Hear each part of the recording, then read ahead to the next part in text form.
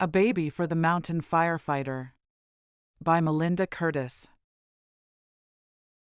Chapter 1. Move! Move! Move! Spider shouted as he sprinted after 19 men and women through a tunnel of flame. No one heard him above the roar of the fire. The Silver Bend hotshots were in a race for their lives down a mountainside they'd been trying to save. A few minutes ago, they'd been scraping away brush with shovels and Pulaskis, clearing a firebreak below a tame flank of the Flathead, Montana fire, and joking about how there'd be no overtime because this one would soon be out. Then the wind changed, no longer a gentle breeze drifting up the slope from the creek. Instead, it came from above, injecting life-giving oxygen into the smoldering embers until it was a 10-foot-tall wall of menacing flame. The new fire toyed with the hotshots for only a moment before bending across their 6-foot-wide break and igniting a fresh blaze on the opposite side with a heated kiss. Tools scattered and packs were abandoned as the group began a desperate run for the ribbon of water they'd started at this morning. As one of the two assistant superintendents of the crew, it was Spider's job to make sure everyone made it out ahead of him. One misstep by someone and they'd go down like dominoes, more food for the fiery dragon on their heels. How much farther? Ahead of Spider, the fire seemed to be closing ranks around them. The heat and smoke made it difficult to fill his lungs with air. His heart pounded wildly from exertion, adrenaline, and fear. Someone stumbled. Swerving to the side, running perilously close to the tongue of flame on his right, Spider dragged Victoria back onto her feet. "We're not going to make it," she cried, barely audible above the angry roar of the fire. Even as some part of Spider agreed, he rejected defeat. At 30, he still had things to accomplish, places to see and women to meet. He was single, with few responsibilities and few regrets, with only his dad to mourn him. The world was his oyster. Too bad he was about to be fried. Tap, tap, tap. Inside the fire behavior tent at base camp, Becca Thomas smiled and tried to ignore the little one trying to get her attention. She focused instead on the most recent satellite photo of the Flathead fire taken that morning and compared it to the latest computer simulation she'd run on the computer provided by NIFC, the National Interagency Fire Center. Tap, tap, tap. "Give me a minute," Becca murmured, rubbing her stomach, hoping her baby would be patient. She was happy to be pregnant, even if she was 38 and single. She'd thought it all through, had planned down to the last penny. She and the baby were going to be all right on their own. Her attention returned to the papers on the table that was her desk in this portable camp. There was something about this simulation she didn't like. As one of NIFC's senior fire behavior analysts, Becca had learned to trust her instincts. She prided herself on finding the chaos factor in the weather, terrain, and fuels, along with a dozen other things she considered when making predictions about a fire's behavior. Still, there were things she couldn't control, the way fires created their own wind and weather, and the decisions made by those in the field as to the risks they were willing to take, sometimes against her advice. Tap, tap. Tap! Sitting hunched over her makeshift desk at the Flathead fire was not her baby's favorite position. Becca would have to get up soon. Until then, what was it about the simulation that troubled her? She ran her finger over the inputs, the fire's point of origin, wind speed, types of fuel, degree of slope, humidity readings. She returned her attention to the map of the area. The locations where lightning had struck and started the fire were marked, as was the perimeter of the fire as of 8 hours ago. The fire had spread from 3 strike points down 3 sides of a tall peak within the Flathead National Park, a remote rugged mountain range lacking paved roads. It was bound to the east by the almost vertical, rocky cliffs of the Continental Divide. Everywhere else, the fire was moving hungrily through 2 generations of forest, giant pines and spruce towering 60 to 80 feet in the air, and younger trees 20 to 40 feet high, interspersed with small, steep meadows that hadn't yet given way to the forest. This area had not seen fire or been thinned by logging in years. Add to that 2 years of drought and you had one heck of a fuel source. If they didn't stop it, the fire could easily work its way down to civilization in as little as a week. Becca's finger ringed the area around the fire once, twice, trying to pinpoint what was bothering her. And then she saw it, a small, thin creek twisting its way through ridges and rises. It wasn't much, but in a craggy place like this the wind could ride along the creek bed and push to the top of a ridge, where it could dance with the wind cresting over the top of the mountain, creating a whirling dervish that would wreak havoc on an otherwise tame bed of fire. Making it unpredictable. Making it treacherous. Tap tap. The baby continued its protest. Becca pushed herself up out of the chair and began an ungainly pacing. At 7.5 months pregnant, she had the grace of an elephant. Ignoring the sweat trickling between her breasts, she paused, squinting down at the map. The creek was mostly in Sector 3. Before dawn, they'd sent a team in that area to build a fire line. The crew would have looked for an anchor to their line, something that would offer a safe retreat zone or a natural barrier to the fire. A creek? Is something bothering you? Can I get you anything? Julia, Becca's assistant, offered, starting to rise from her seat in front of their computer. Maybe NIFC shouldn't have sent you out here. Julia pronounced the federal agency NIFC. No, I'm fine. Becca straightened, stretching her aching back. Maybe she was overthinking this one. Maybe she was looking for pitfalls and challenges where there were none because this was her last fire before the baby came, her last fire in the field if her career plans worked out right. And her plans had to work out right. She'd bet everything on them, had even put an offer on a little house outside of Boise a few weeks ago. Someone shouted outside, an urgent command Becca couldn't make out. The stuffy, cramped tent that served as the office for the two women on the fire behavior team barely sheltered them from the sun's rays and did little to keep out the constant noise of base camp. Over the last 3 days, NIFC had created a small tent city to organize the fight against the Flathead Fire in the middle of nowhere, complete with command tents filled with computers and phones, shower and kitchen trailers, and generators large enough to power it all. Not that NIFC expected this fire to last long. The plan was to contain it with as few resources as possible, leave a skeleton crew to mop up and move on. The unusual sound of booted feet racing past filtered through the tent's canvas walls, accompanied by more urgent voices. Did you hear what they said? Becca swung around in the direction of Julia.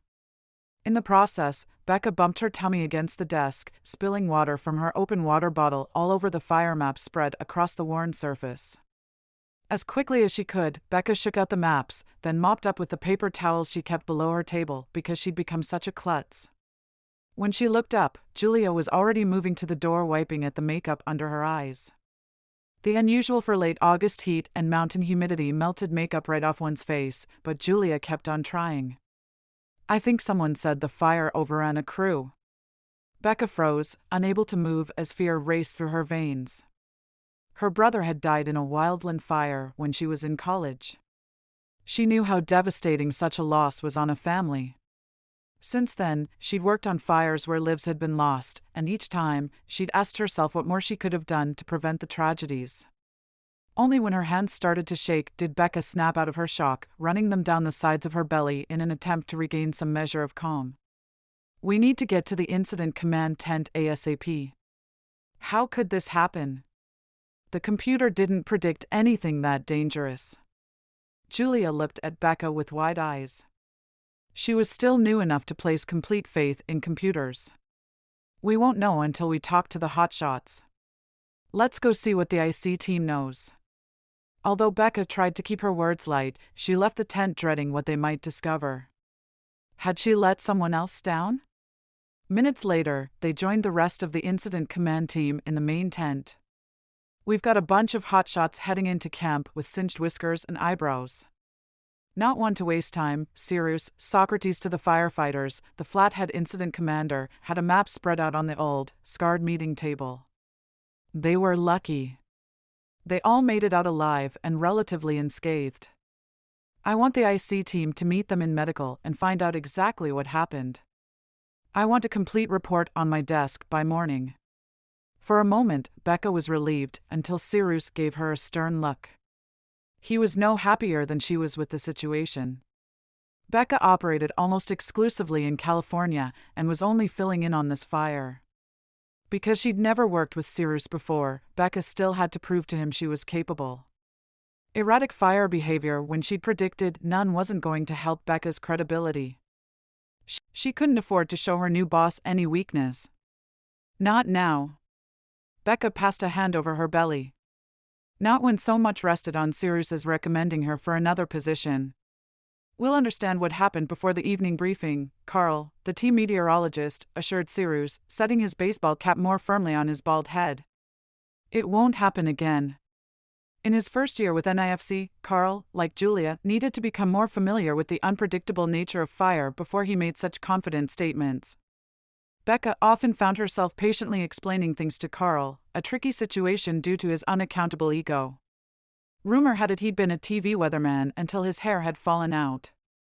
Carl didn't like Becca counseling him, but that hadn't stopped him from hitting on her. Police. Her belly was so large she couldn't even see her toes when she looked down. What kind of guy hit on a pregnant woman? Only the most desperate, as far as Becca was concerned. We may want to consider that we've got too much fire for the number of crew we've got working, Becca said as she pulled her t-shirt lower over her belly, only to have it rise back up. She forced her lips into something she hoped resembled a smile for the team, a hodgepodge of men and women from different disciplines, including communications, supply and personnel.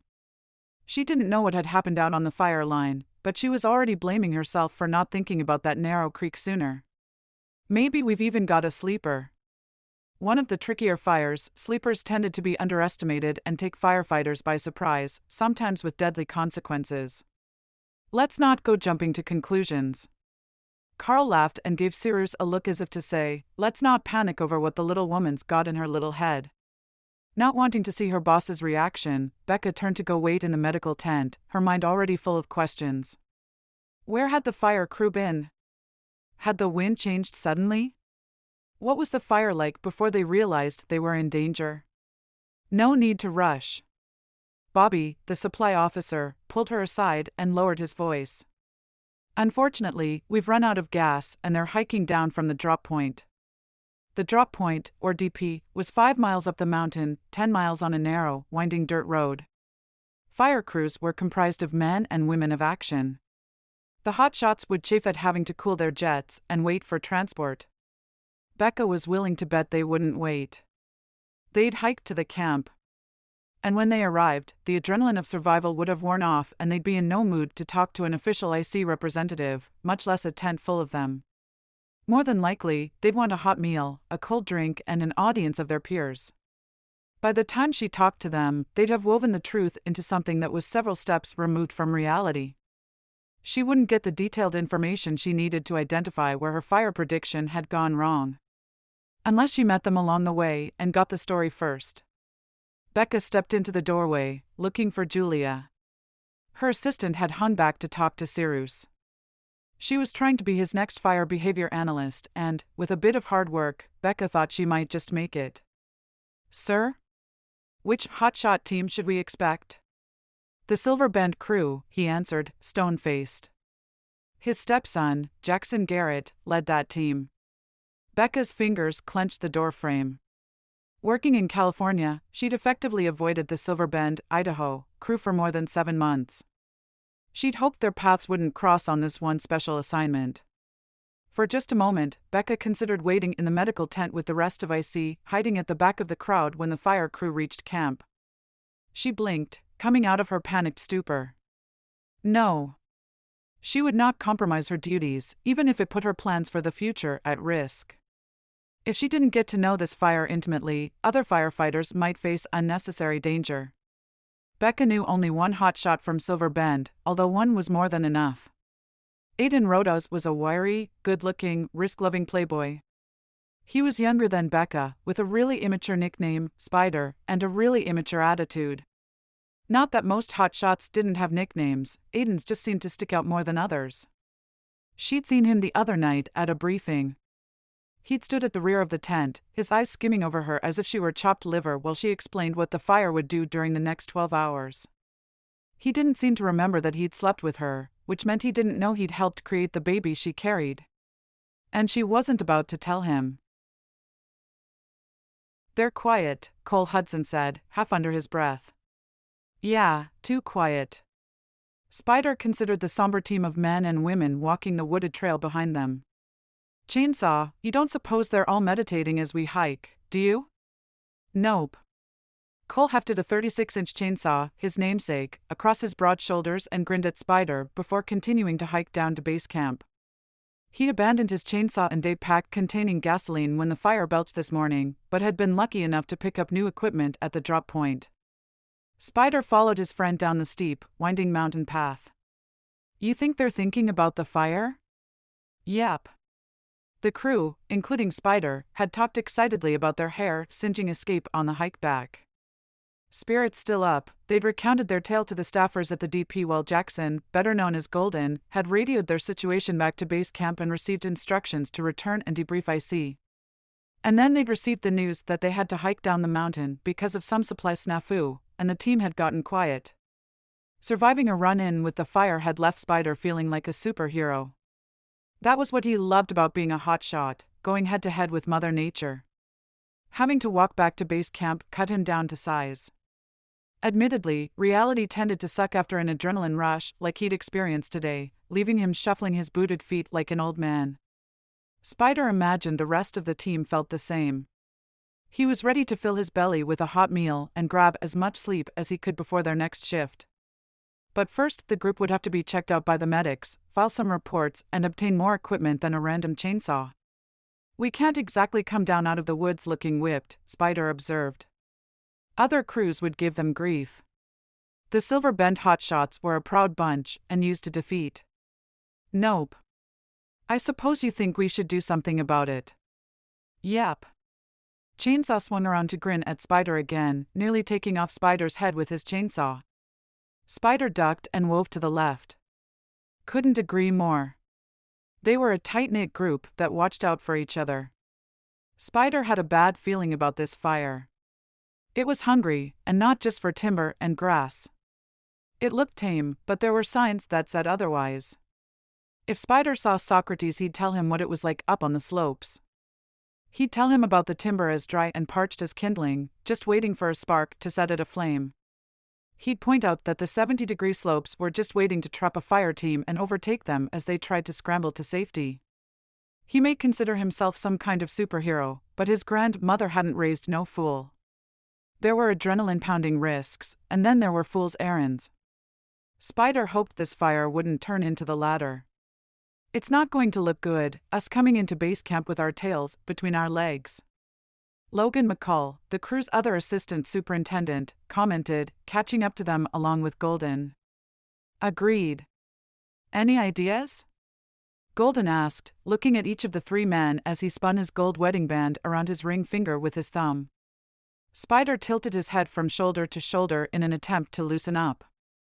"Yeah, let's head back to the front line and forget all this political BS." Golden looked heavenward. "Sure, let's head out without Pulaski's."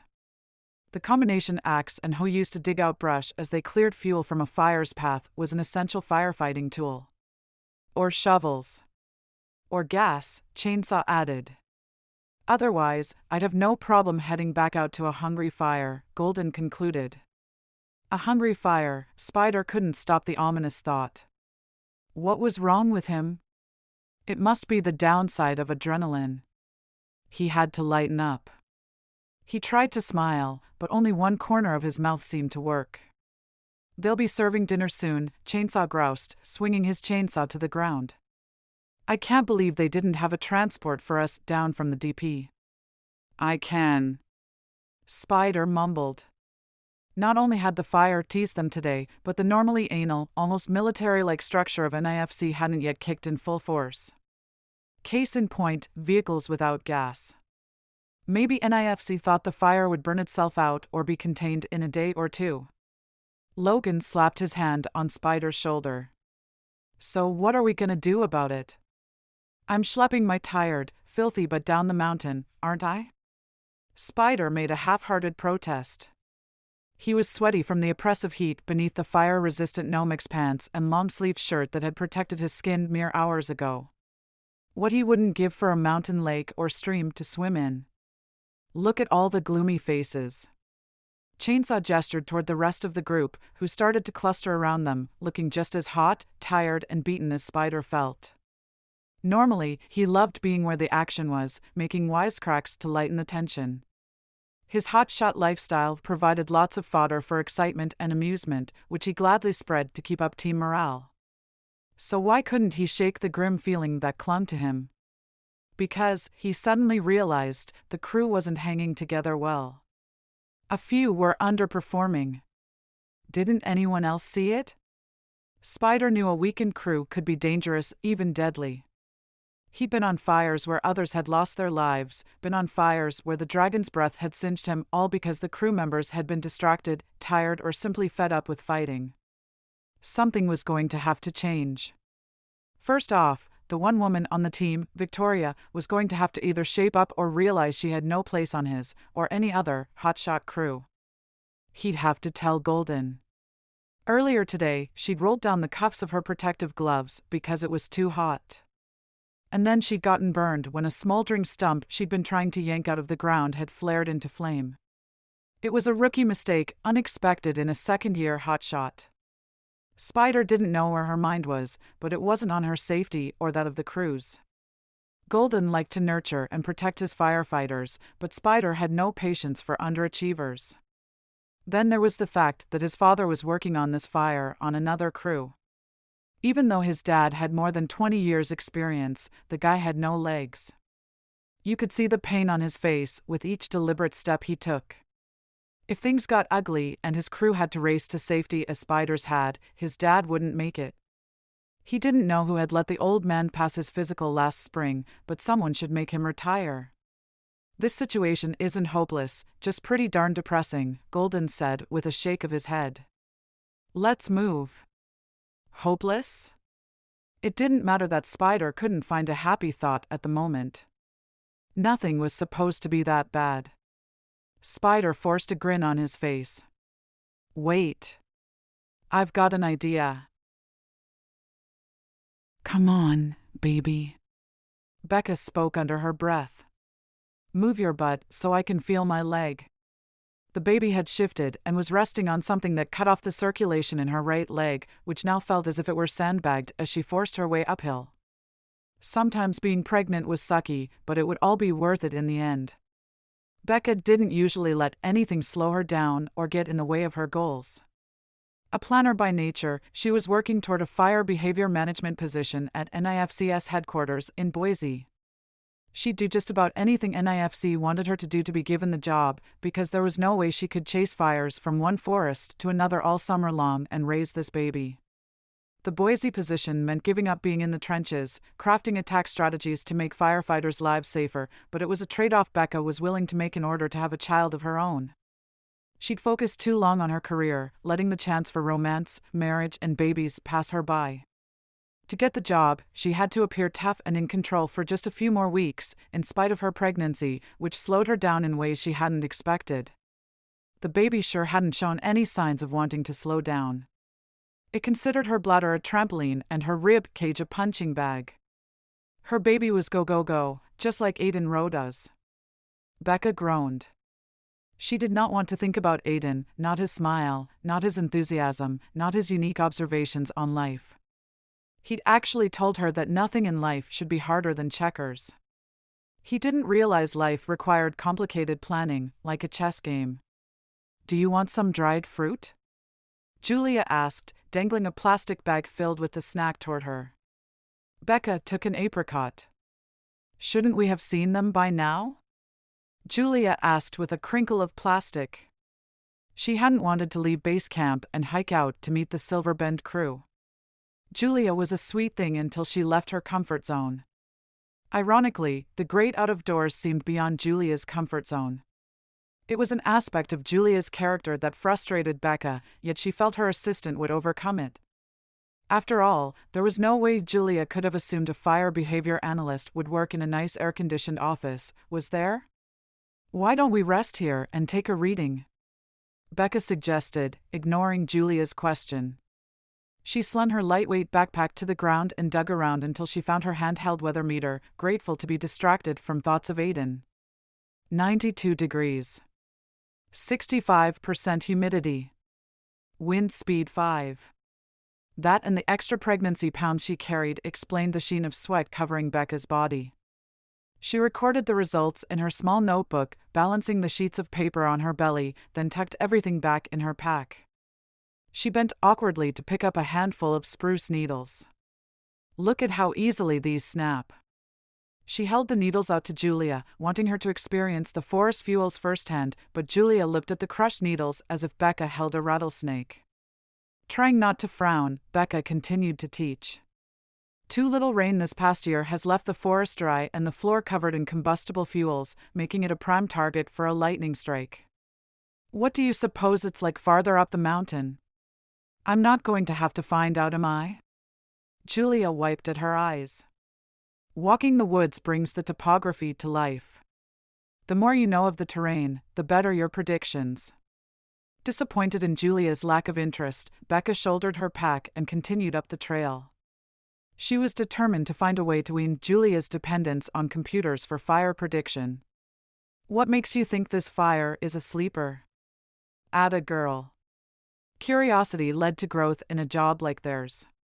With a small smile, Becca glanced up at what little smoky skyline was visible through the trees. First, the slopes on these ridges aren't gradual or smooth. As wind speed picks up, it can really blow in some places and not at all in others. She paused to catch her breath. And second? For the most part, the westerly winds are working for us. Filling her lungs with air, Becca continued up the slope. But I was talking to some of the local kitchen crew yesterday, and they say that when the heat breaks at the end of summer, it's because the wind shifts to come from the north. There are a couple of valleys back here that open up onto the highway to the south. With the right northerly wind, there'd be no natural barriers in a fire's way.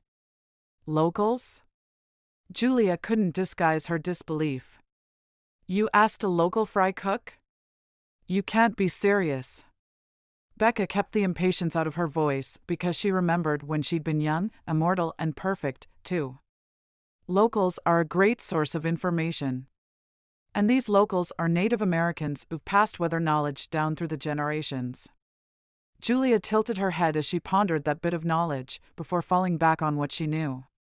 Carl will let us know if the wind is about to shift, won't he? I hope so. Carl had yet to prove himself worthy of Becca's trust. Despite the heat, she shivered.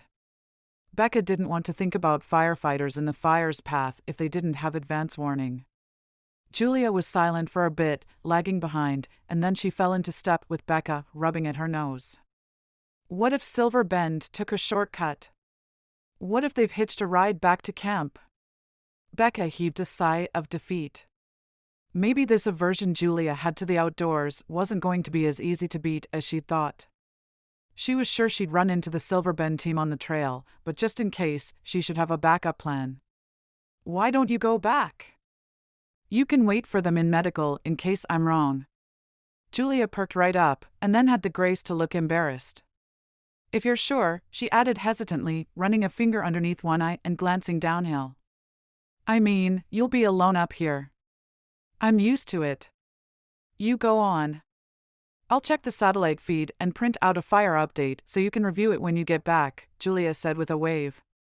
Alone, Becca looked up at the trees towering against a sky blanketed with a thick layer of brownish-gray wood smoke, stroked her belly, and took in the grandeur of the forest. Julia didn't understand what she was missing. A quarter of a mile later, Becca was puffing, limping, and wishing she'd gone back with Julia. She stopped to take a reading. 89 degrees. 70% humidity. Wind speed 10. The fire wasn't affecting the temperature and humidity as much this far from the front. The higher she went, the cooler and more humid the air. Becca shaded her eyes and scanned as much of the ridge above her as she could see. Her stomach grumbled. Her leg still felt weird. Doubt taunted her tired body. Maybe she had missed the hot shots. Maybe she should give up. She glanced back, knowing her stubborn pride wouldn't let her return just yet.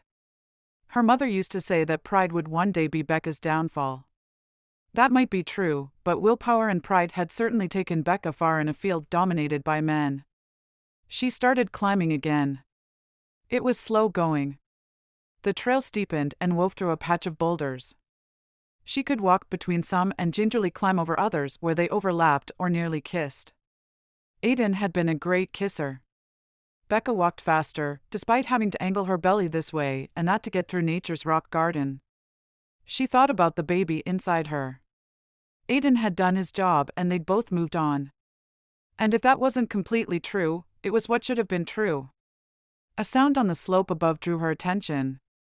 With images of Aiden still lingering, Becca was startled by a vision of him running over the boulders ahead of her wearing boots and boxers, and carrying his backpack. And then her foot slipped and her stomach churned with sickening certainty. She was going to fall. The baby! She cocooned her belly with her arms. Her left elbow scraped across a tall boulder as she stumbled cockeyed, and her temple connected with a sickening thud on that same rock. Becca landed with an air-stealing thump on the ground. Chapter 2. Whoa! Whoa! Everybody slow up! Big Mama down! Spider leaped across a couple of boulders just as a pregnant woman with a long blonde braid stood on shaky legs. Take it easy, Big Mama! Spider hopped to the ground next to her. She took a step back, her blue eyes widening at the sight of him. Or maybe it was at the sound of thundering booted feet on rock as the rest of the hotshots approached. You're bleeding. Without sparing a glance at the crew, he yelled, Doc, get down here. Blood spurted over the side of her face, but that didn't seem to shake her. Did you just call me big? I don't know, Spider hedged. His grandmother would tan his hide if she'd heard him disrespect a woman like that. But the woman was big. And carrying a baby. She raised her eyebrows at Spider with the disbelieving expression of a school principal challenging him to tell the truth. Spider lasted another 10 seconds before he crumbled. Okay, I might have. She huffed. Were you raised by wolves? Never call a pregnant woman big. I didn't mean anything by it. But she was on the offensive now. Are you so blind that you can't see a pregnant woman in front of you? Spider took a step back. Hey, these boulders are 10 feet tall. I couldn't see a bear hiding down here. I wasn't hiding. She crossed her arms over her large, really large, stomach. A gentleman wouldn't knock someone over, call them names, and then accuse them of hiding. I never said you were hiding. Spider kept backpedaling. Pregnant women, as a rule, made him nervous. Sex was supposed to be fun, not result in that. I'm just trying to make sure you're okay. Doc! He yelled again. Sheesh, where were your friends when you needed them? I'm fine. Why aren't you wearing clothes? Dang, she was stubborn. It was hot. And daring the team to run down the mountain in their skivvies was good for morale. He stared into the woman's ice-blue eyes. If not for the blood trail on half her face, he might have believed she was fine. He took a knuckle and gently ran it over her plump cheek below the gash, turning his blood-stained digit in her direction. This evidence would seem to indicate you aren't as fine as you claim. Cool as you please, she lifted a hand toward her forehead. He caught her wrist before she could touch the wound. No. You might have germs on those fingers. Let's have a medic look at it. He craned his neck around, reluctantly taking his eyes off her. Most of the guys were standing up on the boulder, looking down on them with concern. Some were yanking off their boots and pulling on their pants. Arms crossed, Victoria stood apart from the rest in full field gear, living proof that Spider was most likely going to be reprimanded for this stunt. A moment later, Doc landed on the ground next to Spider with his pants on. Spider suddenly felt a bit underdressed. Air-conditioned, but definitely underdressed. Lifting her blonde bangs out of the way, Doc examined the cut on the pregnant woman's temple. It's already slowing down on the leakage department, but you're going to need a stitch or two. Blonde Mama frowned. At Spider. As if it were his fault. I don't know why you were out here hiking in your condition. He was compelled to say it, although normally he'd be a little kinder to a damsel in distress, especially one with a bun in the oven. Yet, there was something about this woman that wouldn't let him be her hero. There's a wildfire raging up there. Spider pointed behind him. And it's not safe for anyone, especially a woman as pregnant as you, to be out here. She glared at him in a way that made him wonder how she'd ever gotten pregnant in the first place. He could almost imagine her saying, "Oh, you are so dead when I get you alone." Really? It was as if he could hear that smooth voice filled with playful disdain, as if he'd heard her say those words before or something like them, although he heard a more loaded, sexy undertone in his head. Sexy? The ice mama? Ignoring her back-off stare, Spider leaned closer and peered at her in the hopes that he'd figure out who she was. She was almost as tall as Spider, and full of chutzpah, not backing down from his scrutiny. They would have gone on staring at each other all day if Doc hadn't elbowed him aside. "Give me some space to work, man," Doc mumbled as he swabbed her wound with an antiseptic wipe and then applied a butterfly bandage. She drummed her fingers on the huge rise of her belly. She had long, dexterous fingers. Something in Spider's memory hiccuped. He knew this woman. "Don't I?" "No," she cut him off emphatically, as if reading his mind. "Isn't that the fire behavior analyst?" someone asked from the boulder above them. Spider looked at her again. In her khaki shorts, white t-shirt and sturdy boots, she looked like your average hiker, except for the baby in her belly. He hadn't noticed she was pregnant, but he'd only been to one base camp briefing and he'd been at the back of the throng of teams. Had he seen her somewhere else? He would have remembered talking to a pregnant woman, right? Well, not usually. But there was something naggingly familiar about this one. It was him. Black hair and intense black eyes.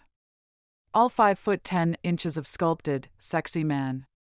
Not only was it him, but Aiden Rodas had looked her in the eye as if she were some irresponsible idiot who'd caused her own accident. And he didn't even recognize her. While the man they called Doc applied a bandage to her temple, Becca's foolish pride steamed. Aiden didn't recognize her. Did she look that different in a cocktail dress with her hair done and professional makeup on? She didn't think so. Had he really been that drunk when they'd met? She didn't think so.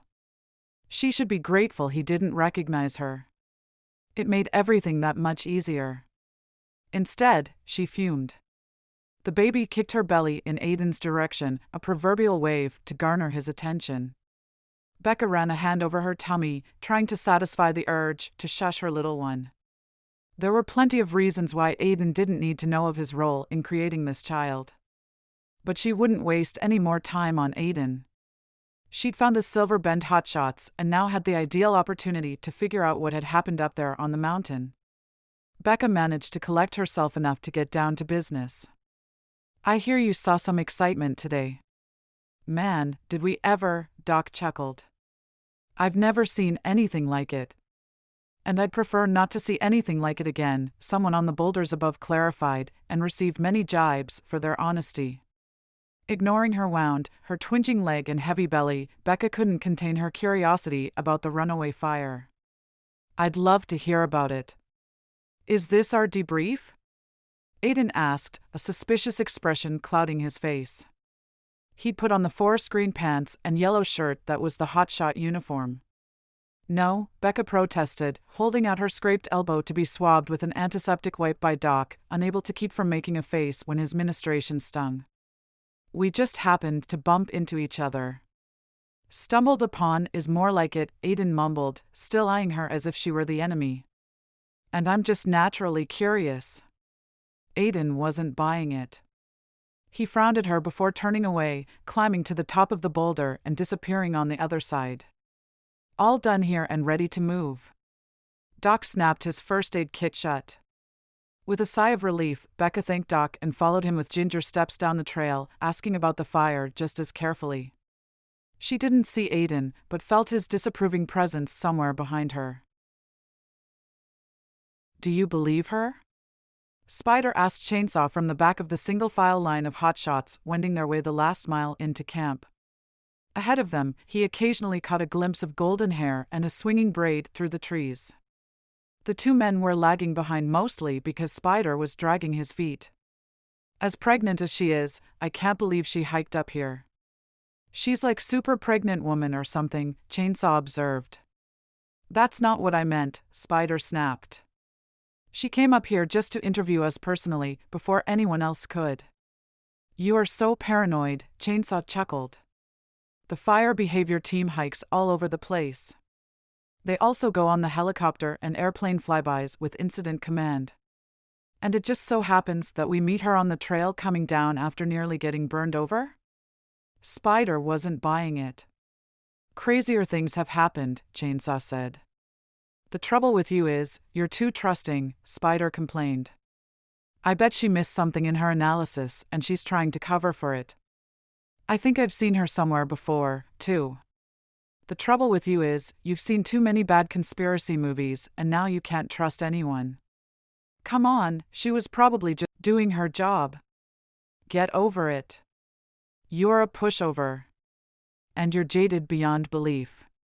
Despite himself, Spider grinned. He was jaded and suspicious by nature, a product of a father who'd made too many empty promises. His grin faded. He'd met the fire behavior analyst before. Sooner or later, he'd figure out where and when. Until then, he wasn't trusting her as far as he could throw her, so to speak. So, you had no warning? No wind kicked up? Carl was trying to probe the crew into saying whether it had nothing to do with the dangerous situation they'd found themselves in. Half of the Silver Bend hotshots were crowded into the medical tent. The other half had already been questioned, examined, observed by a stress counselor, and released to the chow line. Becca had been smart to meet the team up on the mountain. The mood in the tent was more like that of an interrogation than a debrief, thanks mostly to Carl. We noticed the wind about the time we noticed the flames were riled up, the broad man they called Chainsaw answered. The rest of the firefighters had grown silent the more Carl questioned them. So the wind did blow. Carl nodded, scribbling something onto his notepad. And then what happened? We ran like hell was on our heels. Aiden stood with his arms crossed, only giving Carl half his attention.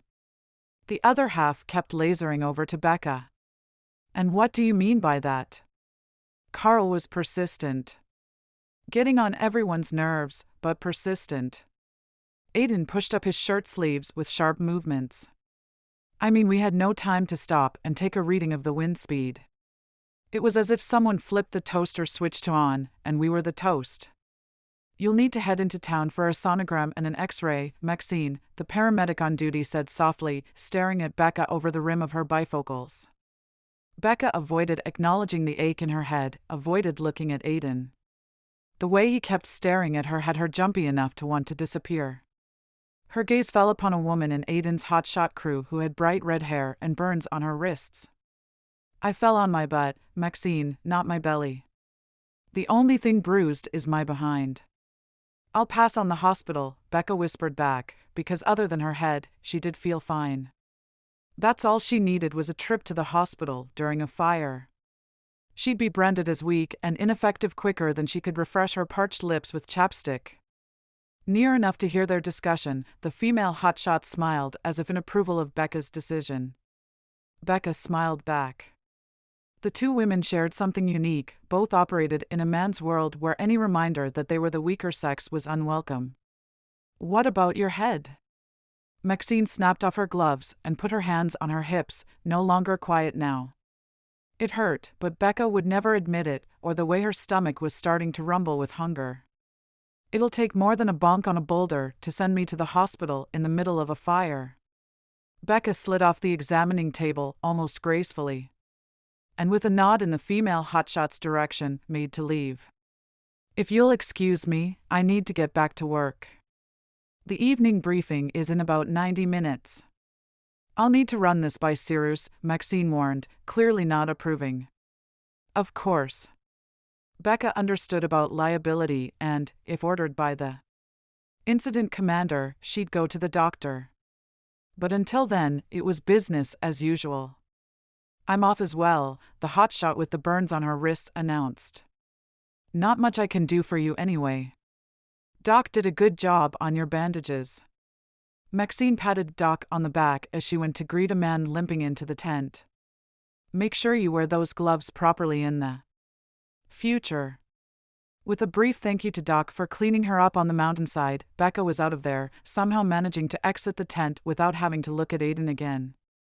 Her head pounded, her back ached, and her ankles were swollen. She'd gotten much more out of the hotshots as they'd escorted her back to camp than Carl was getting from them now.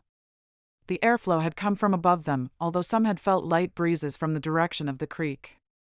Almost without warning, the winds had come from over the mountain, driving the fire down on top of them like one big blanket of flame. Becca shivered, despite the oppressive mountain heat. They'd been lucky to have Jackson Garrett as their leader.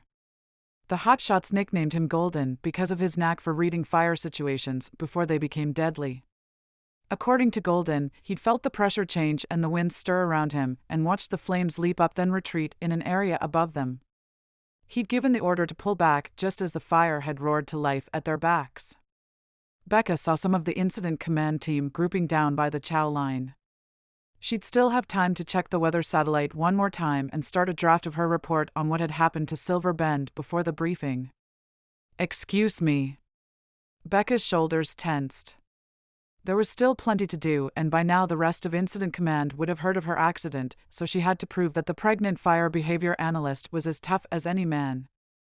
A bump on her noggin? Wouldn't slow Becca down. But the interruption came from someone she couldn't easily ignore. Becca turned around to see what the female hotshot wanted. "What you did back there in medical was great. You made taking control look so simple." The hotshot shifted her feet and jiggled her fire helmet with one hand as if she were nervous. "My name is Victoria. The Queen." Self-consciously, she touched her red hair. "Would you like to have some dinner? I could use the company." There was an informal sisterhood in the fire community. Women helped each other with moral support, advice, and a safe place to vent. But the hotshot's timing was off. Becca's job was calling, her credibility at stake. If she wanted that promotion in Boise, she had to perform above excellent, above what a man could do. Becca opened her mouth to refuse, to suggest they catch a cup of coffee in the morning, but then she caught Aiden's disapproving stare as he came out of the medical tent. His attention seemed to be aimed at both Becca and the hotshot with her, which pushed Becca's nurturing instincts into overdrive. He clearly disapproved of Victoria, who might have approached Becca to talk about how to deal with Aiden. Becca sighed. Her conscience wouldn't let her leave this until later. Besides, her stomach growled again, the baby needed to be fed. "Can we make it quick? I still have plenty to do before the ICT meets to set up their plan of attack." "I appreciate it. I need to stand in line for the shower anyway." The hotshot ran a hand over her hair. At some point, it had been in an intricate French braid. Now red hair hung in limp strands around her dirt-streaked face. The last glimpse Becca had of Aiden was of his frowning countenance as they made their way to the chow line. The sight made her smile. "You coming to eat, Roadhouse?" Bart asked as he wiped his face with a worn blue bandana and made to follow the rest of the Montana No. 5 ground crew into the chow line. "In a minute." Roadhouse wanted to make sure his son, Aiden, was okay. He'd heard about the Silver Bend crew's close call on the mountain. He'd even heard there were no severe injuries. But that didn't stop him from worrying or ignoring his empty belly and walking on stiff knees through camp looking for his son. Roadhouse was on a private fire crew, second-class citizens to the likes of Aiden on their Department of Forestry firefighting teams, even though the pay was better in private crews and the work often farther from the front line. Department of Forestry hotshot crews got the prime jobs on wildland fires, except in situations like this one, where bodies were scarce. Non-fire civilians might say Roadhouse was lucky to be away from the action most of the time, but when fire ran in your veins, you wanted to be at the front line, with adrenaline and the dragon roaring in your ears. Why suit up otherwise? Before he'd rounded camp once, he saw Aiden step out of the medical tent. His heart nearly stopped. Other Silver Bend members were filing out as well. What had happened to his boy? Roadhouse, a deep, familiar voice called out behind him. Roadhouse glanced around, knowing he had to give Socrates, one of NIF's most respected incident commanders, his full attention, but unwilling to take his eyes off his kid. How was it out there?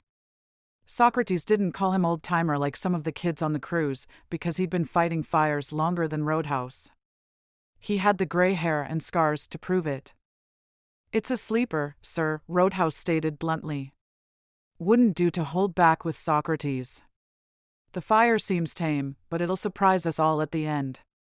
You can sense it up on the line. He could have griped about the gasoline, but Roadhouse wouldn't complain about having to hike 5 additional miles to base camp. Back in the early days, firefighting in the mountains was more of a survivalist challenge. A bit of hiking was nothing in comparison. Socrates stared long and hard at Roadhouse before admitting, someone finally agrees with the fire behavior analyst. Socrates scanned the camp. From the rise where they stood, they could see most of the mess area, tables filled with grubby, hungry firefighters, the medical tent, the staging area where trucks unloaded men and equipment, and the command tents. Her opinion is in the minority. Aiden started up the hill toward them with the Silver Bend superintendent, Golden. Roadhouse turned around, pretending to look up the mountain, hoping his son wouldn't recognize him with all the grime and his long hair tucked beneath his helmet. Desperate for Aiden's company, Roadhouse had resorted to dropping into Aiden's path when he least expected it, only because Aiden would vanish if he saw Roadhouse first. When that happened, it nearly broke Roadhouse's heart all over again. Golden, Socrates nodded to his stepson when he stopped a few feet away. Still in his prime and liked by many, Golden was fast becoming a legend. People would tell stories about Golden around fire camps long after he was gone. No one would remember Roadhouse when he was 6 feet under, fondly or otherwise, least of all his son. Hearing a second set of footsteps, Roadhouse turned around with a sinking heart, meeting Aiden's curious gaze, watching it harden with recognition. When would his son learn to forgive? What a lovely little family reunion. Spider pulled his helmet off and wiped the sweat from his forehead. Wasn't he just a luck magnet today? You know Roadhouse, don't you, Spider? Socrates asked, with an arched brow. To an outsider, it might appear that Socrates was being polite, making sure they all knew each other. But every one of the men standing on the knoll knew that Roadhouse was Spider's dad. Just like every one of them knew that Spider and Roadhouse had a shaky past, if you could call neglect and abandonment shaky. Yeah, we've met, Spider answered coolly, wishing he'd recognized his father as he'd walked up. He would have walked on, and let Golden talk to their commander alone.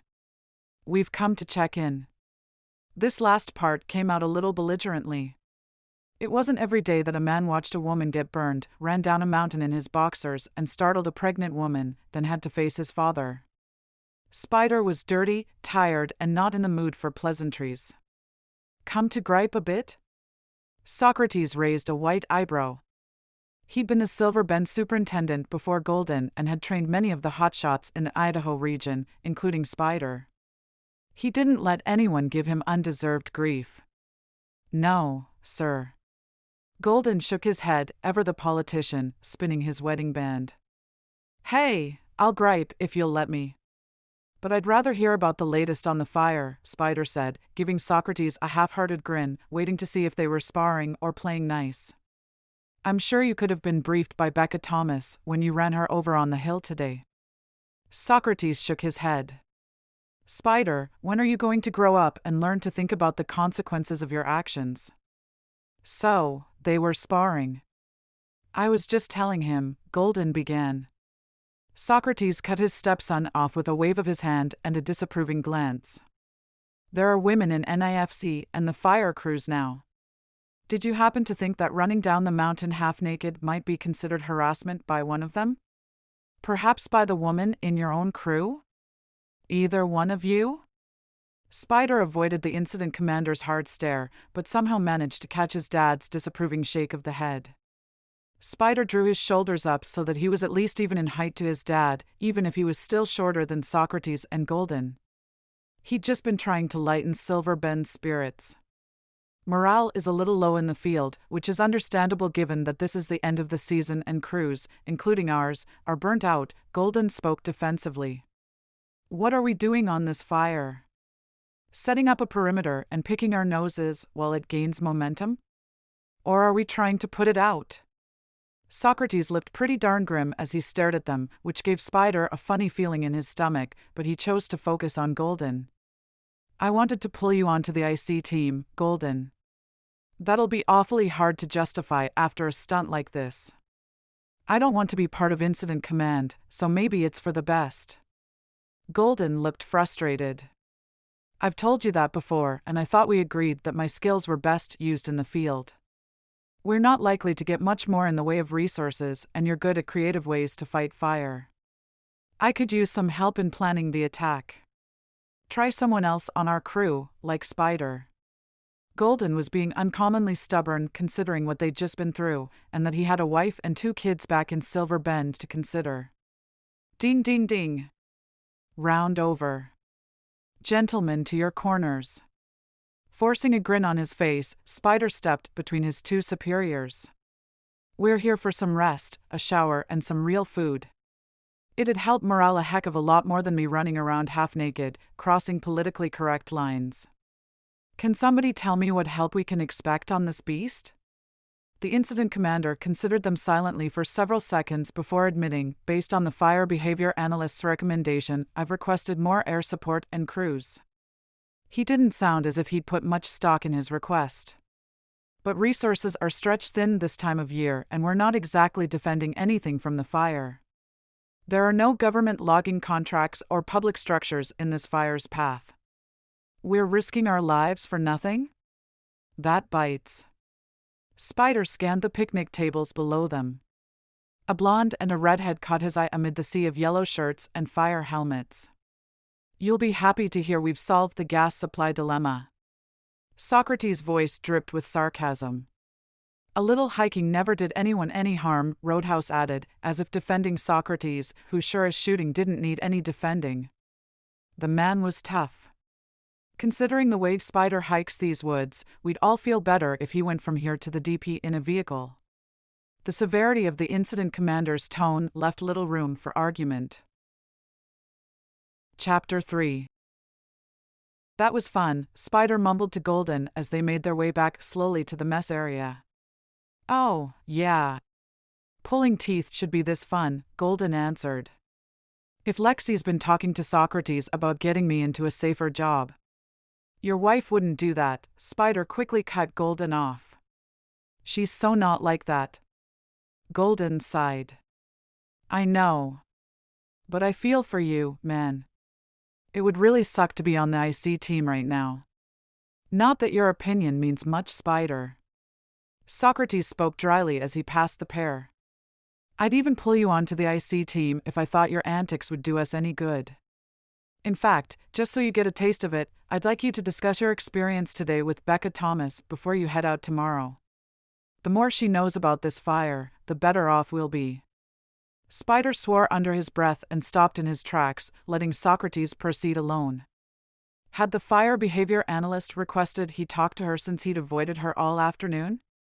Was this her way of punishing him for her injury? Darn, Spider. You really know how to put your foot in your mouth. Golden laughed. He's gonna put you on the IC team just for spite. That's not funny. Like most hotshots, just the thought of being corralled in camp gave Spider the hives. He'd become a hotshot because he loved the physical challenge, the adrenaline rush, and being outdoors 6 to 8 months a year. Golden looked relaxed now that it seemed Spider might be the incident commander's minion of choice. Socrates is right about one thing. You need to stop and think every once in a while. I'm glad the race downhill wasn't my idea. Spider tossed up his hands in mock innocence. First you egg me on, then you abandon my tactics. Thanks for the support, fearless leader. You know what I mean. You and the Queen weren't getting along before this. Socrates is right. With no love lost between you, she could file a harassment claim against you. Spider had first noticed Victoria slacking just before they'd been certified in the spring. He'd mentioned it to Golden back then, but he'd told Spider he thought it was preseason jitters. That hadn't been the case. Now at the end of the season, Victoria was endangering her life and those of the crew with every mistake she made. I saved her bacon on the mountain today. Maybe she needs more training. Maybe sooner rather than next year. Maybe. Golden almost sounded convinced. She was fine earlier this season, but she struggled through the past couple of fires. Relief teased at Spider's tired brain. Sure, there were a couple of rookies he worried about, but no one on his unit of 8 men, half of the Silverbend crew, made him more anxious than Victoria. If he could get her out of danger, the team would be that much stronger. Maybe this fire assignment wasn't so bad after all. Okay, let's send her back home or something. I don't think we need to go that far. Spider stopped and grabbed Golden's shoulder. He'd been so close to improving their crew's safety. Whoa. She's a liability, man. One mistake after another. She's not cutting it with Logan's unit. I know. That's why I'm going to shift her into yours. Golden grinned. What? It was bad enough to have a royal screw-up on your crew. Add that to the fact that she was the girliest girl in the history of the hotshots and that she was reporting to him. Here's your chance to put your money where your mouth is, Spider, Golden goaded. You always say it's your fault if someone on your unit isn't performing. But this is different. We're in the field and she'd be dead weight. Spider looked around searching for any reason Victoria shouldn't report to him. He'd only worry more, which would affect his performance. Pretty soon, Golden would be sending Spider to be retrained.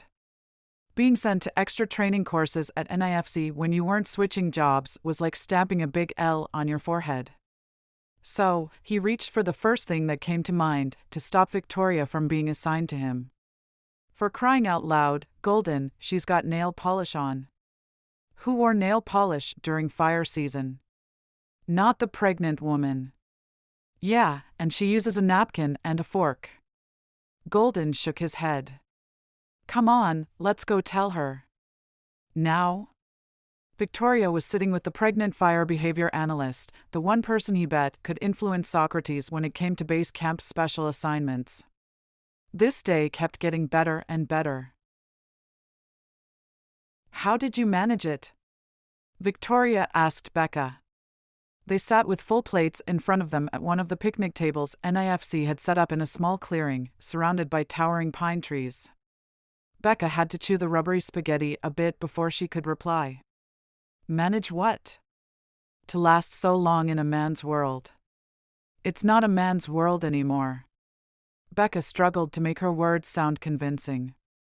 The farther she climbed up the management ladder, the less she could say about the way it really was in the system. She didn't know Victoria at all, and, much as she wanted to, she wasn't going to agree with her about the barriers women still faced in wildland firefighting 10 minutes after meeting her. Becca picked up an apple and wiped it with a napkin to keep herself from admitting anything. She'd accepted her dinner invitation to help Victoria, not ruin her own chances at that promotion. A quick glance showed her that all the men in IC, including Carl, were congregated at a table on the other side of the mess area. Victoria looked at her closely, then sighed. So if I say I'm going to file a harassment suit against the Department of Forestry because my crew ran down the mountain, flags waving out of their boxers, you're going to tell me I should, right? Despite the bandages around her wrists, Victoria had delicate hands with short nails painted a beautiful shade of red. She pointed at Becca, her disappointment evident in every word. You don't understand. It's different out there. Becca did understand. It wasn't that different in base camp. To succeed, a woman had to have a nearly squeaky clean reputation, look the other way 75% of the time, as well as be quicker, smarter, and tougher than a man. Becca stroked a hand around her belly. Try outdoing a man while being pregnant. Forget it, Victoria said, turning her attention to her meal. The hotshot's disappointment stung because Becca and this woman had a lot in common. Both were struggling to appear as strong and capable as any man. Keeping up the facade was a tough job. For the first time since joining NIFC, Becca was tired of doing it. Granted, the pregnancy was sapping her staying power, and her pounding head wound wasn't helping her energy level today, but mentally, Becca needed time away to regroup, even if it was only an afternoon. Time was something she didn't have in base camp, not when she didn't have an accomplished assistant. While Becca stared at Victoria's nail polish, the baby kicked her ribs as if in reprimand. Still she hesitated. So much for the myth of the sisterhood, Victoria mumbled with a shake of her head. Becca had watched out for her female colleagues most of her career. And, in their own way, they'd watched out for Becca. There were some things that only another woman would understand. The hotshot was right, in a man's world, women needed to support each other. Off the record, Becca put her fork down, glancing around to make sure they wouldn't be overheard. You and I both know you can't file a claim. She'd be labeled trouble, and no one would hire her after that. I know. Victoria pushed her spaghetti around her plate. This is my second year as a hotshot. I thought the first year was tough, but this year is different. Everything seems to be going wrong. Everything, she repeated, a dejected gloss in her eyes. You just need to find your rhythm, that's all. Becca had been right to spend time with Victoria. She seemed to need a friend. Do you really think so? Becca put her hand on Victoria's, careful of the bandages around her wrist. Hey, if it's worth it to you, it's worth the sacrifice to blaze a trail in what's been a man's world. It's just like having a bad commute or a crummy office, you put up with it, because you're good at it and you want this more than anything. Victoria nodded slowly. I can't see myself doing something else. It's stupid, but I feel as if I was destined to do it, even though it's harder than anything I've ever tried before. Her smile elicited one from Becca, who knew exactly what the hotshot meant. Some of the assistant supers, well, just one of the assistant supers, gives me a pretty hard time. He's not in charge of my unit, thank heavens, but she glanced up. Here he comes. To Becca's dismay, Aiden was bearing down upon them with Jackson. She swung one leg over the bench to leave. She'd been lucky, if offended, so far in that Aiden didn't remember her. Just how far would luck take her? Don't go, Victoria whispered, a plea in her eyes that Becca wanted to ignore. The woman needed more backbone if she wanted to succeed out here. Becca hesitated long enough for the men to stop at their table. If she left now, she'd have to acknowledge Aiden. How are you feeling? Jackson asked Becca as he stopped near her with a friendly smile. Trying not to grit her teeth, she reassured Jackson that she was fine and bit into her apple, carefully wiping the juice from the corners of her mouth. Out of the corner of her eye, Becca caught Aiden looking at her with his now familiar scowl. The baby hiccuped. Becca stared at her plate. How dare he not remember her? She just had to look at him and she was flooded with memories. And an unwanted sense of longing, not just for a physical bond, but for an emotional one. The closer her due date, the more alone she felt. Without preamble, Jackson got down to business. Victoria, I think you might benefit from a change. I'm assigning you to Spider's unit. Victoria appeared stricken. Why? He thinks I'll whip you into shape, Spider said, arms crossed over his chest. He didn't smile or reassure Victoria in any way. He clearly did not want Victoria reporting to him, and Becca felt sorry for her all over again. She willed Victoria to fling a snappy retort at him, but Victoria didn't move or speak. Without thinking, Becca stepped up for her new friend. Maybe Jackson thinks Victoria will whip you into shape, Aiden. All three hotshots were momentarily speechless. I think the team would benefit from the change, Jackson ventured into the awkward silence. Then he touched Victoria's shoulder. You'll be fine. Victoria's curt nod and downcast eyes broadcast how hurt she was by the move. Aiden had gone back to scowling. Get some rest. We'll see you in the morning. Jackson bid them good night. Socrates, Sears, asked me to talk to you about our experience today, Aiden said with a stubborn set to his chin. I might be able to find some time for you after the briefing. Even though it was the last thing she wanted to do. With a brief nod in Becca's direction, Aiden followed Jackson up to the dinner line. "Thanks." Victoria groaned. "Spider hates me. Don't give him an inch. Guys like him look for weakness, especially in women out here." Becca wasn't going to let Aiden find her weakness, her secret. The baby shimmied around, making her dizzy for a few seconds. "Oh, great. Just what I need to top my day." Victoria ducked her head. "There's that creepy old guy." "Who?" Becca glanced around, one hand splayed protectively across her belly. Victoria made a face. "That guy with shaggy hair standing at the end of this row of tables." Becca tried to look casually in that direction. She spotted a beaten-looking firefighting veteran.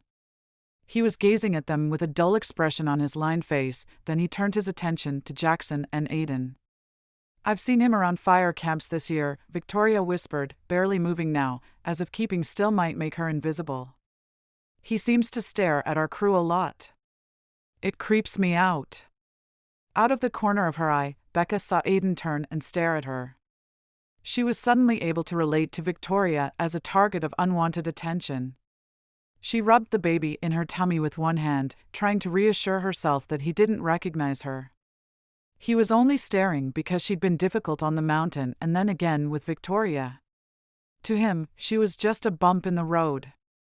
It shouldn't matter that she was nothing to Aiden or any other man, for that matter. She'd gotten what she wanted. Becca patted her belly again. "I know her," Spider said as he trudged back up the hill with Golden to the supper line. The afternoon breeze had died down and the oppressive heat was making one last run before the sun sank low on the horizon. "She knew my name." Few people in the fire community knew his given name. "The fire behavior analyst?" Golden asked. "You might. She's been around for years and years. I hear her brother was a hotshot a long time ago." "She's not that old," Spider grumbled, not knowing why he felt the need to stick up for her. "Have we been on other fires with her?" "Probably not. She's California overhead." Meaning the California Division of Incident Command. Socrates picked her up as an end-of-the-season replacement. "I've heard she's one of the best bands around, though." Spider wasn't impressed. He'd heard too many times before about the best and found them sorely lacking in the field. He looked at Becca again. Where had he seen her? And why was the memory bugging him? "This fire's going to be a tough one. I'll need your help keeping the team's spirits up, including tonight," Golden clarified, with a glance back at the fire behavior analyst. "Don't get distracted." "She's hardly my type," Spider said too quickly, unable to resist looking back, too. Pregnant and bossy. Not his style at all. With long fingers, Becca twisted and tucked stray golden strands of hair behind her ears and blinked heavily at Victoria as if she were fighting off fatigue. "Oh, man," Spider said under his breath as recognition flooded his brain. He'd met her in Vegas, a tall, blonde goddess who'd seduced him while he was at a firefighting convention the day after New Year's. He'd been nursing one in a string of too many beers, trying unsuccessfully to forget what his father had just told him about a half-brother and a half-sister he hadn't known existed, 2 children Aiden Rodas had fathered while married to Spider's mom. And here he hadn't thought his father could go any lower in his estimation. He had no tolerance for cheaters. Becca Thomas had worn this amazing, flimsy white dress that had clung to her curves and exposed most of her creamy skin and long legs. Her long, blonde hair had fallen across her shoulders in gentle waves. She'd walked over to him, sizing him up, taking his measure, and finding him wanting her. Spider wasn't normally picky about a woman's intellect, as long as her features caught his attention. But his nameless goddess was no slouch in the brains department and had a face that was proud with high cheekbones and bright blue eyes. The conversation had been great. And later, that had been great, too. And come morning, she'd disappeared without so much as a thanks, "It's been fun." Not that he was complaining. One-night stands were his MO. He just wasn't used to being the one who woke up alone. No wonder he hadn't recognized Becca at first. Her body was plumped up from the pregnancy, from her ankles to her cheeks. But her hair color was the same, her gestures were the same, and her sharp wit was the same. Only she looked about ready to give birth, too far along to be carrying something he'd left behind. She had to have been pregnant before they'd met. An older woman like her didn't just get pregnant unless they were married. Spider squinted at Becca, angry now. She hadn't mentioned she was married in Vegas. Spider didn't mess around with married women. That was just wrong. Unlike his father, he considered marriage as something sacred, to be honored. If Spider even spotted a glimmer of a ring on a woman's finger, it was a no-go. Becca Thomas had used him for her own purposes, whatever those might be, and had made him into a filthy, stinkin' cheater. Cyrus reviewed how this fire made a large, hot run this afternoon. Becca spoke into the portable microphone outside the incident command tent as she began her part in the evening shift briefing. Blanketed in thick smoke, the sun was receding behind the towering Flathead Mountain ridges. It would still bathe them in soft light for another hour, but already the air was cooling. Once the teams were briefed, the crews on the evening shift were heading up to the drop point. Often the winds lessened or died down at night, so some of the best suppression efforts on the ground were possible when the sun went down. Crews on R&R tended to come over to listen to the brief, to hear the latest on the fire, which was why the group was larger than the number of men and women going out to fight the fire this evening. Aiden stood at the back of the crowd, frowning. Becca's head pounded beneath her stitches. It didn't matter that Fire Camp Aiden was cold and cocky, vastly different from the Aiden that had charmed her in Las Vegas. As long as Aiden didn't remember her, he could glower as much as he liked. I'm here to tell you that we can expect to see the fire make even more runs. Becca hated delivering bad news, especially when this fire seemed so low in priority to NIFC that the resources they needed to contain the fire weren't readily available. The winds are predicted to continue to come from the north, hot and dry, which means we'll have to be vigilant on the south slopes where the fuels are drier still. As you've probably heard, these winds kick up without much warning as the temperature rises in the afternoon. I know I don't need to tell you to set a lookout, but, she paused to pat her belly, you'll forgive me if I sound a little maternal toward you all. Please be careful. As she'd hoped, that elicited chuckles from the group. Now, as for the conditions you're likely to encounter out there tonight, Becca proceeded to go over the possible scenarios the crews were going to be working in, as well as trigger points, the geographical limit where a fire became unsafe for the manpower assigned and a retreat was ordered. She could remember when she'd first started as a fire behavior analyst. She'd been too earnest, all monotone urgency. The fire crews hadn't paid much attention to her at all. It had scared her to death. If she couldn't get through to them, their risk of injury increased. Now, after 15 years of fire prediction, Becca knew how to keep their attention. When the briefing ended, Becca asked Cyrus to walk with her back through the sea of tents to the fire behavior tent, hoping to talk to him more about an idea she had to contain the fire, an idea the IC team hadn't been receptive to, as well as a more personal issue. Energetic crews were loading into trucks and heading up the mountain. Becca had to give it to the firefighters. They couldn't wait to get out there and risk their lives. They thrived on the kind of danger she tried to help them avoid. And, even though she knew so few of them personally, she knew them in spirit. Firefighters with mothers and fathers, brothers and sisters, spouses and lovers at home in their air-conditioned houses, hoping for their safe return. Becca hoped she was doing her part to see they made it home unscathed. Have you worked a lot in Montana? She asked Cyrus. Some, he admitted. But not in the fall. NIFC usually has me shifting to special projects by then. Desk work. This last was said with the distaste of a man who loved the outdoors. Why do you ask? I was just wondering what you knew about the weather here this time of year. Some of the locals have been saying the wind shifts abruptly when the temperature cools off. With the steepness of these ridges, we could be putting a lot of people at risk if we aren't careful.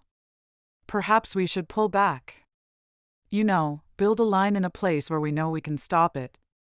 This was her first experience working for Cyrus. She'd served on special committees with him in the past and had learned the value of Cyrus's opinion. He knew how to work the politics and the crews without losing the respect and liking of either side of the fire line, and he cut right to the chase, no hidden agendas. He slanted a dark glance her way. Do you have solid information about the weather that Carl or I don't have? Ignoring the implied warning that she was overstepping, Becca pressed on. She desperately wanted Cyrus to see the logic of her thinking.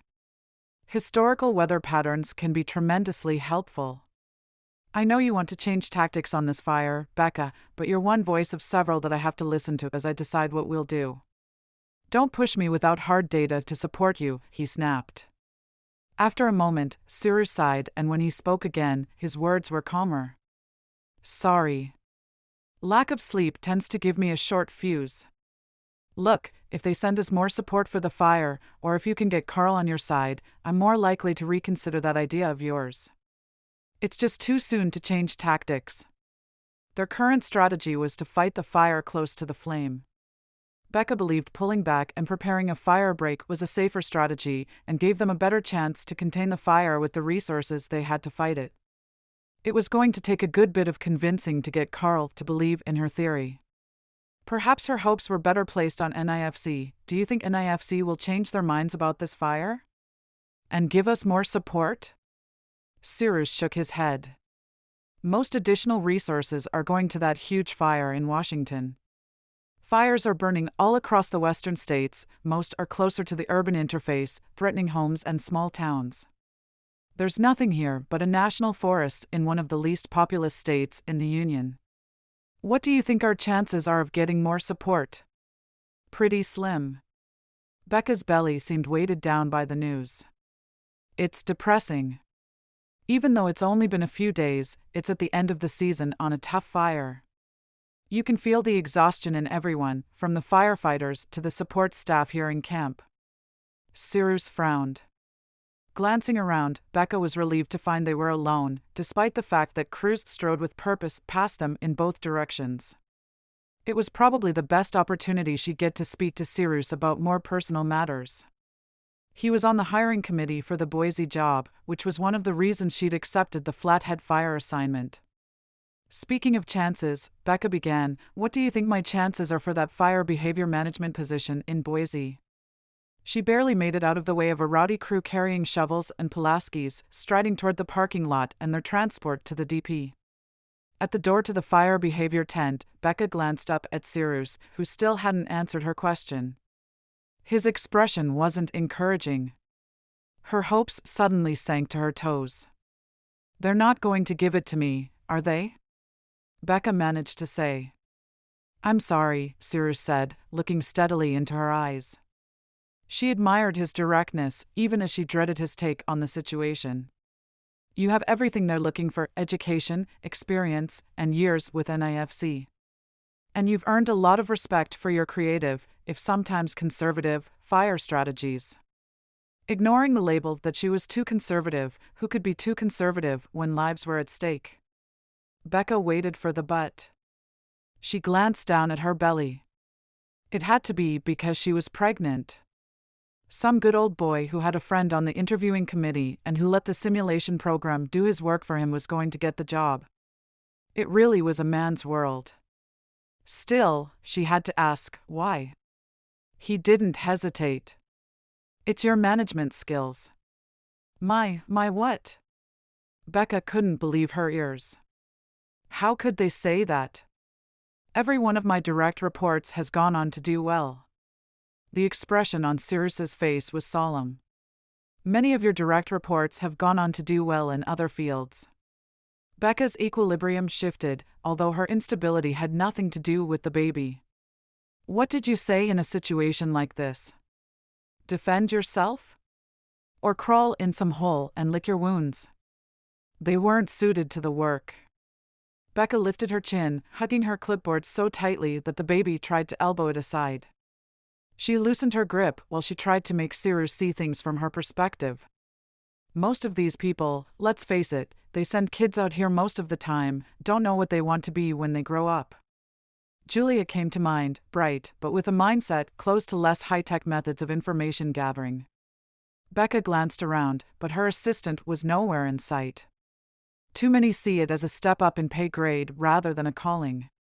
They seem surprised when they realize the day doesn't begin at 8 and end at 5, or that they can't just bring a printout to a meeting and read from it. Cyrus regarded her silently for a moment before looking away. You know how things are around here. We have to deal with body count and open slots. If NIFC gets someone in the position, they'd rather not have them looking to move or quit after their first season. You're saying that I scare these people out of the job? She refused to believe that. She tried so hard to help her direct reports improve on their weaknesses, to weed out the ones she felt weren't suited to the work, and this was the thanks she got? He touched her shoulder ever so briefly, a condolence gesture. What you've told me makes a lot of sense and gives me a new perspective, but that's the way they see it back in Boise. She bit her lip, looking anywhere but at him. Chapter 4. I'd like a word with you. Stepping into her path, Aiden gripped Becca's arm when she came out of the fire behavior tent nearly an hour later. Without waiting for her assent, he pulled her away from the main camp and into the shadows of the night. Panic shivered through Becca's system, making her knees like jelly. He knew. What was she going to do? Her throat closed up. She placed one hand over her belly, over the baby who she'd hoped wouldn't have to suffer an emotional tug-of-war. This close to him, she could smell the soap he'd used. It reminded her of his body pressed against hers, all hard planes and wiry muscle. When he didn't say anything, Becca fought back her panic. They were beyond the parking area now, beyond where anyone else was. The portable lamps mounted on 20-foot poles cast light beyond the camp's borders into the woods. Maybe he didn't know. Then why was he dragging her away? If you want to talk about the fire today, I'll need my notepad. The pounding from the cut in her temple that had finally receded to a dull ache resurfaced with a vengeance. You're not going to want to take notes on anything I have to say. Aiden kept on marching as they entered the edge of the forest. He wore a fresh pair of fire-resistant, forest green Nomex pants and a Nomex yellow button-down shirt, while she was still in her sweaty, smelly shorts and blood-stained t-shirt, covered only with a worn, red fleece vest. They moved past pungent, fresh bear scat. Becca shivered, her gaze alternately darting from the ground, looking for bear tracks, and into the shadows, looking for bear. Grizzlies were common in this part of the country and had discovered base camp early, testing the patience and locks of the caterers. There was no food allowed in tents or base camp packs on this fire, but that regulation hadn't kept the bears away. If you've got to talk to me, just say it here. She struggled to keep her voice even. Between the bear and Aiden, she was trembling. With a sound of disgust, Aiden released Becca and stepped away. I've been trying for the past 2 hours to figure out why you did it. Still panting for breath, Becca struggled to formulate an answer. Going to bed with Aiden, a stranger, to get pregnant had seemed logical at the time, but now? Staring into his dark, angry eyes, it seemed incredibly foolish. He circled her. You must have thought I was stupid. Did I look like an easy mark? That older woman, younger man thing? Mutely, Becca shook her head. He'd been perfect up until the point she'd discovered he was a hot shot. His team logo, a tree centered on an orange flame, had been permanently etched in Becca's mind when she'd seen it on a t-shirt on his bathroom floor. Becca continued to watch him, flooded with feelings of shame, but she would not share this baby with a stranger. She would not stand by and let some man treat her child like a piece of property to be divided, as was happening with her nephew. Nor would she sink to fighting over her child, making them an emotional wreck. Why'd you do it? Why'd you make me into a cheater? He leaned in closer. Did you have a little spat with your husband? Was he cheating on you? You didn't even tell me to give me a choice. Who husband? Did you know you were pregnant when we slept together? He was pacing around her. You must have known because you said you had the birth control covered. I don't sleep around with married women, lady, especially a pregnant one. You've made me something I so did not want to be. Man, this sucks. Never much good at lying, Becca's mouth was still hanging open when Aiden halted his tirade. Well, he prompted. You thought I was married? He scowled. Not then.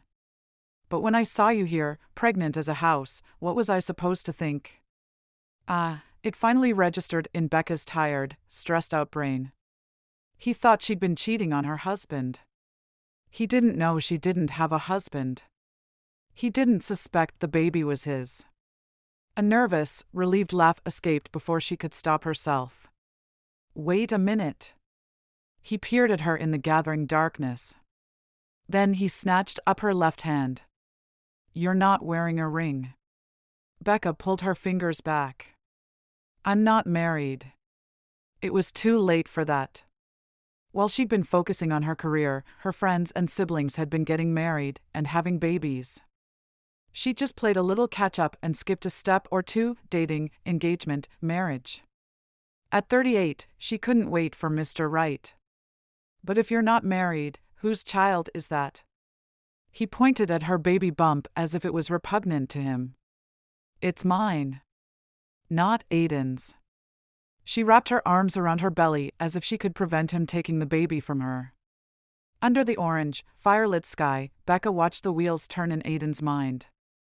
Tell me that baby isn't mine, he demanded slowly in a voice shaking with anger. This baby is mine, Becca repeated, staunchly walking the line between lying to him and admitting the truth. That's not an answer. Despite his youth, he was annoyingly smart. Becca stepped sideways, toward the makeshift parking area. It shouldn't matter to you who the biological father was. I'm raising this baby alone. He shifted his stance, but kept his shadowed gaze on her. Every baby needs a father. Not this baby. Becca lifted her chin. From what she knew of Aiden, his sleeping around, his leap-before-you-look behavior, his male chauvinism, she suspected he didn't really want to know if his sperm had helped create the little one inside her. If she told him, it would only weigh on his conscience, if not now, then later, when he got older. And she didn't want to open her door one day 10 years from now to find Aiden demanding things like visitation and partial custody. Instead of being relieved as she'd thought he'd be, Aiden grabbed her by the shoulders, tugging her forward until her face was near his. Who fathered your baby? None of your business. Becca's knees crumpled and she would have fallen if Aiden hadn't turned his grip from cruel to supportive. And even if it was, I wouldn't want anything from you. Too late. His voice crackled with anger. You took something from me in Vegas, a choice. And now I have a different choice to make, don't I? Spider sank against a sturdy spruce as he watched Becca walk back to camp. She moved slowly across the uneven ground as if she were afraid to fall. Silently, he cursed her. Oh, she hadn't come out and admitted the baby was his. In fact, she'd gone out of her way to give him an out, to let him think what he wanted, as if he were the kind of guy who wouldn't step up when something like this happened. He'd decided long ago that he'd never have kids. His father, a career hotshot, had been the worst excuse for a dad ever known to man. His mother, perhaps recognizing too late that Randy Rodas was poor parenting material and that she was no better, had left Spider with his grandmother one fire season and never been seen or heard from since. At first, Randy sometimes made it home for a brief visit around Christmas, leaving as quickly and unexpectedly as he'd come. And then there'd been nothing but a birthday or Christmas card with a $20 bill to validate that Spider had a dad. It was the revelation that his father had been spending his holidays and winters with his other families, other kids that he obviously loved more, that had sent Spider into a tailspin in Vegas. He'd have to do the right thing, whatever that was. Only the right thing looked pretty darn unpleasant at the moment. He could just see coming to Becca's house to pick up the kid on a Sunday. She'd be cold, looking down that finely chiseled nose of hers as if he weren't good enough for her or their kid. And the kid would look at him as if he were a stranger. He cursed out loud this time. The one time he'd trusted a woman with birth control, he'd fathered a child. If his dad was any indication, he'd make a horrible father. History had a sick way of repeating itself. That went well, Becca mumbled to herself as she sank onto her cot. At least Aiden hadn't demanded parental rights. He was too busy recovering from the double whammy discovery that he wasn't an adulterer and that he might be responsible for Becca's pregnancy. What went well? Julia lifted her head out of her sleeping bag and opened puffy eyes. The day. Don't you think? Becca recovered quickly, inwardly ruing the fact that she had to share a small tent on this assignment. At this stage of her pregnancy, she was uncomfortable all night long, tossing and turning. With Julia in the cot next to her, Becca's burps, stomach gurgles, and worse were hard to disguise. After her confrontation with Aiden, Becca's stomach had twisted into knots. Add the baby bouncing on top of that, and she wasn't going to be the quietest roommate in camp tonight. Do you really think the fire's going to jump the highway? Julia asked in a voice less sleepy than her eyes indicated. It was comments like this that gave away Julia's love of their work, that gave Becca hope for Julia's goals and her own. If the winds shift the way they usually do this time of year and we don't want more help, yes. There'd be no stopping the fire's rampage down the mountainside and through a narrow valley a few miles east of their camp. I think you're wrong, Julia said, then added, but you're never wrong. There was a trace of bitterness in Julia's voice that nearly smothered Becca's hope for the Boise job completely. So, her assistant disagreed with Becca's assessment. Julia had rarely hiked these woods, rarely got her hands dirty in the field, touching the dry earth, snapping the spruce and pine needles, filling her nose with the parched air, seeing in her mind's eye how ready it was to burn. If Becca's assistant spent half as much time studying the maps of the area, local history, and weather updates as she did on her makeup, she'd do fine. She had the credentials for the work. She had the interest. She just lacked the drive. And for that, Becca would push Julia until she reached her potential. The fire business was tough. You either knuckled down or stepped down. Lives were at stake. The firefighters and local residents were all at risk. There was little room for error. An image of her parent standing at her brother's grave made frustration churn in Becca's belly. Her mother had never been the same after Jason had died while fighting a wildland fire. Becca hadn't decided on an area of study in college until he'd been killed. His death had inspired her to try and save others. She hadn't always been successful, but that was her cross to bear. I'd rather be wrong and prevent someone's death than ignore the signs. A man can't outrun a 90-mile-an-hour, 80-foot wall of flame on a flat course, much less a 75% grade. The frustration of the Boise job being just out of reach, combined with the shattering revelation of Aiden recognizing her, pushed Becca over the edge. Or maybe you like to gamble your ego against the life of someone you know, she snapped, immediately regretting her harsh words, but reluctant to take them back. Without a word, Julia rolled over, leaving Becca with the sour feeling of her assistant's resentment. Well, Becca couldn't please everyone. Least of all Aiden. But she wouldn't give up, not on this fire, not on Julia, and not on her plans for a safe, independent future. Aiden had been angry over the idea that she'd made him into something he wasn't. Becca hated to admit it was a relief to know he was a choosy womanizer. She'd left him at the edge of the forest without giving him a chance to say that he wanted nothing to do with her baby. From what she knew of him, he wouldn't relish his role as a father. He was young, far younger than she was. Not just in years, because he had to be about 30, but in the way he behaved. Running down the mountain in his boxers. Becca scoffed. High school hijinks, that's what it was. Aiden Rodas a father? No, Becca comforted herself as she struggled to unlace her boots, leaning around her belly. Aiden wasn't ready to be a father. He was a carefree bachelor, predictable in his desire to remain responsibility-free. He'd accept her wish to raise the baby on her own, and she'd continue with her plans. Hey son. Roadhouse fell into step with Aiden at the edge of camp, dodging a man carrying 2 chainsaws. Darkness didn't bring much calm to base camp. There were still people everywhere. Don't call me that. Aiden scowled, almost making Roadhouse regret that he'd even attempted to talk to his son. Won't, Roadhouse mumbled, but he kept his legs moving in step with Aiden's, ignoring the ache in his knees. If it's money you want, I don't have anything larger than a 10 on me. Aiden walked faster. Roadhouse wished he could turn back the clock, wished that he'd never asked Aiden for money years ago. I don't need any money. I was just wondering, what happened to you today? But Roadhouse couldn't ask that.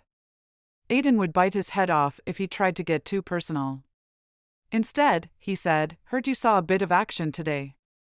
"Too much," Aiden replied almost under his breath, making Roadhouse wonder what was wrong. Hotshots live to fight fires. They never complained about seeing too much action. No. Something wasn't right. The crew Roadhouse served on had been lucky enough to battle the fire up close these past few shifts. If more hotshot crews were assigned to the Flathead fire, the non-DOF crews were going to be assigned mop-up work, cold trailing burned-over areas to make sure it didn't flare to life again. A fire could dance through the treetops and leave the forest floor relatively unscathed, or race along the ground, singeing the lower tree branches. In either case, a tree root or trunk could smolder for days before deciding to give the fire a second chance at life. Mop-up was tedious, boring, necessary work, but seemed to be in Roadhouse's future. It took Roadhouse about 20 paces to ask, "Something bothering you?" "Wouldn't tell you if there was. You gave up that right a long time ago, starting with my first birthday." Aiden didn't look at Roadhouse. In fact, he looked away, to the orange glow of the fire on the horizon. "Haven't seen you at a birthday since." "Suppose I did give something up," Roadhouse admitted, half under his breath. When Maria had left, her mother had taken over the daily duty of raising Aiden and had been adamant that Roadhouse not undermine her authority or spoil his son on his sporadic visits. He'd never gotten along with his mother-in-law to begin with. After Maria had left, things had become unbearable until Roadhouse had stopped visiting Aiden altogether. Yet, he never stopped thinking about his firstborn. If asked, he'd admit he didn't know how to be a good dad. But he'd always thought fondly of his kids, even wrote them letters. He just never sent them. He wanted his parental rights back. Forget that Aiden was 30, Roadhouse wanted to be a part of his life. Ever since his mother-in-law had died, he made an effort to be on teams that operated in or near Idaho. He told Aiden about his other 2 children in Vegas, hoping the truth would bring them closer, only to have Aiden seem to resent him even more. Still, he wouldn't give up. But he could tell by the set of Aiden's expression that now wasn't the time for bonding, so he let Aiden walk away, back into camp, alone with his thoughts. Roadhouse headed to the rise where he'd talked to Cyrus earlier. He squatted on the ground beneath the generators, heedless of the noise created by the machinery. From this point, he could see the various areas where fire crews were bedded down for the night and the tents off to the right of the IC and base camp staff tents. Behind him was a harsh medley of sound, the washers and dryers chugging away in the laundry trailer, metal grinding on metal as Pulaskis, chainsaws and shovels were sharpened for another day of work. Rummaging in his pack, Roadhouse pulled out a plastic bag stuffed with dog-eared letters. Carefully, he sorted through the envelopes until he found one in particular, pulling it out as gently as if it were a precious piece of antique glass. He withdrew the folded paper from the envelope and started reading the scrawled handwriting slowly, as if every word weren't already etched in his memory. "Aiden. We saved a family from the fire today. Their little boy had dark eyes, like yours. It made me wonder how you're doing. Are you behaving for Abuelita? Are you riding the red bike I got you for Christmas? If you were here, I'd ask you to play catch. I'd show you off to my friends and then tuck you into a sleeping bag under the stars. The stars are so close up here at night that you can almost touch them. If you were here, things would be different."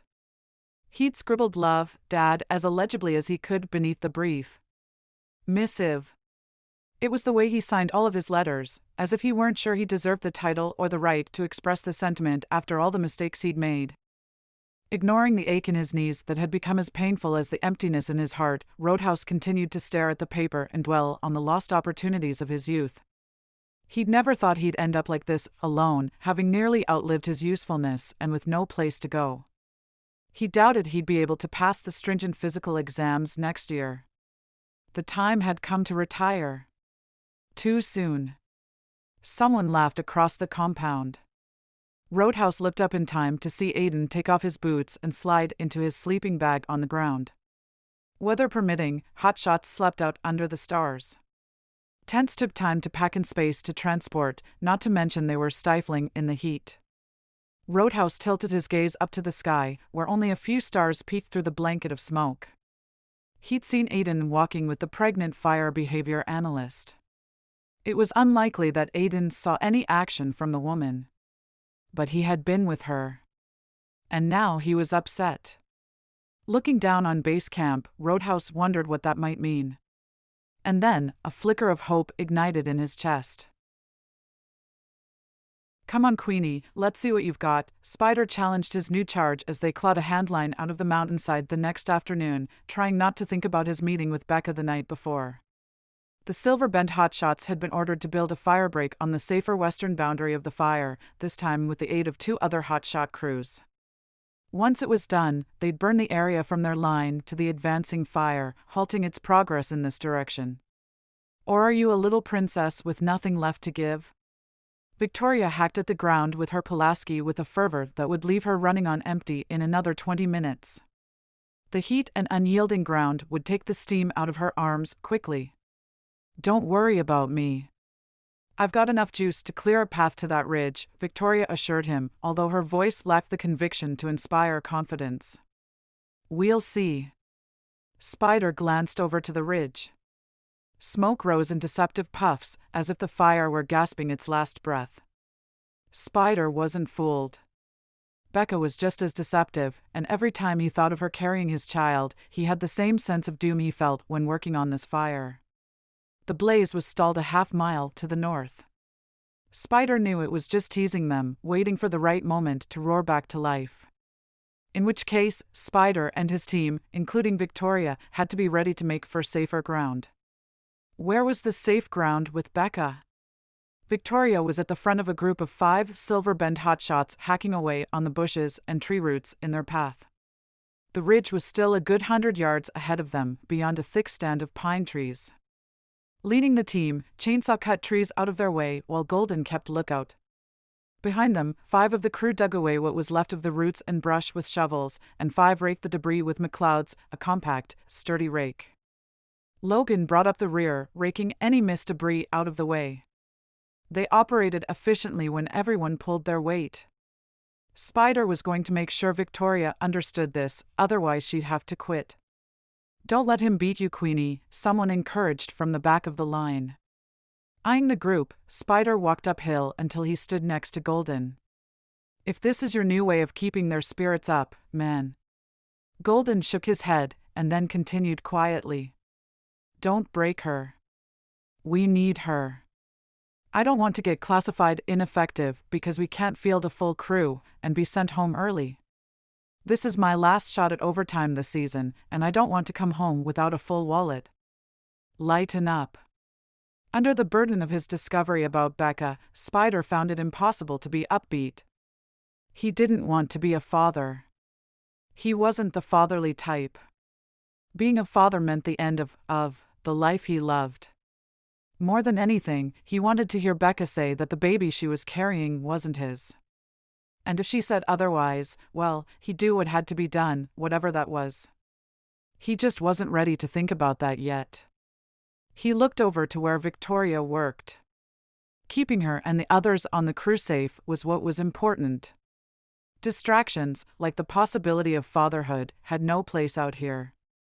I don't want Victoria to snap either. She'll either bend or break.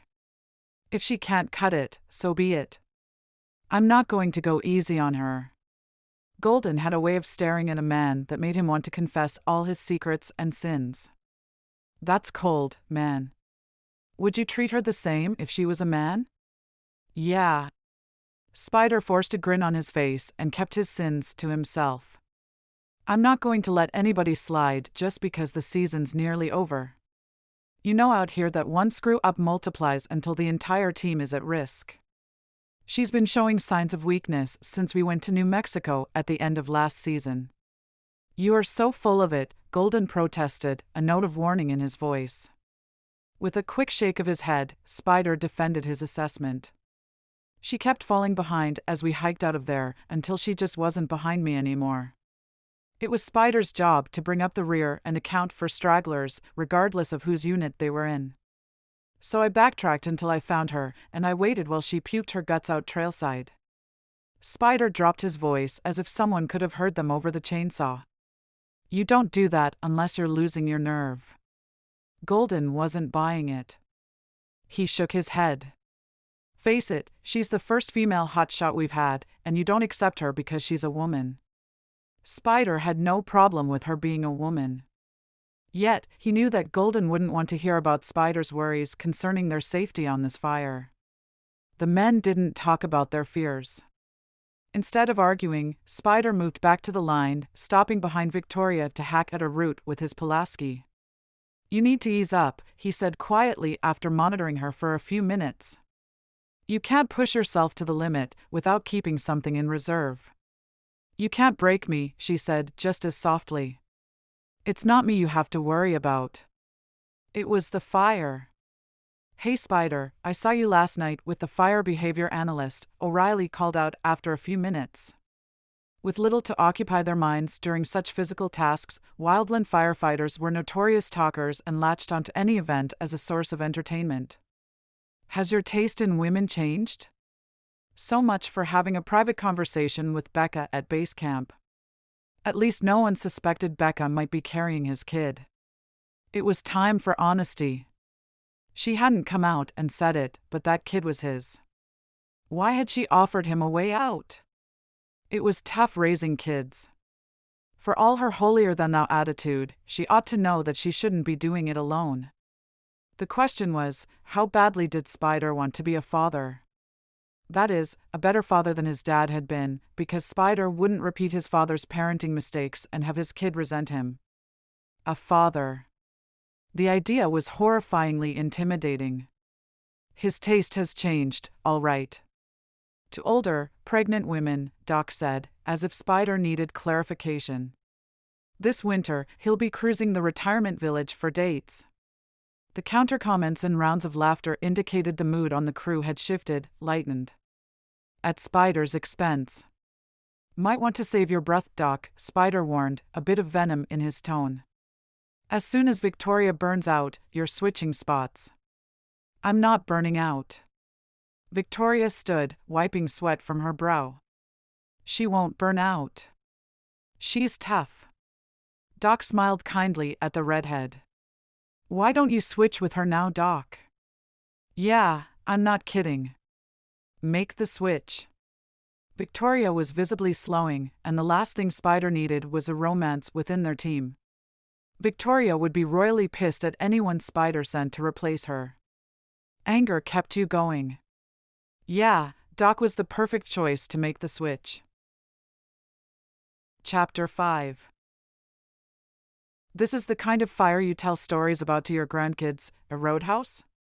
Wicked slopes, out in the middle of nowhere, inaccessible by fire engine crews, forced to engage in fire-at-your-boots combat. It's my kind of heaven. From his place in line next to Roadhouse, Bart sighed happily, wiping his forehead with his blue bandana. Why wouldn't he be happy? At 40, Bart had a wife and 2 kids ready to spend the winter listening to his stories. Roadhouse grunted. Had he been 10 or 20 years younger with a family at home, he would have reveled in this fire and the challenge it presented, too. As it was, Roadhouse couldn't wait for it to be over. His knees traitorously ached with every move he made. He wanted to sit in a chair somewhere for a day with his feet propped up, talking to Aiden, making up for the mistakes of his youth. Only, Roadhouse didn't want the fire to be over because this was almost certainly his last one. This close to the flames, the smoke hung heavy around them. He filled his lungs with gray-brown air, savoring it as a smoker about to quit smoking might his last cigarette. Days after Aiden and his team had nearly been consumed by a tunnel of fire, Roadhouse found his team assigned near Aiden's. The fire burned low meadow brush 30 feet away, as gentle as a ringed campfire.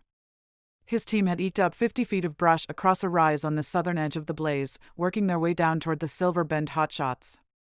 Hopefully, the fire wouldn't be able to cross the line they were building. With little more than a puff of wind in the air, barely more than 5 miles an hour, the fire was currently a tame beast healing upon command. The superintendent of Montana No. 5, Jack Strand, thought that meant the fire would soon be contained. Roadhouse knew better. There was a perverse character to this fire, as if it had split personalities. Working with deliberate movements, Roadhouse kept one eye on the ground fire. According to the fire behavior analyst, the winds could pick up late in the day, creating wind tunnels that would fan the meek morning embers into more than 150 terrifying feet of flame, gobbling whatever lay before them in mere seconds. Jack laughed somewhere farther down the line, pointing to a grizzly lumbering through the stand of pine trees below them. Roadhouse shook his head in disgust.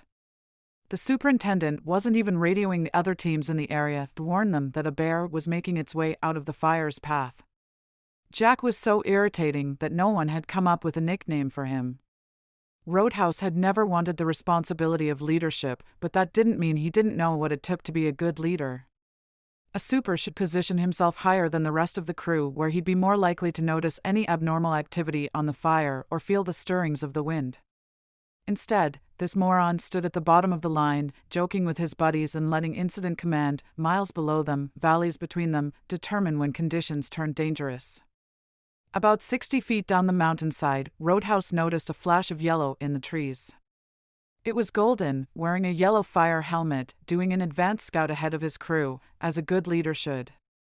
After staring a few moments at the fire, he turned his face skyward as if reading the weather. On a quick turn of his heel, Golden returned the way he'd come. Something about the way he moved, quickly and with purpose, worried Roadhouse.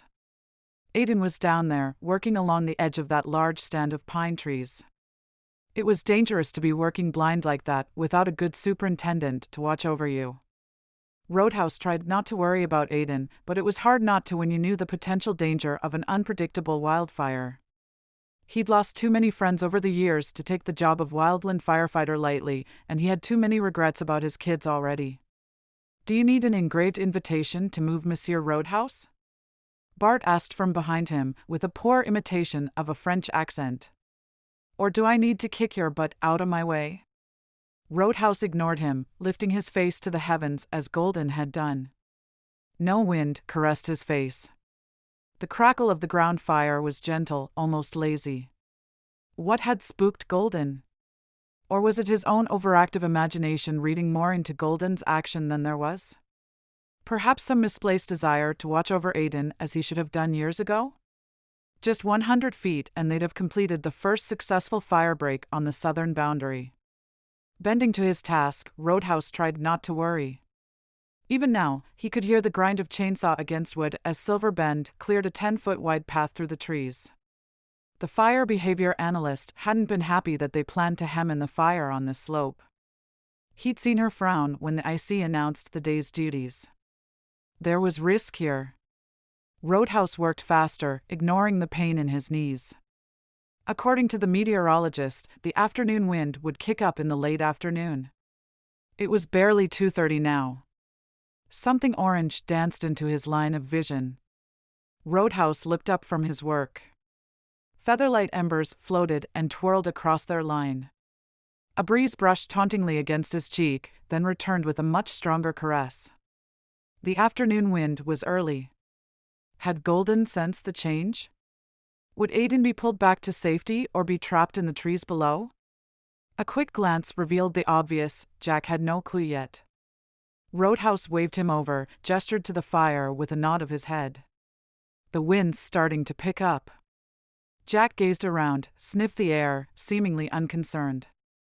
So? Don't you think we ought to consider pulling out? It pained Roadhouse to even suggest it, but Aiden. Jack shook his head. You don't see Silver Bend retreating to a safe zone, do you? Not yet. But he hoped it wouldn't be long before they did. Let me tell you something, old-timer. We don't pull out until the DOF crews do. Wouldn't want a reputation as a chicken, now would we? Jack slapped Roadhouse on the shoulder. There was a difference on the fire line between being brave and being stupid. Jack hadn't learned that difference, had probably never scrambled up a steep slope praying that he could outrun the fiery dragon at his heels. To him, being cautious was a sign of weakness. Roadhouse was helpless to do anything but his own task, because the only way to ensure Aiden was safe, other than to retreat, was to complete the line. Roadhouse bent and scraped at brush, ignoring the eerie feeling that the wind was increasing, that the fire had suddenly awakened and was doing more than creeping toward them. Spider, a word. Socrates waved Spider over as the team came into base camp after another wasted day fighting the fire. Silver Bend and Montana No. 5 had hiked in before dawn to defend a ridge. 10 hours and one bear sighting later, they hadn't been able to finish their line and start back burning since the fire had raced down the mountain in the early afternoon, cutting them off above and below, nearly trapping them in a triangle of fire on that tricky slope. Squinting in the late afternoon sunlight, Spider had been casually looking around to see if his father's team was in base camp, which would mean the old man was okay. They'd been cut off from the Montana No. 5 team and Spider hadn't seen them anywhere yet. A quick glance at the expression on the incident commander's face, however, and a feeling of dread rippled through Spider's gut. Socrates was about to deliver bad news, information Spider was going to reject. His dad couldn't have been trapped in the fire. He was too seasoned for that, even if his team was undertrained. He gave Socrates his complete attention. "I'm pulling you onto IC for a couple of days." Expecting bad news of a more personal nature, Spider's jaw clenched as his entire body went rigid with relief and dread. He bit back a smart-ass reply, managing one word instead. "Why?" "Morale is low, and you've proven insightful when it comes to creative ways to keep a team's spirits up." Translation: You're good at making a fool of yourself. Spider frowned. Was that the reputation he'd created for himself after 10 years of firefighting? Or was Socrates just trying to make him toe the line? The old man wasn't beyond giving out duties that were meant to put you in your place. He caught a glimpse of his dad limping over by the laundry tent, looking relatively unscathed. Spider was going to be a father soon, whether he liked it or not. Good fathers were upstanding citizens, serious, responsible, early risers. Did Socrates see any of that in Spider? Probably not. Socrates was constantly telling Spider to grow up. "I'm making use of your talents, which I hope will stay on the right side of the politically correct line," Socrates explained. "There haven't been any fights yet, but the tension level in camp is ratcheting so high, I expect one at any time." That was too much for Spider's short fuse. "You know I'm much better at starting fights than stopping them." As a thin, wiry guy in school and then a thin, wiry man on the hotshot roster, Spider was often seen as an easy target. He'd learned early that he couldn't let people push him around or he'd forever be looking over his shoulder. Socrates narrowed his eyes and Spider found himself caught in the older man's gaze. He squirmed. When Socrates finally spoke, his words dripped with warning. "You'll be serving as my assistant for a few days. I need you to work with the support units here in base camp, find out what they need help with, and tell them what it's like up there without being the voice of doom." He glanced around. "The last thing we want is people working without hope." "Got it?" "Yes, sir." Spider did get it. He had to take his punishment like a man, jump when Socrates snapped his fingers, and hide his frustration behind a pleasant smile. He just didn't believe he could play the obedient assistant for longer than a day or so. There was, after all, one heck of a fire on this mountain, and even though it made him nervous, he'd rather be nervous out there than shackled here in base camp. "Start with the fire behavior team." Socrates pinned him with a cool stare. "I believe you still owe Becca Thomas a debrief on that blow-up a few days ago." "Cheer up, Becca?" Spider suppressed a groan. That would be awfully hard to do when he hadn't decided whether to forget that her baby was his, as she seemed to want him to do, or tackle the enormous role of fatherhood, a role as doomed to fail as this bogus assistant assignment.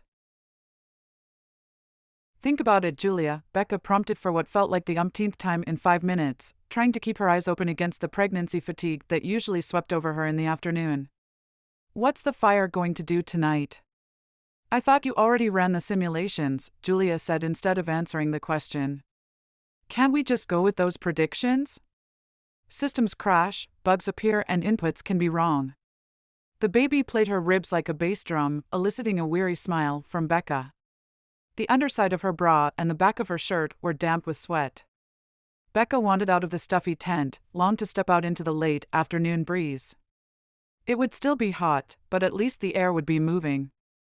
She shifted in her chair as best she could with her swollen ankles propped on an empty milk crate, wondering, despite herself, where Aiden and Victoria were and if they were safe. "So, what's this fire going to do tonight?" It's going to burn something. All it's been doing is eating up acres. 20,000 so far. The satellite picture shows where the fire burns hottest, Becca prompted patiently, giving Julia a huge clue. If Becca couldn't get the management job without Julia excelling, Julia would excel. Becca wouldn't accept failure. She'd mold Julia into a success story if both she and Julia had to go without sleep every night. Where are the winds? Julia let out a ponderous sigh and rubbed her eyes. Becca must have been keeping her up at night with her frequent trips to the bathroom and tossing on the narrow cot, because Julia's eyes were puffy again. Hello, ladies. Aiden's voice. Becca went cold. The baby quivered deep inside her, as if anticipating its daddy. Be calm. But her heart raced. And her eyes were wide open now. Julia spun around, releasing a breathy "oh." Becca lifted her puffy ankles off the milk crate and turned to face him. Aiden looked nothing like he had in Vegas in his grimy uniform, with a face smudged with dirt and sweat, and eyes drooping from exhaustion. Becca knew Silver Bend and another crew had been sent out last night for a double shift in the hopes of creating a fire line before the afternoon winds picked up. She tried not to sympathize with Aiden because he looked like every other firefighter just off a long shift. Yet, there was a mantle of defeat that seemed to weigh him down and tugged at her heartstrings. Needing something to do other than sit and stare at Aiden, Becca gathered up the pencils and maps on her desk. We're busy. Maybe you could come back to see Julia later. He opened his mouth to speak, then closed it and stared at her. Finally, he shook his head. I've been sent over by Socrates. He wants you to pick my brain about the fire since you've only seen it on a computer screen. Becca's skin grew hot. If you're implying we sit down here in base camp with our eyes glued to the computer screen. And your feet propped up? He gave Julia a mischievous grin. Which is just the way I found you. Then you need to learn what a fire behavior analyst really does. And if you think I've got nothing to bring to this tea party, then you need to learn what a hotshot really does. His smile made him look like a used car salesman who considered her an easy mark. And to think that he fathered my child. Becca wished she had something more lethal than a pencil to throw at him and glared. Her glare was so powerful, he didn't even blink. They stared at each other for what seemed like an hour of tense silence until Becca realized that Julia was a rapt spectator of the pair of them making fools of themselves. Cyrus stuck his head in the tent. Everything all right in here? Cyrus. Ignoring Aiden, Becca walked out the door with ungainly steps, forcing her boss back out the door. Can you explain to me why I need a hotshot? He gazed down at Becca for a long time, his expression closed, before saying, he's here to help. Help with what? Download his experiences and give his perspective. Look, you've relied on firefighters for information before, haven't you? Yes, but you're always talking about information you've collected from places other than the computer, right? Yes, but someone called to Cyrus, and he almost looked relieved as he stepped back. He's here to help. Use him. And then he left her standing alone in front of the tent. If Cyrus thought Becca needed a hotshot, she'd go along with it until she could get rid of Aiden. And if she couldn't get rid of her hotshot, maybe Becca could convince Cyrus that Aiden wasn't the right hotshot to help her. Becca drew a deep breath, attempting to swallow her pride. Think of the job in Boise. She stepped back inside the tent. Yes, Socrates sent me. With a disdainful grimace, Aiden looked just as unhappy to be here as she was to have him. Hotshots were such pompous pains in the butt.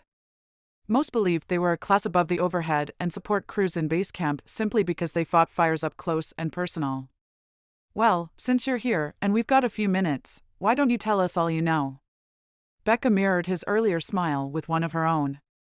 She could be professional and courteous and still be a bit intimidating. Aiden's lips stretched stiffly. Wow.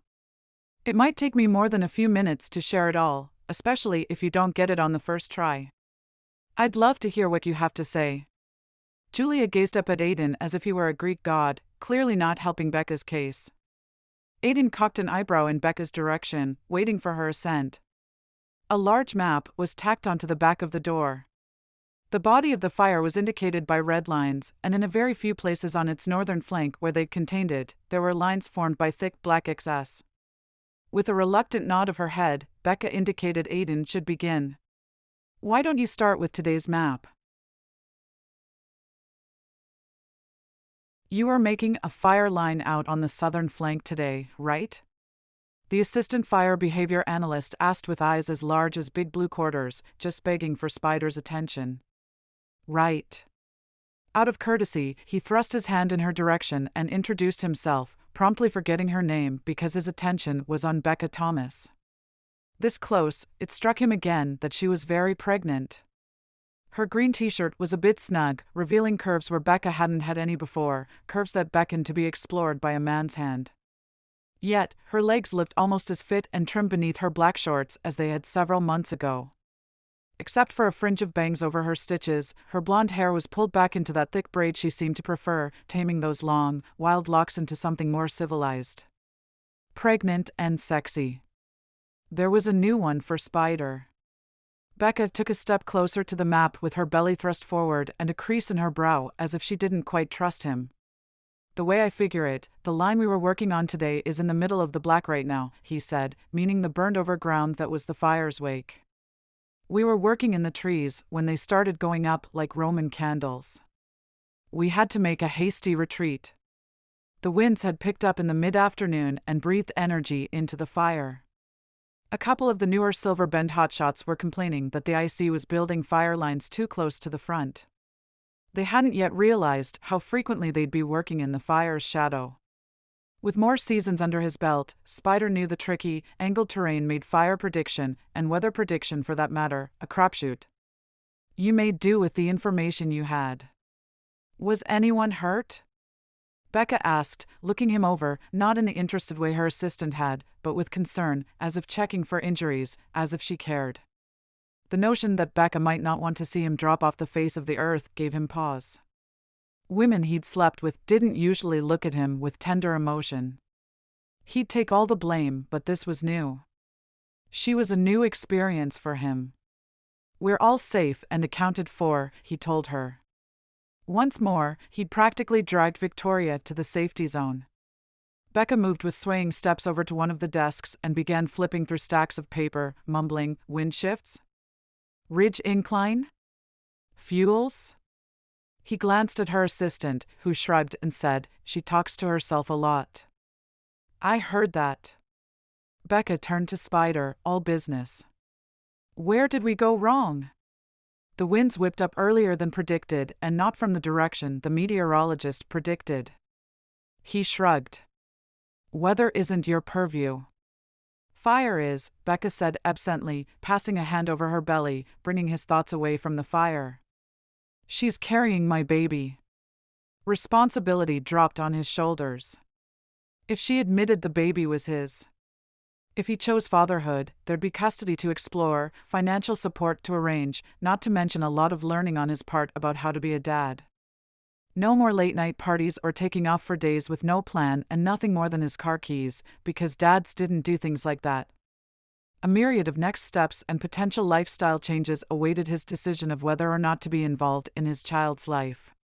Spider's shoulders tensed and nodded as reality struck. What could he offer his kid that Becca couldn't? She was educated, classy, and capable.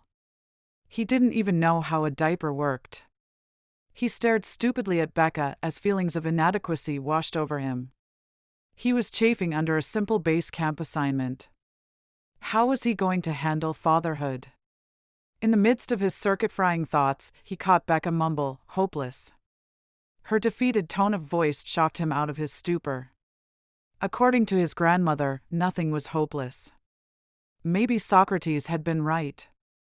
Morale really was low. Spider was needed here.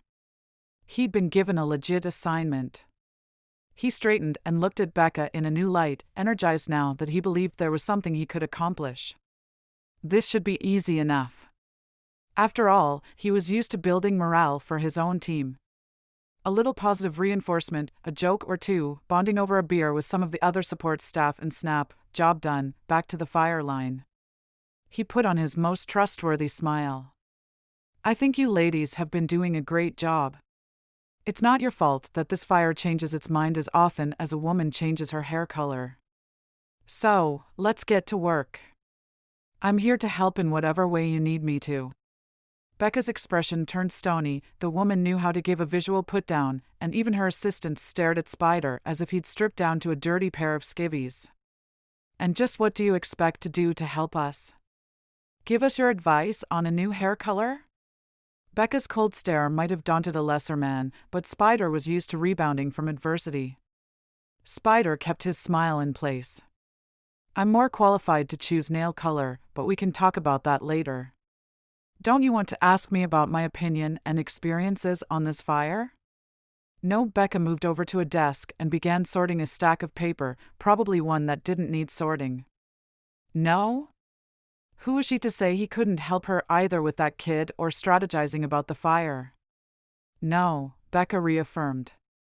We've heard all you've got to say. Now, if you'll excuse us, we need to meet with the meteorologist before we finalize our fire predictions. She was dismissing him? No way. Becca glanced up, one eyebrow raised beneath that bandage. Her unspoken question was clearly, why are you still here? He'd heard it said that there was just so much a man could take before he threw in the towel. A glutton for punishment, Spider wasn't even close to that point. He had a purpose here in camp, and the sooner he accomplished it, the sooner he'd be back where he belonged. Maybe if I hang around a while, I'll have a few questions. With a smile that now felt like a grimace, he sat down on Becca's chair, propped his aching dogs up on the milk crate as she'd done, and let Becca know that he wasn't about to be pushed aside like an errand boy. I suppose the winds will blow it somewhere around here, Julia observed, pointing to an area at the southern tip of the fire on the map. Carl was late. Becca had decided to use the time to test Julia's prediction skills. Yes, it's nearly at the head of this west-facing ridge. It could head anywhere and everywhere. Becca tried hard to ignore Aiden, hard to do under normal circumstances, but harder still when he was reclining in her space. If he said anything to give away her secret, she'd make him sorry. What do you think the fire will do, Julia? I suppose, with these winds, it would head south faster. There was the slightest hint of interest in Julia's voice. Good, Becca encouraged. Why? The southern exposure from the sun will have dried the forest out more than on the northern side. Winds blowing in from the west would push a fire quicker, possibly creating a crown fire on the drier face of the ridge. The words spilled out of Julia quicker toward the end of her speech, and then Julia looked as surprised as Becca was. Of course, there was no one important around to notice how much progress Becca was making with Julia. Just Aiden. Good answer, don't you think, Beck? Aiden said, sounding like a bad imitation of a motivational speaker. Let's compare that to the computer simulation. Becca was pleased with Julia's answer more than Aiden's praise for it. Julia studied the computer screen. The model doesn't predict the winds as accurately as they have on other fires I've been on. Becca almost fainted with relief at Julia's revelation. There was hope. It's the slopes. All bets are off on ground wind prediction when the topography is so severe. Okay, that was a bit of an overstatement, but wind predictions certainly hadn't been accurate here. Aiden raised his eyebrows with a quirky smile and a nod, indicating this was not news. Becca ignored him. She couldn't share if she thought Carl was pulling predictions out of his worn baseball cap instead of a reliable weather prediction model. She'd seen more accurate models on the Weather Channel app. Why don't we hike up the ridge a bit and take some readings? Carl's going to be up there, and you might hone your predictions after being out in the field, Becca suggested when they'd reviewed the model some more. She could use another voice on her side, and it served as an excuse to get rid of Aiden. Julia pouted, her lip drawing down, but she didn't argue. I suppose there's time before dinner. Would you like to come? Julia asked Aiden. Sure, Aiden stood with envious energy, as if he hadn't been working on a fire since the wee hours of the morning. Pressing her lips tightly together so that she wouldn't release a primal yell of frustration, Becca gathered up her instruments and walked away, not waiting to see if Julia and Aiden would follow her. Only when she was trudging up the path did she look back. Julia was trailing along as if she were the older, pregnant woman, not Becca. Aiden walked just a few steps behind, calling out greetings to friends as he passed, then pausing to share a joke with one of the equipment managers. Too much energy. Chapter 6. I sent Julia back to camp. Aiden strode past Becca on the trail, barely breathing hard. You what? She leaned one hand against a tree, unable to take as deep a breath as she needed since the baby stretched and elbowed her lungs. Becca didn't know who to be angrier at, Julia and her aversion to the woods, or Aiden for casually dismissing her. The Boise job was slipping through her fingers. Aiden paused mid-stride to look back down on Becca. Julia was congested and having trouble keeping up. And, if she can't keep up with you, something's gotta be wrong. You did what? She was 10 times angrier at Aiden than she ever could have been at Julia. Hey, I was being nice. Aiden had the nerve to look offended. Becca found it hard to draw enough breath to chew his irritating butt out. Hey. He peered at her. You don't look so good. Let's take a breather. Aiden stepped closer, towering above her only because of the steep incline. He held out his canteen. I've got water, thanks. Somehow, she managed to regain her composure, although she had to clench her teeth to do so. Without accepting his canteen or reaching for her own water, she looked at her watch, still unable to believe he'd sent Julia back. I need to find Carl. Canteen still in hand, Aiden glanced at his own watch. What's your hurry? Everybody needs a breather now and then, especially a pregnant woman. Let's just sit down and talk until you're ready to go again. And then Becca realized why he'd sent Julia back. He wanted to talk to her about the baby. He couldn't do that with Julia tagging along. She slapped his canteen away and tried to step past him. You'll have to do better than that. Calm down, he advised with his arms spread to block her way, as if he actually cared what happened to her, sounding and looking so sincere that Becca almost believed him until the baby kicked her. He was sneaky, all right. If she didn't watch out, he'd tell everyone in the fire industry what they'd done in Las Vegas, destroying her credibility, making her the laughingstock of the DOF. A pregnant woman's paranoid delusions? Hardly. What did she really know about Aiden? And if he trapped her into some kind of visitation or custody agreement, she had no way of knowing what kind of father he'd be. Becca's breath came in quick, shallow gasps now. Too much air. She was going to have a panic attack. All because of him. Hey, slow down. This is how accidents happen. Aiden spread his arms out again and wouldn't let her pass. If you don't move out of my way, she managed to pant, what happens next will be no accident. She'd taken self-defense. Perhaps it was time to put it to good use, although she couldn't imagine doing much damage in her current pregnant state. Her distress must have penetrated that thick skull of his, because Aiden moved aside. Okay, how much farther until we reach Carl? Another 10 to 15 minutes. She puffed past Aiden, barely able to resist slapping at him, which was so unlike her that she nearly stumbled. Her cheeks felt hot and her eyes filled with tears. The drat hormones, the plans she had for the future at risk, and Aiden's knowing the truth had made her into a paranoid, monster woman. It wasn't the best of moods to confront Carl. Aiden didn't say a word, but she could hear his booted feet following her up the ever-steepening trail. She was giving him a great view of her widening hips, when her best feature was now her bountiful boobage, not that she wanted him looking there either. At any moment, she expected him to ask about Las Vegas or the baby, until she became so taut and filled with tension that she wanted to scream. At any moment. I was wondering. Don't! Becca spun, fully intending to cut off any attempt for the talk to become personal, but she lost her footing and slid down into him. All right, let's sit down. Aiden put a hand on her arm and firmly guided Becca down to the ground, squatting in front of her. Trust me. Don't push it in the mountains. The meteorologist will wait. It's time for a drink. I don't want a drink. And Becca hadn't a minute ago, but as she looked into his dark eyes, her mouth seemed to dry out.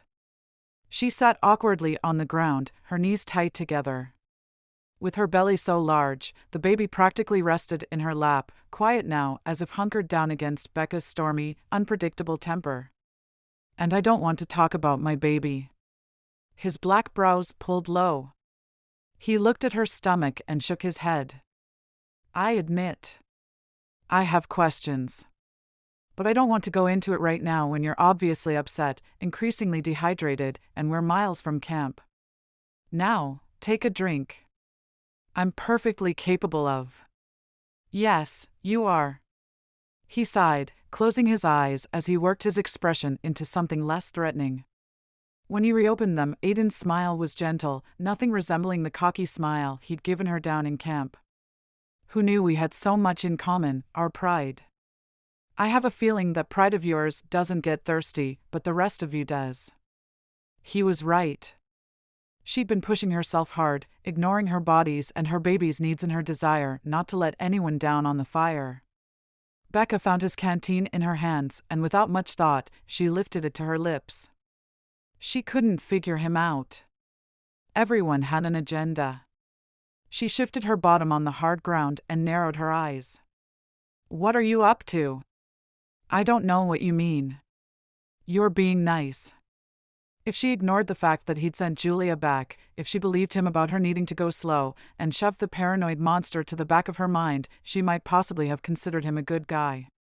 As Aiden squatted at her feet, Becca could almost feel the compassion in his eyes racing through her blood, heating her neck, her skin, and elsewhere.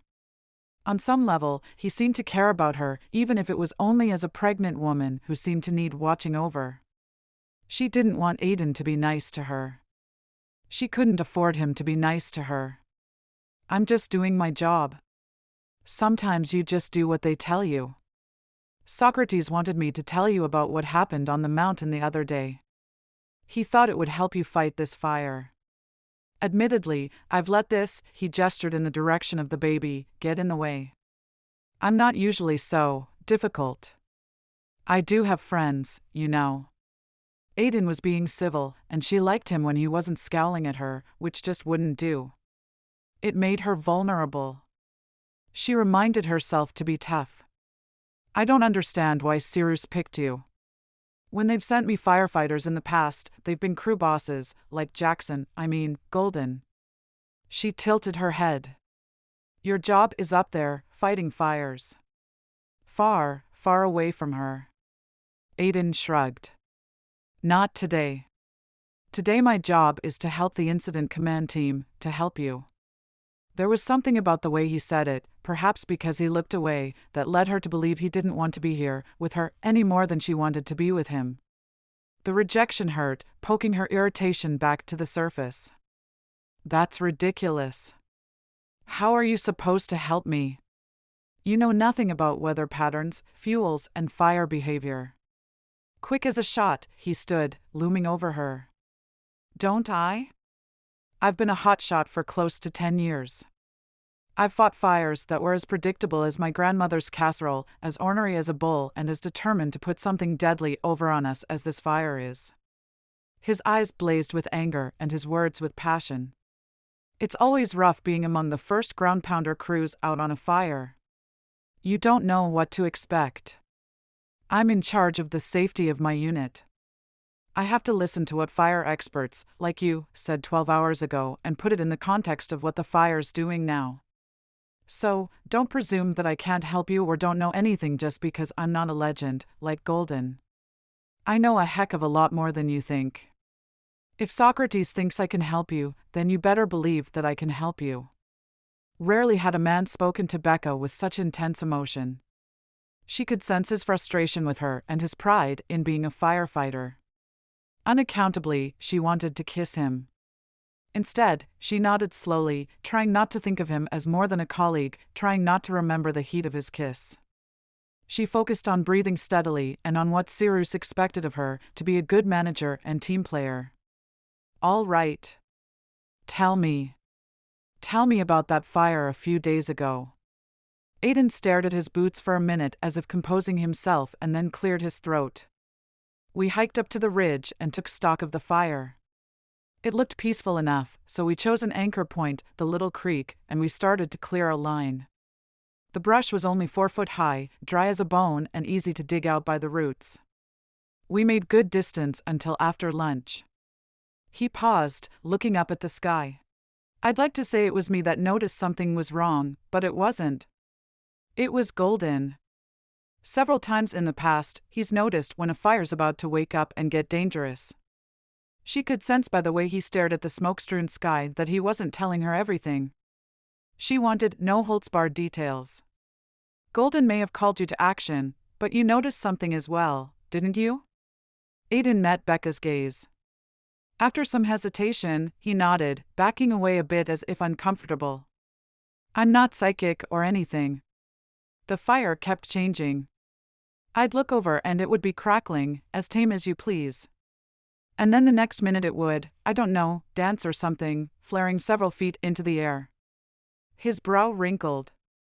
That wrinkle was the tip-off. And what? He tried to look as if there were nothing else to say, but she knew better. You may as well tell me the rest of it, she prompted, willing to wait. It took a moment for Aiden to cave in, during which time he stared off to the side. It's nothing really. Just a feeling, like when you dive too deep in the water and you feel pressure in your ears. That wasn't good. Not his ability, but the abrupt pressure buildup. Sleeper fires had that characteristic. I didn't feel anything like that today, he added quickly, trying to make light of a skill few firefighters had. You know, if this fire keeps this up, it might be as tricky as some of the deadlier fires I've worked on. Deadly fires? Becca echoed, a knot forming in her stomach. She'd been on a few of those herself and still carried the sorrow and guilt. I was down in Southern California several years ago when things got out of control, Aiden said, his eyes drawn back to hers. I was on a fire where we lost a smoke jumper. And the coyote fire that trapped 2 engine crews several years back. That fire, Becca murmured.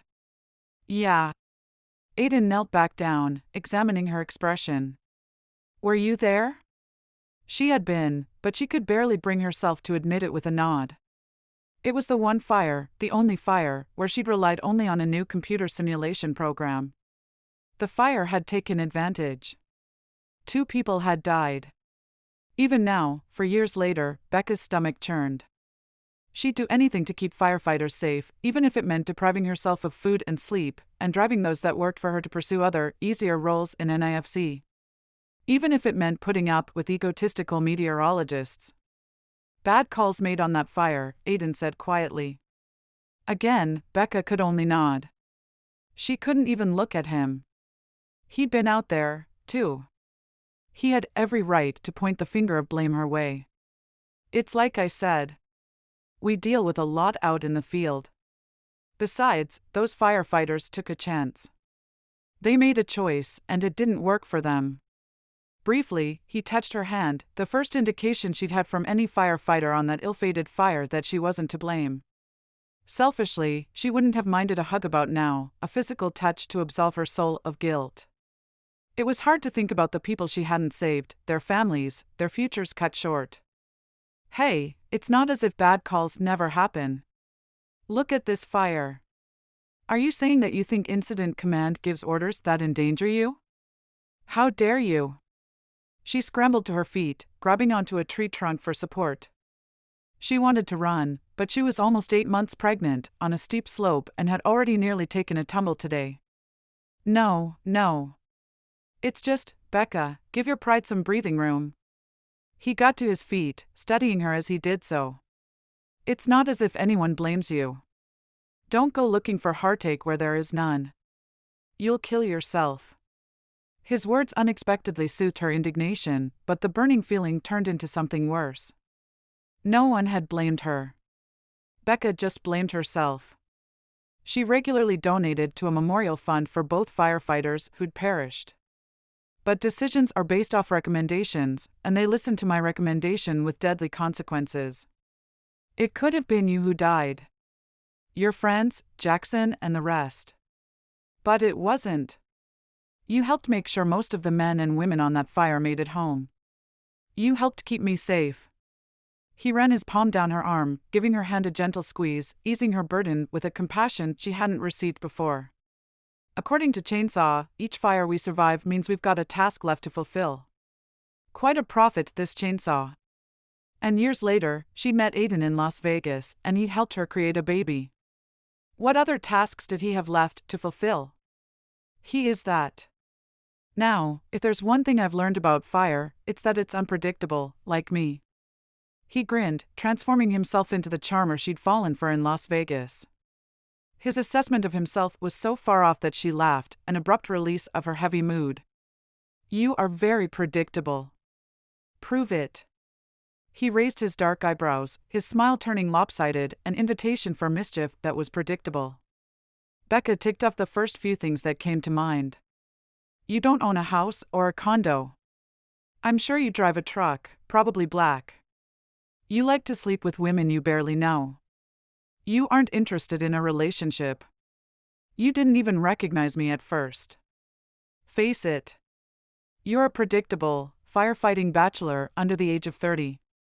A man totally inappropriate for Becca, who was interested in climbing the management ladder at NIFC, where aspects of your life other than your job performance mattered. I'm not under the age of 30, and I am not predictable. His chin jutted out. You can't be more than 30. His eyes may be showing lines of age and experience, yet he still seemed so young. But that's not the point. The point is that you're more predictable than this fire. If I'm so predictable, what am I thinking? His grin was devilish. Too easy. You're wondering if the baby is yours. And you won't listen when I say you don't need to worry about it. He rubbed the back of his neck. Clearly, she'd burst his bubble. Okay, you're half right, but since you've opened up the topic, let's talk. He cradled one elbow in his palm, propped his chin on his fist, and regarded her with a serious expression, unwilling to give up. I know we created that baby together. There's no use denying it. And I know you don't expect me to want to be a part of his life, but I'll make you a deal. You admit that baby is mine, and I'll agree to whatever parental terms you want. Sundays only. Once a month. I don't care what limitations you set. I want to be a father to my kid. Why? Because I don't want this child to wonder if I care about him or not. If I'm more than a faceless, nameless sperm donor to him, he'll at least know where he stands with me, that he can call me anytime and I'll be there. She realized his eyes were the most telling feature on his face, and now they were filled with an earnest sadness. Becca was speechless. The baby kicked, and she placed both hands on her belly, drawing his eyes to their child, her child. The decision she was about to make would change her life and the baby's forever. If he'd been at all like his reputation, she would have immediately refused, but she'd learned today that he was a caring, compassionate man, and she couldn't get past the guilt of denying him contact with his child. It's that important to you? She finally managed to ask in a half-whisper. Yes. And you'll agree to any terms. Anything. For some cockeyed reason, she believed him, still. Why is this so important to you? If you knew my dad, you'd understand. The short of it is, he was never there for me. He washed a hand over his face, and when he spoke, his words were very low. I never knew if he cared. Becca's heart went out to him. What he said made so much sense. She hadn't considered the implications of keeping her baby's parentage secret on her child.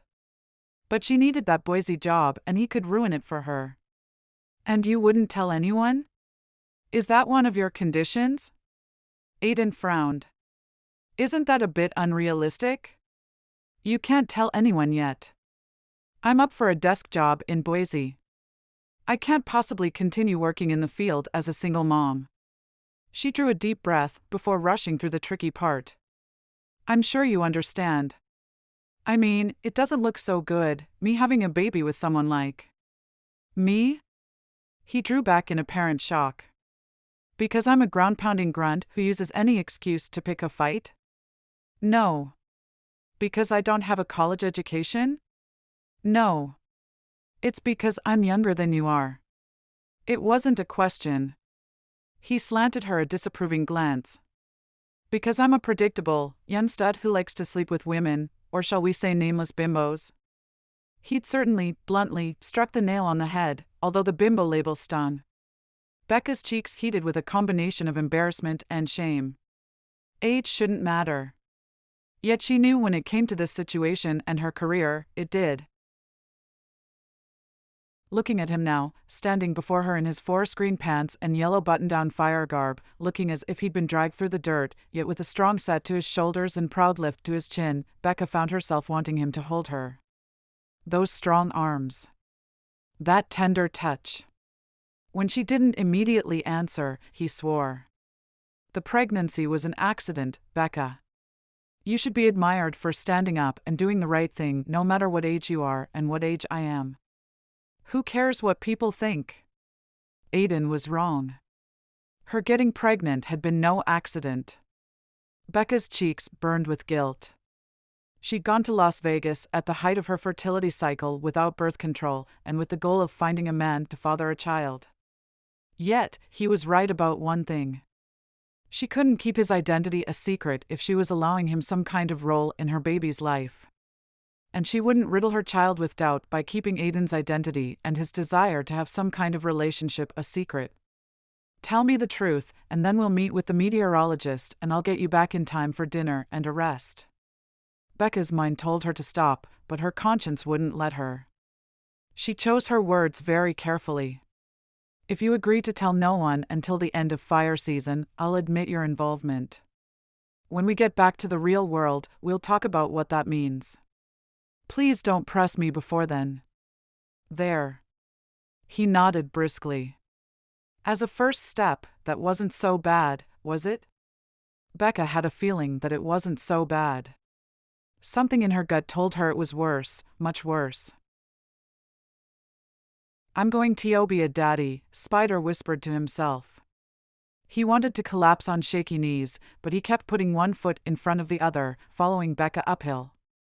Spider was bringing a kid into a world that suddenly seemed large and threatening. Geez, he was worried about his dad and about Victoria on this fire. How was he going to keep from worrying about his own kid every day? Choosing the right preschool, getting him safely across the street, driving responsibly when he turned 16. And Aiden didn't even want to think about what he'd do if the baby was a girl. He was assailed with a ton of worries he hadn't been ready to deal with until his heart was hammering against his chest. Becca grabbed hold of a tree and used it for support as she stepped over a fallen log, foot slipping. Instinctively, he reached out to steady her. She was carrying his baby. She had to be more careful. She hiked around here by herself. She breathed the smoky air. She always looked tired. Becca wasn't taking care of herself or his baby. Leaping over the log, he moved right up behind Becca on the trail in case she slipped again. She stopped and he almost bowled her over. What are you doing? She half turned, a frown on her face. I'm just making sure you don't fall. Becca scanned the trail ahead and the ground at her feet. Why? In case you slip, he explained, feeling a bit foolish. You know, being a gentleman. She'd accused him of lacking those qualities when she'd hit her head the other day. Don't do that. Pregnant women need space. She climbed on. Even from gentlemen. Spider was the first to admit he lacked experience with pregnant women. What else do they need? Peace and quiet. Is that a hint? Not if I need to explain it. There was no humor in her reply. You're not smiling. Are you regretting your decision?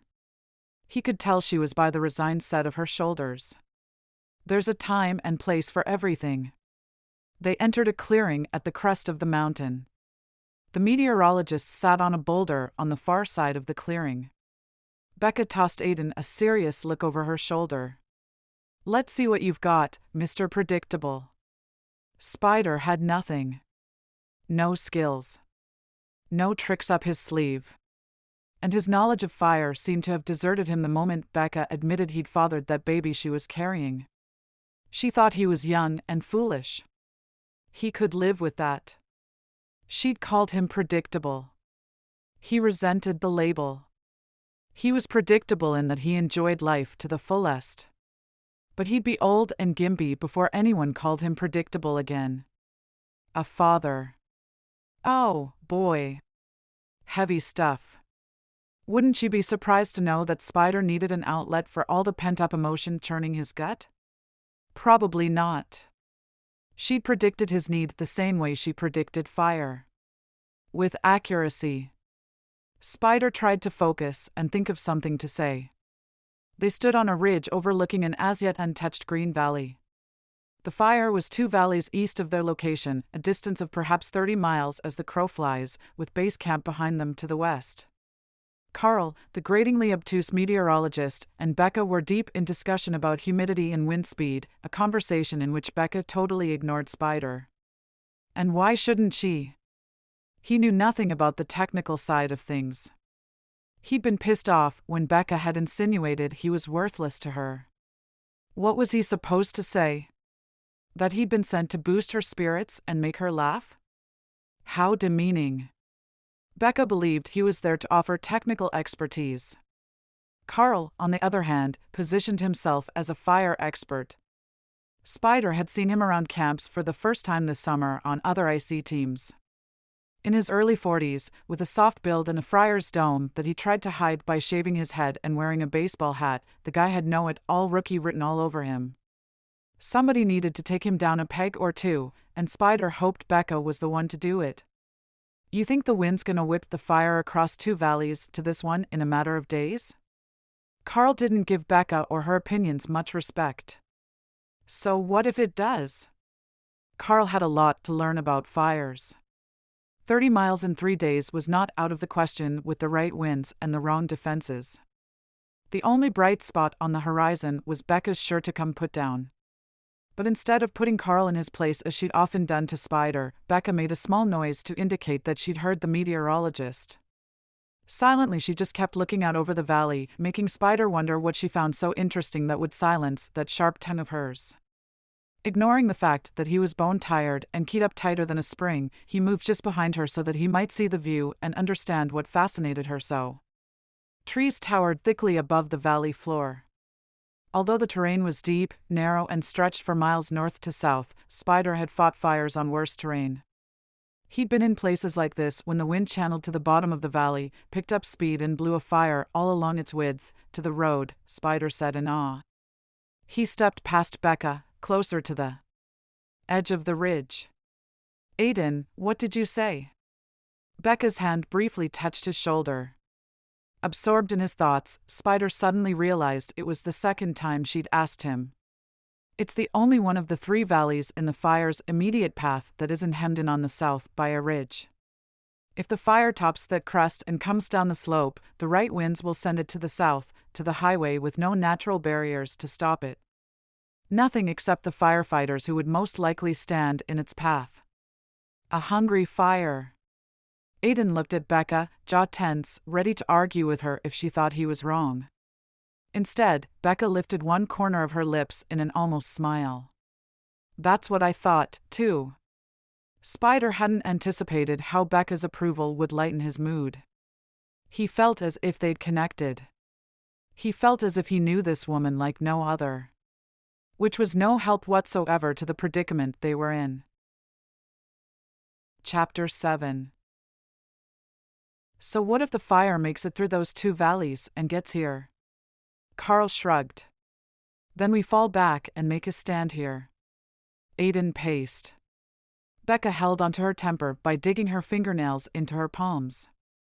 If she could just make Carl see the logic of the fire's progression, they could convince Cyrus to defend this ridge. They could pull back the firefighters and set up a break at a safe distance. Carl, the difference is that our current efforts aren't containing the fire. It'll just tire out the crews as it makes its way here, where it will gain strength and run away. She ground her fists into her aching back. She needed to sit down. Her ankles were swelling. The baby squirmed. Becca hoped her little one would forgive her for pushing herself so hard, but lives were at stake. Now, Becca, this scenario of yours only happens if the wind gets tricky and unpredictable. Carl shielded his eyes from the sun as he gave Becca an indulgent look. You've come up with a worst-case scenario, and I think it's unnecessary. We'll stop it long before it reaches that ridge with either reinforcements or rain. Hang on. Aiden couldn't contain himself any longer. You said last night that there's no rain on the horizon. Becca held up a hand in Aiden's direction, frowning slightly. Nothing would be solved with a loss of temper. Carl would just close his mind even further. You and I both know that our current strategy isn't working and endangers lives every day. Becca tugged down her t-shirt with a warning glance at Aiden, who couldn't seem to stand still. If we had more manpower, it would be different. I'm asking you to do the right thing for those out on the line. You mentioned that you thought the heat was going to break in 5 to 7 days. Carl adjusted the brim of his baseball cap. Even if the heat breaks, I don't see the winds shifting. But Becca did. The locals say. Locals? Carl cut her off, shaking his head resolutely. I hope you're right. Really, I do. Becca managed to speak calmly. But... Carl cut her off again. You're proposing we let thousands of acres burn? Are you willing to take the blame for such a loss, Becca? Because I'm not. And that's what it comes down to. His reputation. Carl. Dude. Aiden stepped between Carl and Becca, his body taut and ready to spring. We've tried blocking the front. In 6 days, that fire has overrun us 2 times. Every day is beginning to feel like déjà vu. And the fact is that Cyrus agrees with me. Carl rocked back and forth on his squeaky new boots. I've spent years predicting weather. The local weather, Aiden muttered. Hoping she appeared calm, Becca stepped in front of Aiden for one last try. I'm willing to take responsibility for those 2 valleys burning. Are you willing to take responsibility for the fire jumping the highway? For the lives that will be put at risk if it does? It's time to agree with her. Aiden cracked his knuckles. With a shortage of teams and the vindictiveness of this fire, we're screwed with our current attack strategy. Even an idiot can see that. He faced Becca. I say we ditch Carl and just watch the local weatherman for his report. In fact, that's what I'm going to recommend to Socrates. I don't have to take this from you. Carl's face was beet red. What's wrong? Aiden leaned forward, raising his fists. Run out of illogical reasons to disagree with Becca? Carl made a grunting noise and threw down his clipboard like a 12-year-old. I know how you settle things out here. Come on. You don't scare me. Aiden! Carl! Becca tried to stand between the 2 men. The air crackled with animosity and testosterone. Aiden gently but firmly pushed her behind him, even though she resisted. It was hard to win a shoving match with a watermelon-sized belly throwing off your equilibrium. I am so tired of you hotshots thinking you're untouchable and all-knowing. You aren't God. Heck, most of you haven't even graduated from college. Carl puffed out his chest. You can't predict the weather or the fire. You're only qualified to shovel dirt. Don't you hit him, Becca warned Aiden. Every time she tried to step around him, he moved in her way. Carl turned his baseball cap backward. I'm not gonna hit him. I think she was talking to me, weatherman. Aiden grinned. I'm gonna throw him off the mountain. Carl crouched and spread his arms. Stand back, Becca. I know what I'm doing. I was all-state wrestling champ. You 2 are not going to fight, Becca commanded. If Aiden pounded Carl, the meteorologist would never align with her. And Cyrus. Becca grabbed Aiden's arm because Carl would never listen to her. Touch him, and I take it back. All of it, Becca warned, knowing he'd understand she was talking about the baby. I mean it. Aiden half-turned and stared at her. His jaw was tense and his eyes were blazing with the need to smash his fist into somebody. Please, Becca pleaded softly, not moving from his side. Come on, Carl encouraged Aiden forward with one hand. You're not going to listen to a girl, are you, Spider? Aiden glanced back at Becca one more time, his fists clenching and unclenching. You are so not worth it, Carl. Aiden turned on his heel and left. As she watched Aiden disappear into the trees, Becca's heart swelled with pride. It took a man with a ton of courage to walk away from a fight he was sure to win. No guts. Carl stood, righted his baseball cap and grinned. I thought so. All the frustration and anger from their argument made Becca tremble. She wanted to tell Carl what a jerk he was, but she knew it would only fall on deaf ears. Carl was a legend in his own mind. He's right, was all Becca said before she followed Aiden back to camp. Fighting Carl wasn't worth the energy. She'd convinced Cyrus on her own. The startling revelation was that it took Aiden to point that out to her.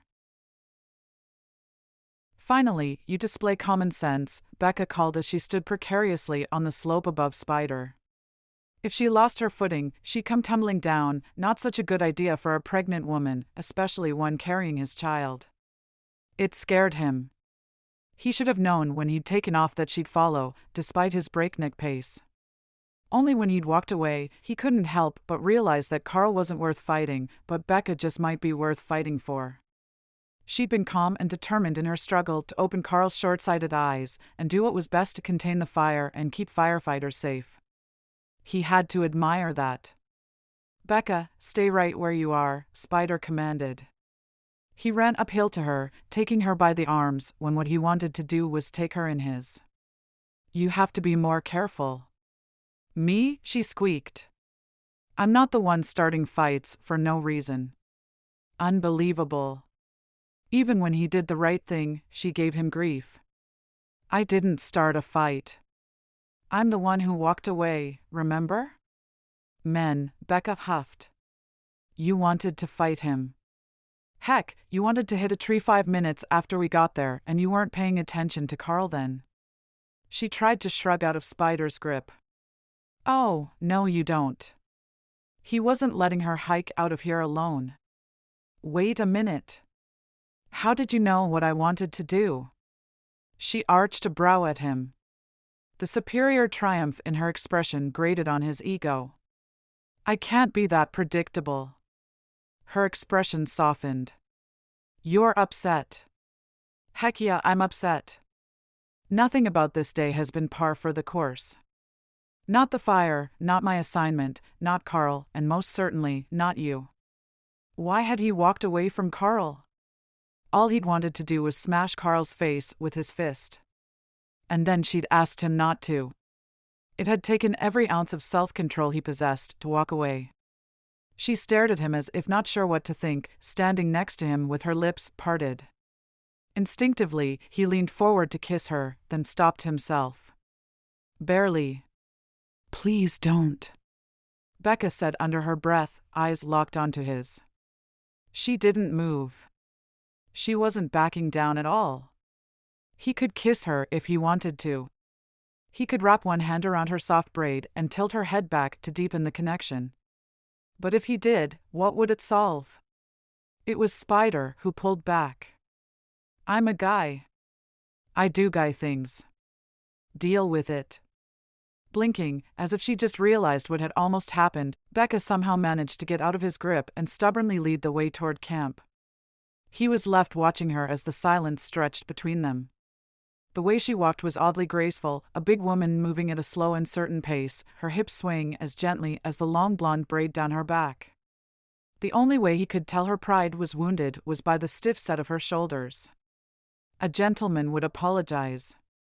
For that almost kiss. For that almost punch. That had to be his abuelita talking. Spider frowned. Dang. What was happening here? He wasn't making choices to please her, was he? Aiden cursed on the trail behind Becca. Sorry. I was always a talker in school. Couldn't stand the silence. With that kind of language, you probably spent a lot of time in detention. Language didn't get me into detention. Becca stopped herself from asking him what had. It was Las Vegas all over again, him intriguing her, wanting to know him better. It was bad enough she'd nearly kissed him up there, holding him off, with a few weak words. My abuelita always taught me to acknowledge hard work and give credit where credit was due, he said. That was pretty impressive back there. Becca's heart pounded in her chest. She had to steady herself with one hand on a tree trunk mid-step. What was he talking about? That almost kiss? The way you figured out what the fire would do was awesome, Aiden clarified. I'm usually a step ahead of guessing where the fire might go. And you're like 3 or 4 steps beyond me with all the facts to back it up. Not the kiss. Becca didn't know whether to laugh with relief or groan with frustration. When Aiden had looked at her, he'd let her see who he was, holding nothing back. Pain, anger, and desire were all there, raw and powerful. And yet, she couldn't let anything physical develop between them. This is where you fill in the silence with a response. Aiden chuckled, a rich sound that echoed through the trees. Or can't you accept that your prediction was poetry? He respected her work. She held that thought deep inside and focused on appearances. Carl wasn't buying it. Carl was blinded by your beauty in about the same way I was blown away by your intelligence. That accounts for his drop in intellect when he's around you. Ha! You are so full of it. It's closer to the truth to say that Carl would never believe in something he didn't come up with first. Were they flirting? Becca hesitated mid-step. Aiden caught up to her, grinning. He's going to come around to your way of thinking sooner or later. Becca's shoulders tensed. I'll bet on never. The more he talked about Carl, the more uptight she became. You know, I wanted Julia to see the ridge. I was hoping she'd come to the same conclusion as you and I did. I was hoping she'd help me convince Carl. She tossed her hands in frustration. Like everything else, she was in this alone. Oh, and I'd thank you for helping me enlighten Carl, only you ruined it by wanting to pound the living daylights out of him. Wow, you don't keep it all inside, do you? The teasing glint in his eye was too much. This isn't a game, Aiden. There are lives at stake. Not just on the mountain, but inside her belly. What the two of them said and did had profound implications on the future. Oh, come on. You think Socrates is going to take Carl's word over yours? Give the man more credit. Recalling her conversation a few days ago where Cyrus had refused to talk about new strategies, Becca crossed her arms, dropped her chin and stared at Aiden. His grin faded. No way. You told Socrates and he ignored you? Contrary to what you might think, no one takes my recommendations all the time.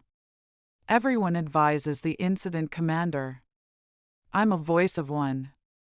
Turning away, she blinked back the tears, unaccountably feeling beaten. It must have sunk into Aiden that she was upset because he was taking her awkwardly in his arms and turning before she knew what was happening. Her belly and their baby bumped into him. A woman with sense would have put distance between them. But Becca craved a little tender loving care.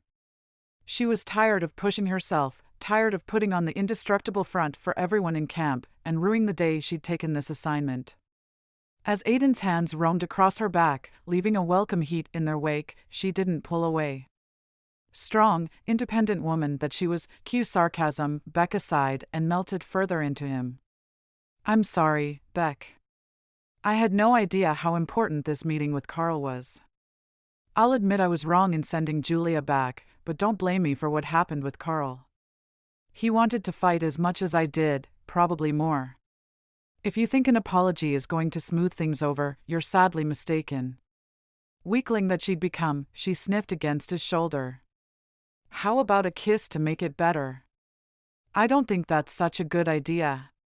Still, she found herself raising her head. Just so she could gaze into his eyes and tell if he was serious or not.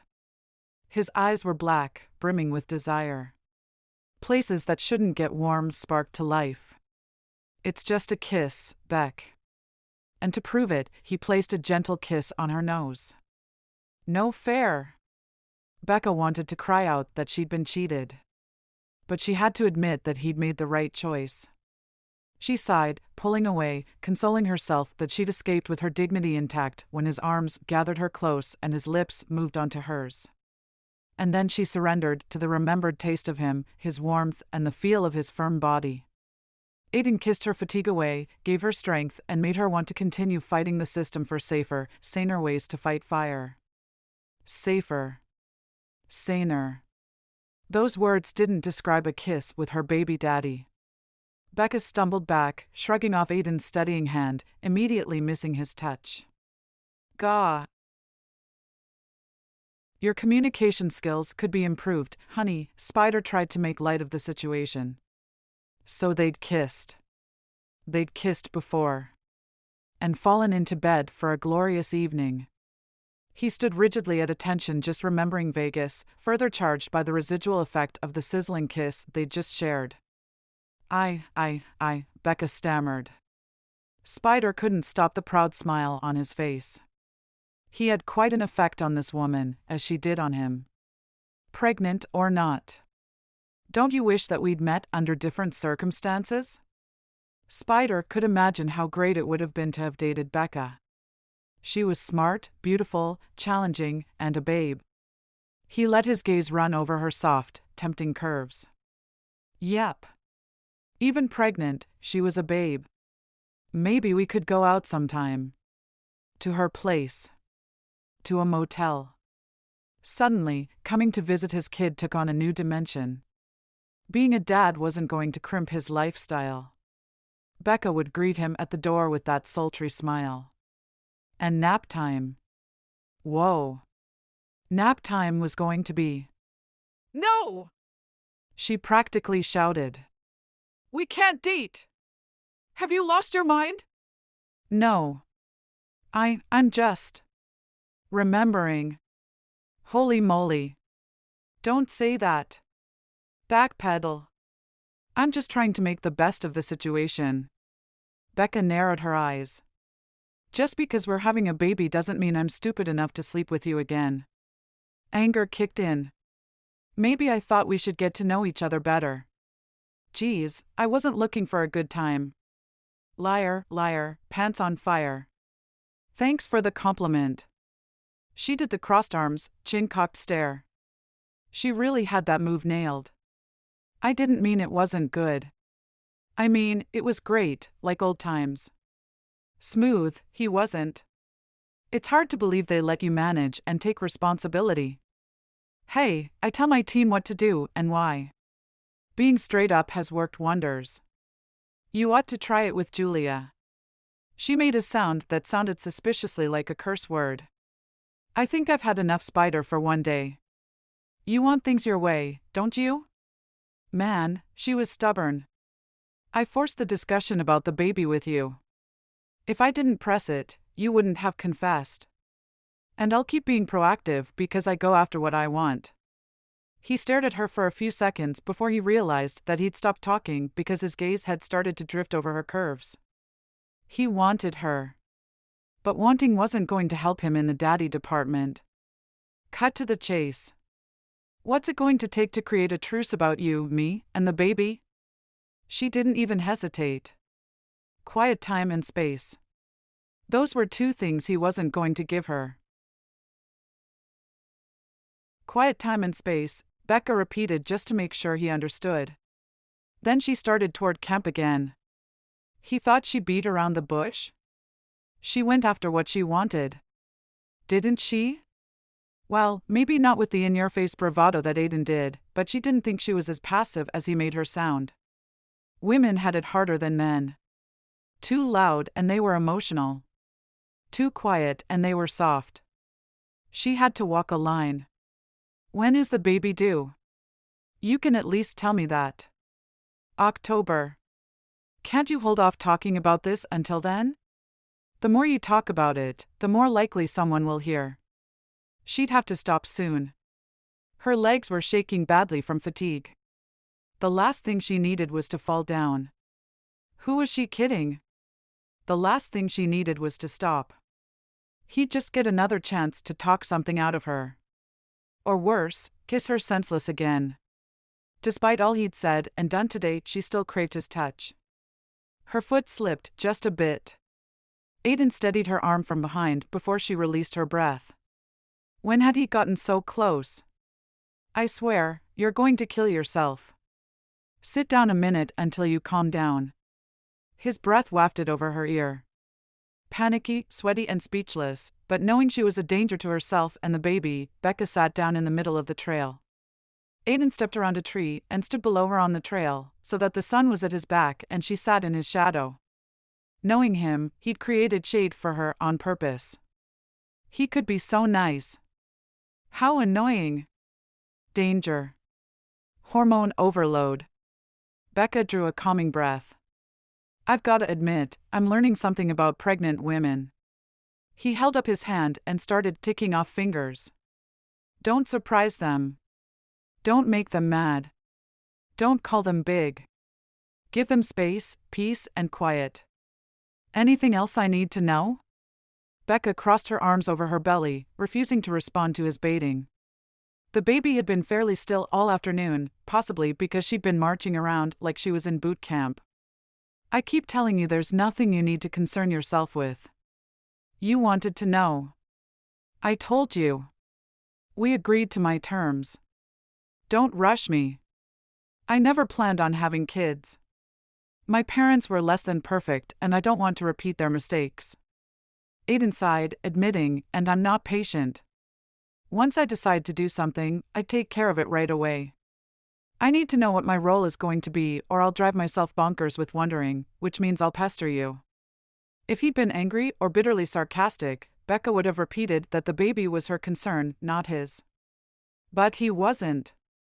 He was nice again, and the reference to his parents had her imagining a little boy with black hair and eyes, alone and unloved. Her eyes filled with tears. She was never wishy-washy. It had to be the hormones. It had nothing to do with the way his dark eyes compelled her to listen and soak him in, as if just the sound of his voice and the depth of his eyes could reassure her that things would be all right. Logically, she suspected things would never be the way she planned now that Aiden knew her secret, but meeting his gaze was somehow soothing. I've always wanted kids, but I don't even know you, Becca said steadily, despite it feeling like a lie. She'd learned more about Aiden in the past 2 hours than she'd known when she'd slept with him. But self-preservation made her press on. It's hard for me to talk to anyone about something as personal as this. You agreed that I could set the boundaries. Right or wrong, if NIFC gets wind of my situation with you, that job I want is in jeopardy. Please give me space. Aiden started to speak, but she cut him off, feeling stronger now that she'd had a few moments off her feet. That will have to do for now. As long as you agree it's only for now, he clarified. Clinging to silence, Becca would do no such thing. Chapter 8. I was hoping I'd see you. Becca glanced up from the worn realtor flyer she'd been staring at during dinner to find Victoria settling across from her. Since her confrontation with Aiden yesterday, she found it hard to concentrate. Sitting at a picnic table in the sunny dining area was making her hot, her pregnant curves and creases damp with sweat. Although he'd stayed away today, the possibility of Aiden giving her space for the duration of the fire was slim to none. The chance of her landing the Boise job and closing on the house on the flyer even less. She should never have made the offer on the house, at least, not until NIFC had given her the job. There was still time to back out of the deal, with penalties. But the house was perfect. 2 bedrooms, 1 bath, a fireplace and hardwood floors. A pipe dream if she didn't pull a stellar performance out of Julia or if Aiden divulged her secret. With a resigned sigh, Becca folded the flyer and put it in her pocket. Are you okay? Victoria rubbed at her cheek with the back of her hand. Her face was soot-streaked. You look flushed. I'm fine, Becca assured her. Taking a long drink of water, she reminded herself to focus on the challenges ahead. She needed to develop a strong reason to change fire attack strategies, because no one was going to go to bat with her on this one, certainly not Carl. And then there was the problem of Julia. Becca refused to believe it was due to her own management style, as Cyrus seemed to think. Maybe Julia hadn't found her footing. Fire behavior prediction was a tough field, requiring dedication and effort. If Becca was fair, she had to admit that she hadn't built a strong foundation of confidence in Julia.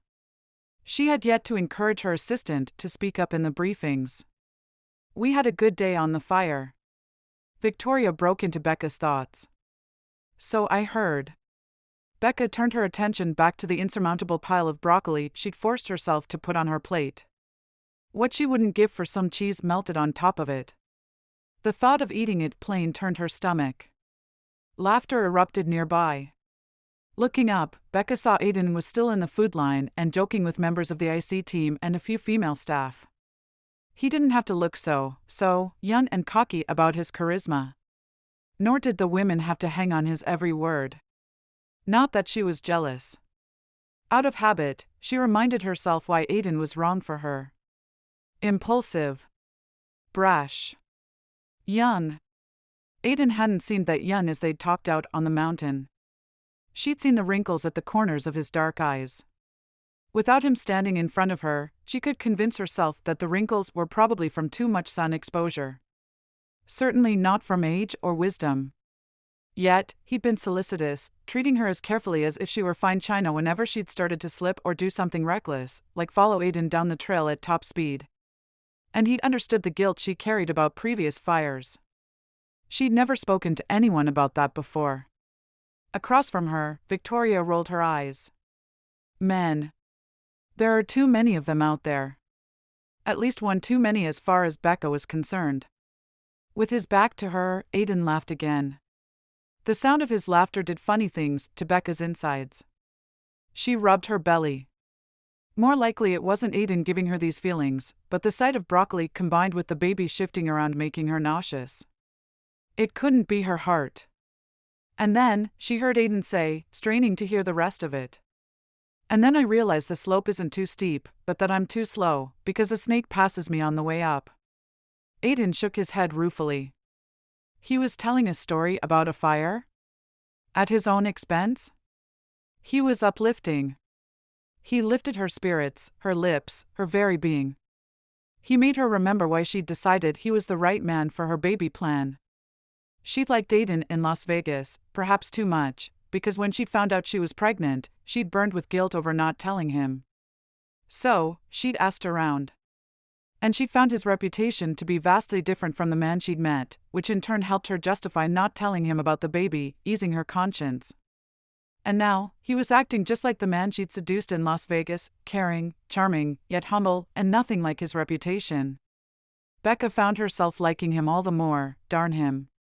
And now, everyone laughed at Aiden's story, none more than the woman standing next to him, who touched his arm as she giggled. The cold claws of jealousy scraped down Becca's spine. Someone stepped between Aiden and the woman to grab a piece of French bread, and then stayed between the two of them. Becca released the air in her lungs.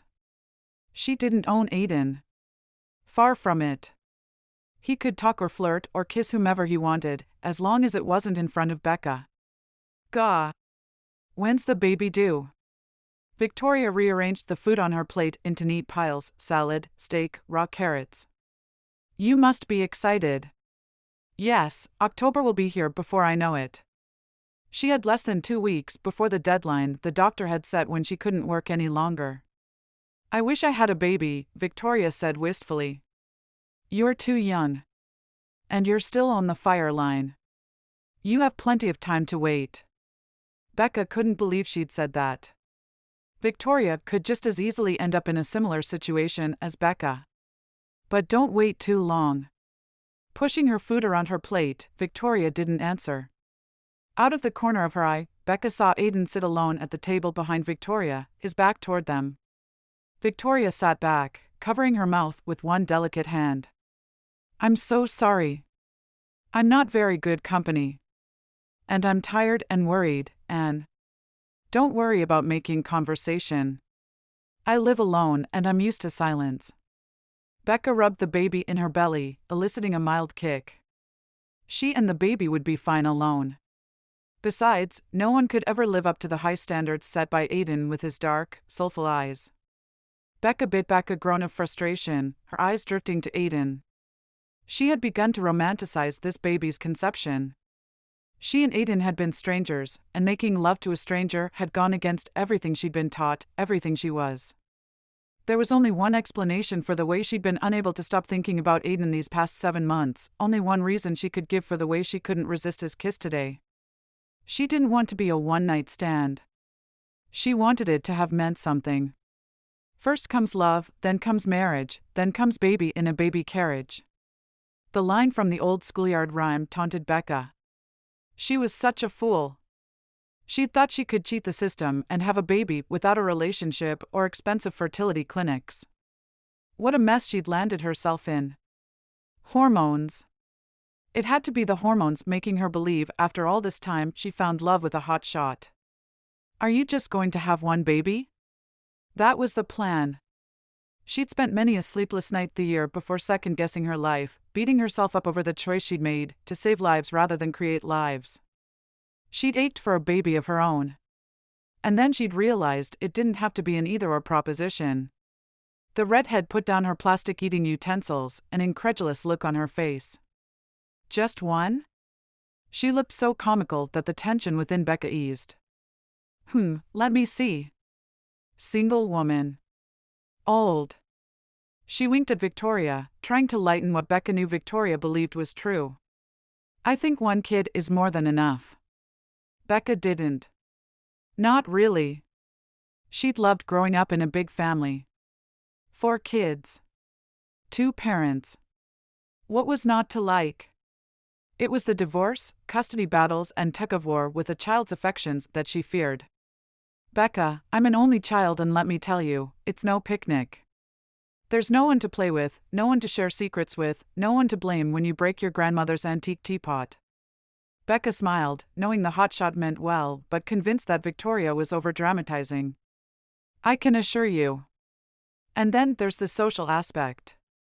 To this day, it's hard for me to share, or give up on an argument. Behind Victoria, Aiden turned his head, as if he were listening.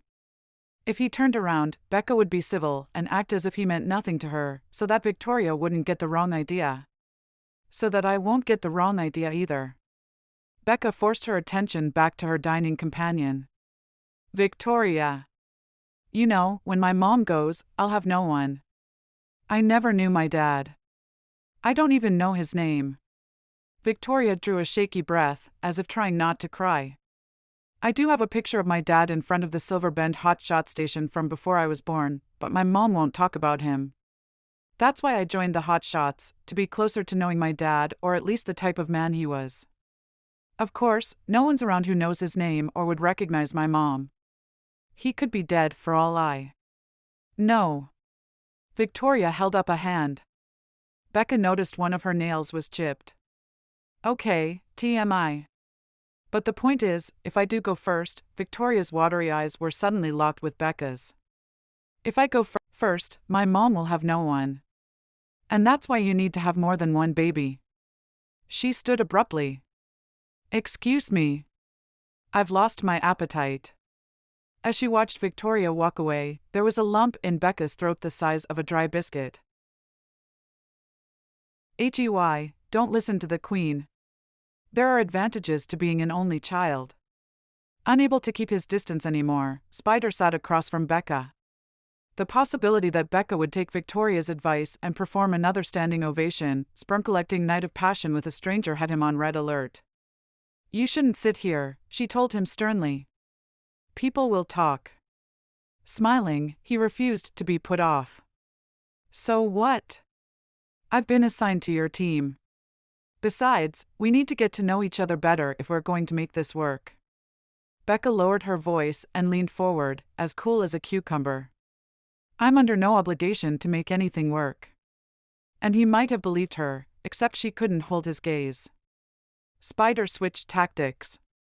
You want to hear that it's okay to be an only child, don't you?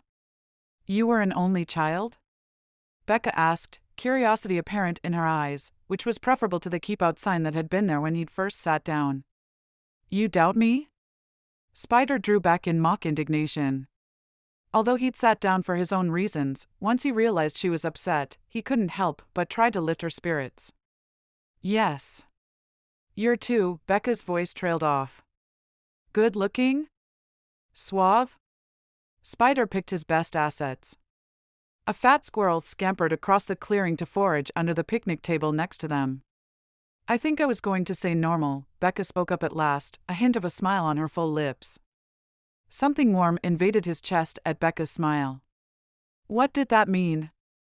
She would have given birth to his child without telling him. So why did she spark any reaction other than contempt?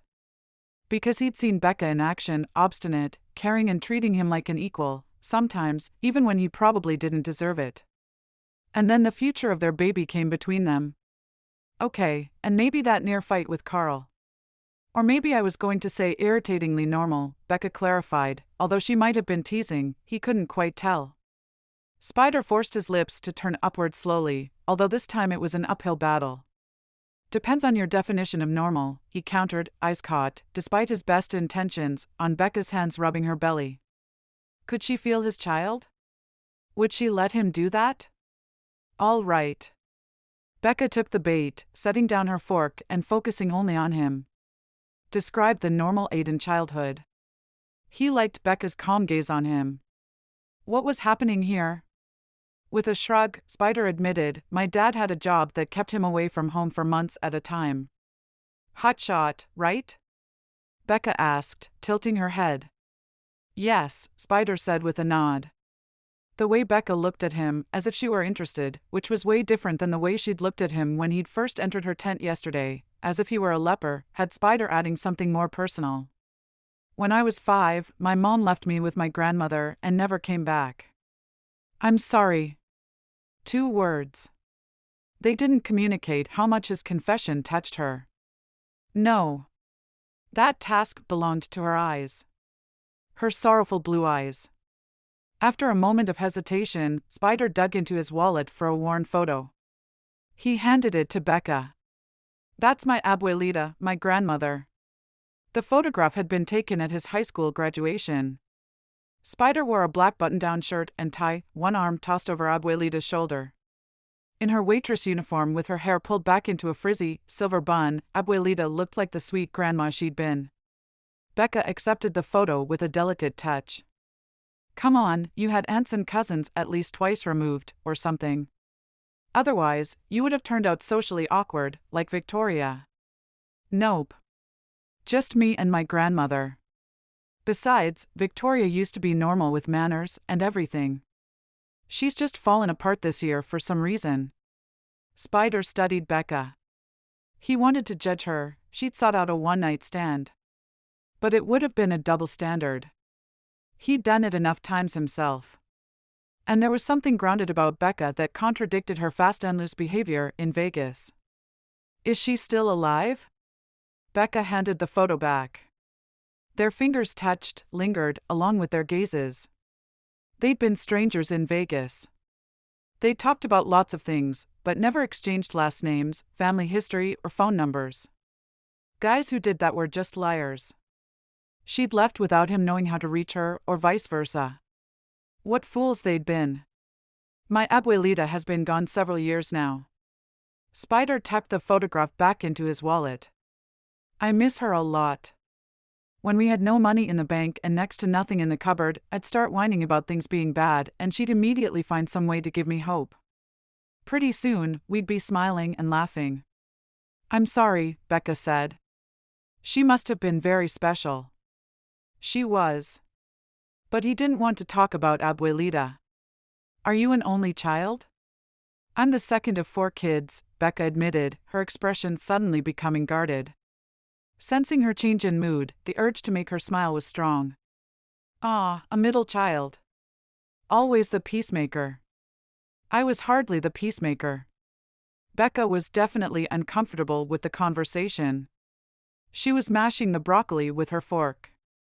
We don't have to talk about it, Spider offered, suddenly remembering that her brother was dead. Well, it's really no big deal, Becca shrugged, but her arms encircled her belly, as if seeking comfort. Both of my parents worked and I had to take care of my younger sisters until they thought they were old enough to take care of themselves. Of course, by that time, her smile looked worn out. They didn't want to listen to anything I had to say. Do you know what it's like to be in charge, but have no control over anything? That's the story of a hotshot's life, and yours, too, I imagine. Spider tried once more to tease a smile out of her. Now, about those advantages to being an only child. The number of children I have is really none of your business. Becca glanced around, possibly to see if anyone was listening to them, then gave him an icy, pointed look.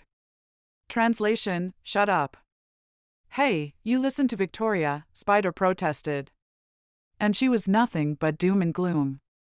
The least you can do is hear me out. As long as you understand the number of children I have is none of your business. Becca's chin had a stubborn set to it that said she was serious. Spider sat up straighter, grinned wider, trying to look innocent. Becca looked across camp to the fire behavior tent, then over to the table with the rest of the IC team.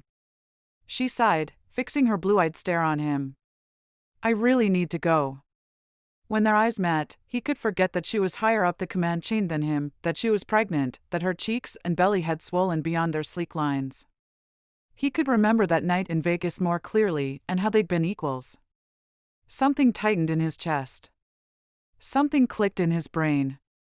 He'd spent the past 24 hours avoiding Becca and the unsettling way she affected him.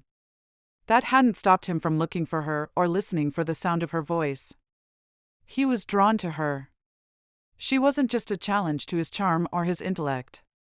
She kept him on his toes. She made him face aspects of himself he hadn't before. And she made him long for more kisses, more tender embraces, more. The mighty Spider is speechless, Becca deadpanned. He opened his mouth, but said nothing. He didn't like her calling him by his hotshot nickname, which was weird because he practically introduced himself everywhere as Spider. Everywhere, except Vegas. I have to finish up the daily forecasts. Becca moved with care and grace. I'll see you later, Spider called to Becca's retreating back, responses slowed by the feeling that there was something more important here than a baby. Heard you got an easy assignment in base camp. After the fire behavior analyst left, Roadhouse settled across from Aiden with his tray of food. Aiden shrugged, staring at his cup of coffee. But he didn't leave. The sun began sinking behind the mountains. He didn't leave. Roadhouse couldn't move for a moment. He was making progress. Roadhouse took a bite of steak, content just to be near his son, content to have him safe.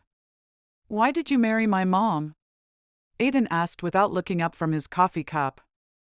The steak got stuck in his throat and Roadhouse had to cough to dislodge it. We were pregnant. Back then, folks got married if they were pregnant. Aiden pushed his cup away and pinched the bridge of his nose. Why did you bother if you didn't plan on honoring your marriage vows? Roadhouse took off his helmet and set it on the bench next to him, then scratched his head. The truth was painful to admit. He blew out a breath. You don't ask the easiest questions, do you? Aiden shot him a scathing look. Do you deserve any easy questions?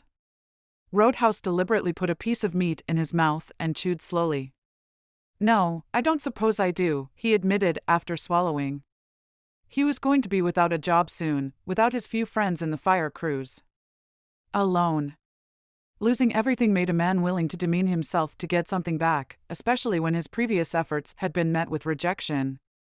I wanted my child to have a legitimate last name, which is more than my dad gave me. When he'd grown up, you couldn't escape the label of bastard. He'd spent a better part of his youth running from the stigma. Roadhouse cast his gaze about the tabletop, as if that could help him avoid the harsh memories. But you couldn't keep your pants zipped, Aiden noted in a resigned voice. Roadhouse was surprised that Aiden's comment lacked the bitterness he usually flung his way. It made him continue to try and keep his answers honest. I'm not much good at relationships, he explained slowly, because it was difficult for a man to confess his failings to his son. I'm a bit too selfish about what I want out of life. I never much liked having to tell someone where I'd been or why I was late. And Maria was a jealous woman who accused me of cheating if I returned a day later than expected from the fire. Back then, there were no cell phones, and payphones weren't so easy to find out in the forest. Roadhouse drew a deep breath. I suppose I started looking for something when I realized she never believed what I told her. So you became a cheater because she expected you to be one? Aiden shook his head. Didn't you have any honor or self-respect? I admit I slept with a married woman while I was still married. Her husband was in the military and gone a lot. We were both feeling lonely and misunderstood by our spouses. She got pregnant and had a little boy, he confessed, then added, I'm not proud of that. And then when Aiden started to stand, Roadhouse had to say something to keep him near, so he blurted, I told Maria, and now I've told you. Aiden's expression was unforgiving. How do you think that boy feels knowing what you did? I don't know. When Joan's husband came back from overseas, she convinced him Mark was his, and I left it at that. He tossed up his hands. He may not even know the truth today. What would be the point in telling him? The truth tends to upset folks. Maria had thrown a frying pan at him and pretended to forgive him, but then she'd gone out and gotten her revenge by sleeping with someone else and leaving with him. Aiden had walked away from him months ago in Las Vegas after Roadhouse's admission and seemed about to do so again. Aiden rolled his shoulders and looked away. And my sister? Ava never wanted to marry me or anybody. She was pretty much her own woman, along with being a free spirit. We had a few good months together one winter, and she went to Albuquerque to make pottery. This was the longest conversation he'd had with his adult son ever. That had to mean something. That had to mean they were forming some kind of bond. Aiden scowled. So, you just let them go and never looked back? Never worried if your children or their mother needed help? Never wondered if your kids would have been better people if you were around? No. You turned out okay, didn't you? Back then, I would have just messed you up, even your abuelita said so. Especially abuelita. I regret taking the easy way out back then. If I had the chance to do things differently, I would. Aiden didn't say a word as he left, but he didn't have to. Roadhouse was silently berating himself for being a young fool. How was he to know that some mistakes could never be forgiven? Before we conclude the briefing, let's hear from one of your own, Spider from the Silver Bend Hotshots. Socrates introduced Spider later that night at the briefing as if he were the evening's entertainment. There was a robust round of applause, followed by a few smart remarks. Fellow ground pounders, lend me your ears. Spider handed up, spreading his arms out as if he were Caesar addressing his troops. The time has come to get more serious about this beast. It's the end of the season and I'm ready to go home. How about you? There was a rousing round of cheers. When they died down, Spider continued. We've got to be smart about this fire. He caught Becca's eye, standing with members of the IC team. She was going to be really happy after his announcement. He could just picture Becca walking toward him afterward with a big smile on her face as she thanked him for helping her convince Cyrus to change their attack strategy. And apparently, we've got Scrooge, or Socrates, running things, and he says we're due for a short fire. So, without the promise of weeks of overtime, we've got to make our extra money somewhere. Spider avoided looking at Socrates. It was too late to turn back now. If Socrates didn't approve, Spider would pay for it later. I'm going to be starting a pool tonight. For a minimum of $4, you can bet on when the fire will jump the highway. There was a disapproving murmur from the IC team, but Spider ignored them. You've heard the predictions of the fire behavior analyst for the next 24 hours. What you haven't heard is that she believes the fire's going to jump the highway within the next week if we don't get it contained soon. There was a collective grumble, and many gazes swung Becca's way. A quick glance found her not smiling, but not frowning either. Spider could relate to her numb state of mind. He didn't know whether to take her in his arms and kiss her senseless, or plant both hands on her shoulders and shake her. He'd never felt such a precarious balance between want and toss your hands in the air frustration toward a woman. Most men might find that grounds for marriage, but Spider was more like his dad than he wanted to admit. What did he know of the difference between love and lust? Still, he wanted to help Becca. After dinner, he considered how he could improve Becca's chances of convincing Socrates to give credence to her opinion. What better way than to get the entire base camp talking about it? Half of the proceeds will go to the winners, and the other half to the Firefighters National Trust. A good cause that benefited families of fallen firefighters. Okay, I'm turning it back to IC now, so prepare yourselves for the backlash. Socrates stepped up next to him and dismissed the group with a frown, but he didn't put the kibosh on the betting. Becca had a hand in this, Carl accused as he stepped next to Socrates. He jabbed his thumb in the direction of Becca, who looked a bit pale. They're trying to turn the crews against you. Well. Points to Carl. Spider tried to look aghast that Carl would accuse him of such a thing. That's a bit much, even for you to suggest. Socrates' frown deepened to a scowl. I asked Spider to think of something creative to improve morale. He made a poor choice. But since it benefits a good cause, we'll go with it for now. Socrates pulled Spider away from the group. You've got 1 day, Spider. Fine by me. Spider didn't care if the betting continued or not. His mission was accomplished. Crews would talk. They'd look at the maps. They'd ask questions of their supers, who in turn would question Socrates. He'd just handed Becca a huge trump card. So, where were his congratulations? Becca seemed to have disappeared. Chapter 9. Spider used me. Furious, Becca plopped into her chair in the fire behavior tent after Aiden's betting pool announcement. He mocked everything Becca was trying to accomplish and had turned every firefighter in camp against Becca. Now they all believed she had no faith in their current firefighting efforts because she was predicting the fire would overrun them. Who would support her position for a change in tactics now when it was nothing more than a camp joke? The job? The house? Both were lost. And she'd been on the verge of liking him. On the verge? Ha! She'd been on the downhill side of the fall into love, her heart finding it harder and harder to ignore the protests of logic and reason. Blame her heart? More than likely, her suddenly overactive hormones were to blame. And yet, there was more than attraction between them. He may be younger than she was, a risk-taker when she was risk-averse, but he had this uncanny ability to understand what she needed. Rest, water, a supportive word, the comfort of his arms. He was caring. He brought her joy. But Aiden's stunt effectively put a halt to that downward slide into love. Why would Spider use you? Julia rubbed her nose as Becca began to pace. I don't know. Power? Leverage? Stupidity? They all seemed like good reasons to her. Becca paused, suddenly determined to go find Aiden and give him a hearty slice of her anger. I know we were supposed to go over the recommendations again for tomorrow morning, but I can't work right now. That's all right. I'm fine, Julia assured her. You go on and get some rest. Rest was the last thing on Becca's mind. Aha! Becca bore down on Aiden. 30 minutes after the briefing, Becca was still smarting from the way Aiden had made a fool out of her. He had one of his hotshot buddies at his side, but that wasn't going to distract her.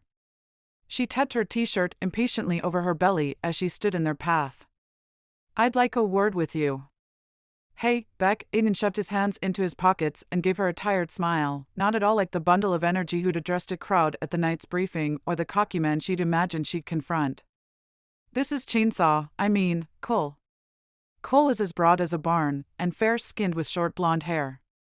She would have known he was a chainsaw swamper even without knowing his nickname because his pants were clean on the front and dirty at the bottom and sides. Many chainsaw operators wore protective chaps similar to those worn by cowboys. Plus, she'd seen him hefting a chainsaw the day Aiden had run over her on the trail. With motion made jerky by her anger at Aiden, Becca shook the man's huge hand. His grip was surprisingly gentle, yet firm, not the knuckle-popping grip of some men. Nice to meet you, Chainsaw. At the use of his nickname, the big man smiled at her, but his smile couldn't ease the outrage burning through her veins. Ma'am. Cole nodded with a twinkle in his eye and a slightly southern twang to his voice. It's a pleasure to meet such a tough cookie. Becca's gaze cut to Aiden. Had he told his friend about the baby? With a shake of his head, Aiden grimaced as if reading her mind. I meant it's admirable that a woman in your condition would still be working fire, Cole clarified, glancing between them. Sorry. I'm a little tense, Becca admitted, glaring at Aiden, hoping Cole would get the hint that she was furious and leave them alone. I'm not used to being made fun of. Made fun of? Aiden scowled. This silly pool of yours, she clarified. You think? You must be kidding. And then Aiden laughed. Hey, FBAN. Using the Fire Behavior Analyst acronym, a couple of hotshots Becca didn't know waved from the bottom of the hill. We bet on Friday, one of them called out. Smile and wave back, Aiden encouraged. It's good for business. Whose business? Becca crossed her arms over her chest again. This is out of control. But it's got everyone talking, Cole pointed out. Bobby. Aiden greeted the supply officer as he came out of the latrines. How's the gas supply? Good as gold. No more shortages, I promise. Bobby stopped on his way down the hill and dug into his pocket. I want 4 on the fire jumping the highway, he paused, looking expectantly at Becca. Don't say a word. Aiden held up a hand in front of her face. You can't help anybody. Come on, Bobby complained. What day is it going to jump? Becca batted Aiden's hand away. I want Saturday. Bobby thrust the bills in Aiden's direction, then smiled at Becca as he returned to the main camp. Becca was baffled. No one seemed to resent the pool or Becca's prediction. Aiden shook his head as he noted the bet in a small notebook. I've become a bookie. Becca's anger may have cooled to a simmer, but she was still angry. Bookies usually end up in prison. Which was where Aiden belonged if he murdered her career. Now, Spider, you've done what Socrates asked you to. The camp is no longer filled with long, sad faces, Cole clarified. I'd bet you're the most popular guy in camp. Not to everyone, Aiden said, glancing at Becca, making her heart pound even as she willed it not to. I can't believe you're encouraging people to bet on me. Becca planted her thumbs into her back, her elbows akimbo. Believe it. Cole grinned. What's your feeling about Friday? I've got $8 on Friday.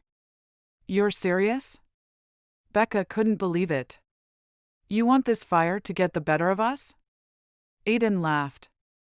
Of course, we're not serious. The last thing this camp needs is more drama. The pool is just a distraction. Cole slapped Aiden on the back. And Spider, here, is our best man when it comes to creating good times and distractions. Oh yeah, that's me, Aiden said, not looking amused in the least. Mr. Ho Ho Ho. This is going to backfire. She frowned at Aiden. The baby wiggled over her bladder, making Becca want to run for the latrines, despite the fact that she'd just gone a few minutes ago. It won't backfire on you, Becca, Cole answered for Aiden. It just makes Spider look bad, and he's used to that. That's it, rub it in. Aiden stepped closer to Becca with a somber look on his face. Seriously, I'll take the fall if it comes to that. And besides, they're not betting against you, he said with a slight frown. That would really suck. They know enough to believe you're right. And if they believe, others, more important others, will start to believe as well. Others? Could this betting pool help her? A group of firefighters walking by below caught sight of Becca and called out a few good-natured greetings, including requests for insight into the day the fire would jump and proclamations of the days they'd already chosen. Relief, when it came, made her feel lightheaded. Becca sank down on an old tree stump, barely aware of Cole taking his leave. They liked her. More important, they believed in her. You didn't see that coming, did you? Aiden followed her over. Go ahead. Admit it. I'm wicked smart. Aiden grinned at her, but his eyes held more than a trace of disappointment. I don't know what to say. Becca wasn't ready to apologize for thinking the worst. The anger was receding slowly, leaving her drained of all energy, but not yet to a civilized mood. A simple thank you will do for now. The cockiness was back in his voice. Thank you, she murmured, unable to find any more words as she waded through guilt over her incorrect assumptions, shame over the way she'd behaved, and numbing relief that her career wasn't over. She kept her gaze firmly on the dirt. You're most certainly welcome. I hope this makes up for yesterday afternoon, and the day I startled you and you got this scar. He brushed the bangs off her forehead with a touch so gentle that she sighed. But you've got to admit, it's good to be evil. Unless, of course, you're Carl. Carl. She scoffed. This isn't your fight, Becca protested. She didn't want Aiden's protection. She wanted to erect barriers to keep the chaos that was Aiden Rodas out of her life. But he didn't do what she expected or wanted. He didn't back off. My abuelita used to say that anything worth having isn't easy getting. You want to fight this fire safely, right? Of course, I do. My mother was from Mexico. Aiden stepped closer, his voice dropping intimately. The only thing I remember clearly about her was her temper. When she thought I was too loud, or that I snuck food out of the pantry when she wasn't looking. Becca listened with interest. Did you sneak food out of the pantry? No. There wasn't enough food to sneak. I don't know why you're telling me this. But her heart softened as she imagined a young boy accused of something he hadn't done. She didn't want to feel sorry for Aiden, or get to know him better, at least not here, in the microcosm that was base camp. She turned and walked toward her tent. Despite the cold shoulder, Aiden kept pace with her, kept talking. When my dad came home, she was worse with him. She'd shout about money we didn't have, and how hard I was to watch. He paused before adding, part of me was glad when she left. Stop, Becca said in a weak voice. She'd heard enough. The more he told her about his childhood, the more she understood him as a man. No wonder he tried to please everyone. He didn't want to relive the rejection of his childhood. Aiden must have thought she wanted him to stop walking, because he halted, taking hold of her arm and stopping her between the latrines and the command tents. I want to make sure you don't bow under the pressure like my mom did. Underneath a lamppost, she could see his earnest expression clearly. If I have to step in and make things easier for you and my child, I will. In fact, I want to step up to my baby daddy duties before it comes to that. You can't, you shouldn't, she said, but her words lacked conviction. Aiden might not have chosen to be a father, but he didn't want his child to suffer the similar fate of being raised by a mother incapable of handling the stress of motherhood. It had been a long time since anyone stood up for Becca. I'm the father of that baby, so I have every right to butt in and ensure his well-being. He could have spoken with anger. He didn't. His words were filled with tenderness. That tenderness had the power to be her undoing. After they make a decision on the Boise job. After. Becca had spent her late teen years caring for her sisters, and spent the last 15 years making fire predictions. Both roles required energy and emotional investment. She wouldn't have traded either role, but both lacked control over major decisions. She would not lose control of her child's life. I'll handle Carl. I need you to respect my wishes and stay away from me for a while. Maybe our meeting again was fate. You're a strong woman, Becca, and I admire that. Aiden's gaze drifted down to her belly. I'll give you time for this job to come through, but I'm not a patient man and I have strong opinions about how my baby should be raised. Fate? Becca squeaked. If this was fate, the fates were conspiring against her. Spider dug through his red pack, the large duffel he kept in base camp, searching for the kit with his extra toothbrush since he'd somehow lost his. Chainsaw propped himself up on his elbow, his large frame mostly encased in a sleeping bag. The rest of the Silver Bend team snoozed in sleeping bags on the ground around them. Out taking more bets? No, just thinking. About Becca and how she refused to talk about the baby or her control issues. About how many different ways a parent could screw up a kid. Was he really up to the task? Was Becca? Desk jobs'll do that to you, make you think too much. Chainsaw yawned.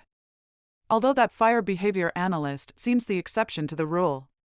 She's always tromping up the mountain, scouting things out, looking for trouble spots in the fire. You think she looks for trouble? Spider stopped digging in his pack. No, I think she just doesn't back away from it. Like being pregnant and not married. I wonder what her story is. Spider wasn't about to enlighten him. Make sure you keep an eye on Victoria and the rookies, Spider said. They'll get too cocky and do something stupid if I'm not around. You worry too much. Chainsaw yawned again.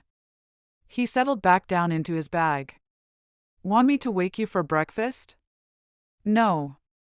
I'll be in a pre-briefing. Wondering when Becca was going to tell him what she decided about him and the baby, worrying about what she'd decide, nervous about the idea of impending fatherhood. The thought of taking a baby, complete with diapers and bottles, and such, out alone scared the heck out of him. Spider knew nothing about babies. He just had to make sure this baby knew something about him. You in that pool, Cyrus griped at Aiden as Becca entered the main incident command tent for the pre-dawn team briefing. The sky was just starting to lighten, bringing the promise of another warm day. The air was crisp and colder than before, the conditions locals claimed brought erratic winds. Becca had tossed and turned all night, pressured from all aspects of her life. Professionally, she couldn't afford to fail Cyrus and the Flathead Fire. Julia had to do well in the pre-briefing this morning. On a personal level, she ached for Aiden and his heartbreaking childhood, unaccountably wanting to bring more love to his life by sharing their child. But letting him into her life was risky to her heart. Once he found out she'd gone looking for a sperm donor, he'd look at her differently. His opinion of her would change. And how would that change his interest in the baby? Becca had no more answers this morning than she'd had last night, and now she had to face the day feeling tired, fat and frumpy. Morale is up, Aiden groused. That's what you wanted, isn't it, Socrates? Not Becca's morale. Yes, but now everyone and their brother wants to know what I'm going to do about Becca's prediction, Cyrus snapped back. On that cheery note, Becca announced her presence with a soft, "Good morning." Morning, Cyrus replied with a scowl. So, Aiden's plan had backfired.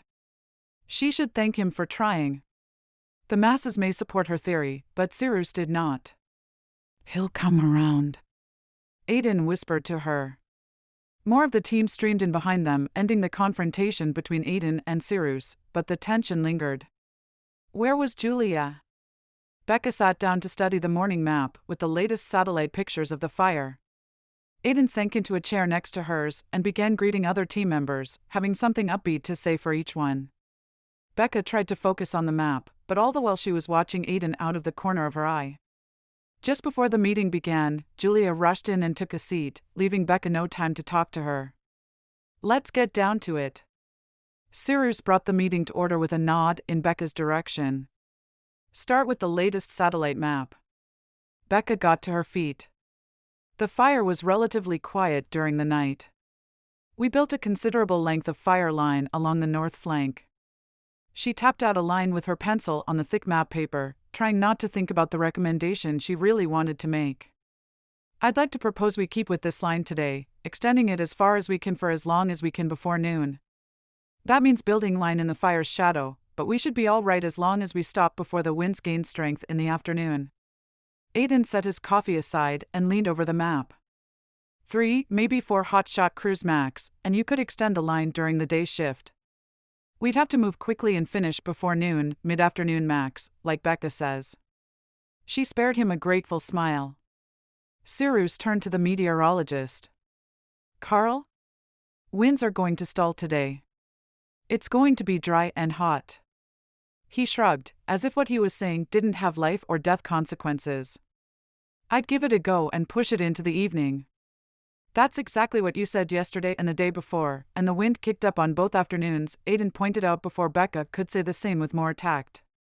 Carl scowled and tugged on the brim of his baseball cap, but he didn't argue. Based on the expressions of those assembled, everyone knew what Aiden said was true. Has it come to this? Cyrus turned to Becca. And is it worth the risk of lightening the coverage in one area to create a fallback plan in another? If they built the line quickly and quit before the winds gained strength, yes, but Becca held off answering. Here was her chance to let Julia soar in front of Cyrus. They'd talked about various scenarios yesterday. Julia had been reluctant to agree with Becca, but in the end, she had. Julia blinked her carefully lined eyes almost as if she were unable to focus. Our data indicates this is our chance. With no wind forecast, I say we build as much line as we can all day. She didn't look at Becca. Frustration charged through Becca's veins. She couldn't believe her assistant's betrayal. Julia was basing her decision on computer calculations again. The computer simulation was based in part on Carl's faulty weather predictions. They couldn't rely on Carl anymore. Another meteorologist might have been more creative and adjusted the algorithms for more accurate wind forecasts, but that seemed beyond Carl's capabilities. Okay, then, we go all day, Cyrus said, frowning at a point to the left of Aiden's shoulder. If there are no other issues, let's talk staffing and resources. Becca exchanged a glance with Aiden. Why did Cyrus support Carl and Julia? It figures, Aiden mumbled. It didn't. It made no sense. Becca shouldn't say a word. Disagreeing with Julia would only make her look bad. But she couldn't stay quiet. Lives were at risk. Wait. We're making a mistake. Becca held up a hand, feeling her cheeks heat. This fire creates a wind of its own in the mid-afternoon, sometimes gentle, sometimes wild. Carl's outlook may be for no wind, but we've seen wind pick up on more than one occasion out here. Why is it creating these winds? Cyrus probed. Perhaps if the IC team understood these factors better, they'd agree with you. He placed a bit too much emphasis on the word agree, his irritation palpable. The woods are very dry, so they burn hot, sucking oxygen more quickly as the fire grows stronger, creating its own wind. And the terrain is full of abrupt, craggy ridges, which further influences airflow. Becca kept her gaze on Cyrus. All I know is that the computer simulations have been off and we'd be foolish to rely on them again. I'd challenge anyone who believes the winds won't come up today to head out with a fire crew and work next to the belly of the fire. She turned her gaze at Carl and Julia, daring them to dispute her. Neither one would meet her gaze. I can assume you feel strongly about that, Cyrus said dryly. My vote goes with Becca, Aiden said. Your vote doesn't count. Cyrus gestured to Carl. But yours does. We've been here 7 days. You've predicted no winds on 3 of those days, and we've been overrun 3 times because of wind. What do you have to say to that? Everyone at the table stilled. Becca held her breath. I don't predict the fire, just the weather. Carl fidgeted in his chair and tugged at his yellow Nomex shirt. Becca was the only member who wasn't wearing Nomex, since it didn't come in pregnant sizes. Who does predict fire behavior? Cyrus prompted. The fire behavior analysts, Carl admitted reluctantly. Cyrus turned his icy stare on Julia. Did you discuss simulations with your supervisor before this meeting? Now it was Julia's turn to look miserable. She sniffed and nodded. And did you both agree to a recommended behavior prediction for today? Cyrus was unrelenting. Well, Did you both agree? He repeated. It was standard practice for the support crews to align their thoughts prior to meetings. Yes. Julia looked like she might cry. And when your supervisor generously asked you to present the fire behavior team's recommendation, did you do so? Cyrus, this isn't necessary, Becca said. He was only making the situation worse for both herself and Julia. What Julia had done was foolish, but she didn't deserve to be publicly humiliated. Yes, it is. Cyrus turned to Julia. Did you? No. So, I have to assume that you were grandstanding for your own purposes, even though it would put firefighters at risk, even though it went against your supervisor's better judgment, someone who has years more experience than you do. Cyrus stood wearily. Enough infighting. Deploy 4 teams to the ridge in Sector 2 and assign a time tag of 1,300 hours. No one works past that in Sector 2. Are we clear? Cyrus, wait. Becca hurried after her boss, but he didn't stop until he was outside and several feet from the command tent. I'm disappointed in you, Becca. Cyrus spun to face her, scowling. Becca shook her head. I know, I can't seem to make her understand that fire prediction is about more than reading a computer printout. No. You almost let her get away with a lousy prediction you didn't approve of because you wanted her to look good to me, just so you could get my recommendation for that job in Boise. Is your career worth more than someone's life? Becca's spirits sank. No. But she didn't let Julia get away with it. Aiden stepped next to Becca. She might not have discredited Julia right away, but Becca didn't let her get away with it. She'd never knowingly put a firefighter at risk. Sirius regarded them both with a steely stare. Becca wasn't sure whether she should be grateful or resentful for Aiden's intrusion. Finally, Sirius spoke to Becca. You really want that job, don't you? Yes, sir, I do. She ran a hand over her baby bump. It shouldn't matter how well Julia does. If anything, Becca's overqualified for the job, Aiden said, staunchly her champion. Becca held her breath. The next time I want your opinion, Spider, I'll ask for it. With a chilly look at both of them, Sirius turned to go. But Aiden wasn't done. Excuse me, sir. Aiden's voice was cold.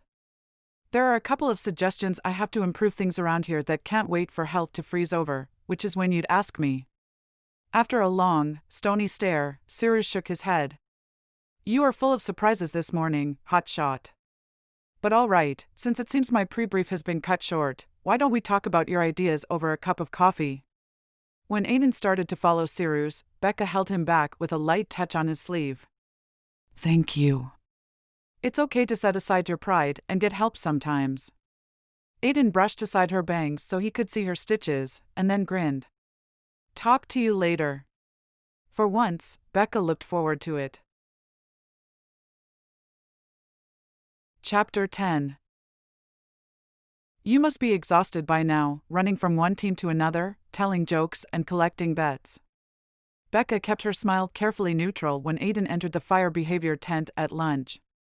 She was alone and eating, balancing a small plate with a turkey sandwich and some fresh vegetables on the top of her belly as she sat with her feet propped on the milk crate. Spider could see the muscles in her legs, even if her ankles were swollen.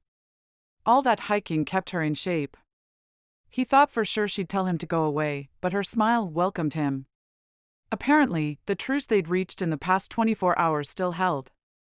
I'm coming to believe that base camp crews bust hump. He sat down on the other side of her desk. I've walked more miles this morning than I would have up in the mountains fighting fire.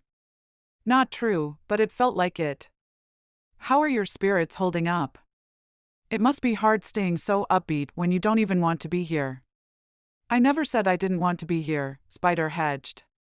No, but you left enough clues. Truthfully, what did Sirius ask you to do here? Whatever it was, he probably didn't mean for you to become my ally. Becca set aside her plate, slouching deeper in the chair, looking as if she'd wait all day for his answer. The truth. Her blue eyes were piercing, demanding honesty. He thought I'd be able to lift morale. Seeing as how this is the last fire of the season, several crews are ragtag, resources are scarce, and he knows that drags spirits down. Spider dropped his helmet to the floor and ran a hand through his hair. Holy cow, you're better at drawing out the truth than my grandmother. I'm not ready for you to change the subject yet. She picked up a carrot. So why didn't you want the assignment? And don't give me that line about hotshots being underutilized in base camp. It's complicated. Like their relationship. Who knew what that was? Try me. She crunched on her carrot. Her long braid hung over the back of the chair. He wanted to feel its silky length in his palm. I've always been able to liven up a party. And now, she prompted. He hadn't really given it much thought, but she was right. His reputation had been based in the past. Now it's almost as if everyone, from my friends to incident command, doesn't seem much deeper than that or expect much from me. Dang, just saying it out loud annoyed him. You don't like that, do you? She creased her forehead, drumming her fingers on her belly. Does the baby have anything to do with this recent change of heart? No. It started a while ago. Golden went to work fires overseas, and then Logan got hurt, and suddenly I had to be the responsible one. Spider sat up straighter. I kind of thought it would be a drag, but it wasn't. The team's safety rested on my shoulders. And then the worry for others shackled itself to his ankle. I can relate to that. There was a soft acceptance in her gaze that was new. It wasn't as if I stopped cracking jokes. I just downshifted, I guess. He didn't want to come across as a management clone, or even management. He missed the adrenaline rush of the fire. Do you think you fulfilled Sirius's expectations? He shrugged. Maybe. It had been a good day. Socrates had seemed impressed with Spider's suggestions. I heard your pool is a hit. Someone said you've collected a couple $100. That seems pretty darn successful to me. You should be proud. Her expression was warm. It warmed him. Which day are most people predicting the fire to jump the highway? Friday. 4 days from now. Spider hoped to be back out on the line before then. I hope they're all wrong. Becca stroked her hand across the swell of her stomach. He wanted to do the same, to feel this life he'd created kicking. Becca reached for a stack of papers. Did you hear Carl's latest weather report? Yeah, hot and dry. Perfect conditions for a fire to gobble up acreage. A change of subject was in order. This one was too gloomy. How's the pregnancy been treating you? They said pregnant women glowed. Becca didn't. She looked droopy, as if she could use a few hours' sleep. I'm fine. Spider didn't believe her. Is that what you tell Socrates?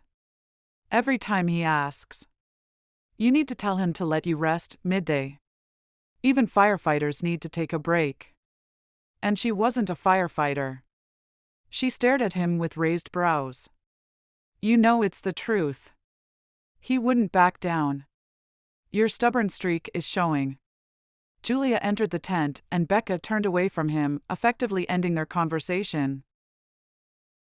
Feeling better? Becca asked Julia after Aiden left. Her assistant had spent most of the day hunkered down in their sleep tent since Sirius had confronted her this morning. Becca knew the younger woman must be upset, but she needed to get over it. And yet, Julia's pouting had allowed Becca to enjoy Aiden's company, if only for a few minutes. That's all I should be enjoying it. What did Spider want? Julia asked, deflecting Becca's question. He and I were going over some fire predictions. I suppose he agreed with your conclusions. Julia slumped into the chair recently vacated by Aiden. There are a lot of places he and I disagree. That might be the understatement of the year. Becca tugged at her t-shirt. But there are a lot of places you and I disagree, too. Is he qualified? Julia wiped at the makeup under her eyes. Becca was convinced her eyes wouldn't be so red if she just quit rubbing them. He has about 10 years of fire experience. In some ways, Becca trusted Aiden's judgment more than Julia's. What are you going to do if Carl and I are right today? Julia rubbed at her nose with a tissue. About what happens on the fire. Most likely we'll chalk up the day to successful, conservative efforts. I don't keep a scorecard. But what will you do? She persisted. Are you asking me if I'll apologize? To Julia? To Carl? Julia nodded. Leaning back in her chair, Becca almost laughed. For what? For thinking you're always right. No one's right all the time. They can't be. Julia, I'm not always right. You know the conditions here in Flathead defy normal prediction. Haven't you learned anything this past week? No computer is going to accurately predict what's going to happen in multiple microclimates 12 hours in advance. Julia shook her head. I'm always wrong and you're always right. Holy smokes, this is not a competition. Where had this come from? Becca was floored. This is about stopping a powerful force of nature. It's about predicting what the fire will do and when, so that we can safely fight it as long as we can. Becca wasn't getting through. She could tell by Julia's sour expression, her red-rimmed eyes. And then Julia opened her mouth and confirmed it. The computer said. I don't give a flip what the computer said, Becca cut Julia off, accenting her words with a sharp slice of her hand through the air. The computer's been wrong 50% of our days here. How many teams have you seen return to base camp with charred suits and eyebrows melted? Are you going to stake someone's life on your need to be right? Julie's eyes widened as she took a step back. Becca was so angry her limbs trembled, causing the baby to get jumpy as well. I didn't want to remind you of your insubordination earlier, she continued, trying to calm down. Cyrus had done a good job of embarrassing Julia, and Becca didn't want to rub it in when it was obvious Julia was taking it so hard, but the time for being the kind, nurturing boss had ended. Her assistant would have to work her way back into Becca's good graces. Let's get something straight, Julia. I'm only filling in on this fire. It's my last field job. If you really want Cyrus to hire you, you need to be a team player and you need to think outside the box. Becca drew as deep a breath as she could given the baby was crowding her lungs. There was a time when I thought you were perfect for this job. Prove me right.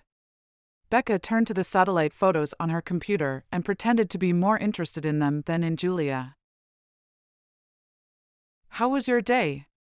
Spider asked Becca that night, catching up to her outside the fire behavior tent after having thought about her all afternoon. They were on the brink of something. He could feel it. Longest day ever. Becca's blue eyes were huge in her pale face. Everything about her looked tired and drawn, from her sagging shoulders to her slow steps. And still no end in sight. He took her small backpack and slung it to his shoulder. Have you eaten or rested? You look like you could use a spa day.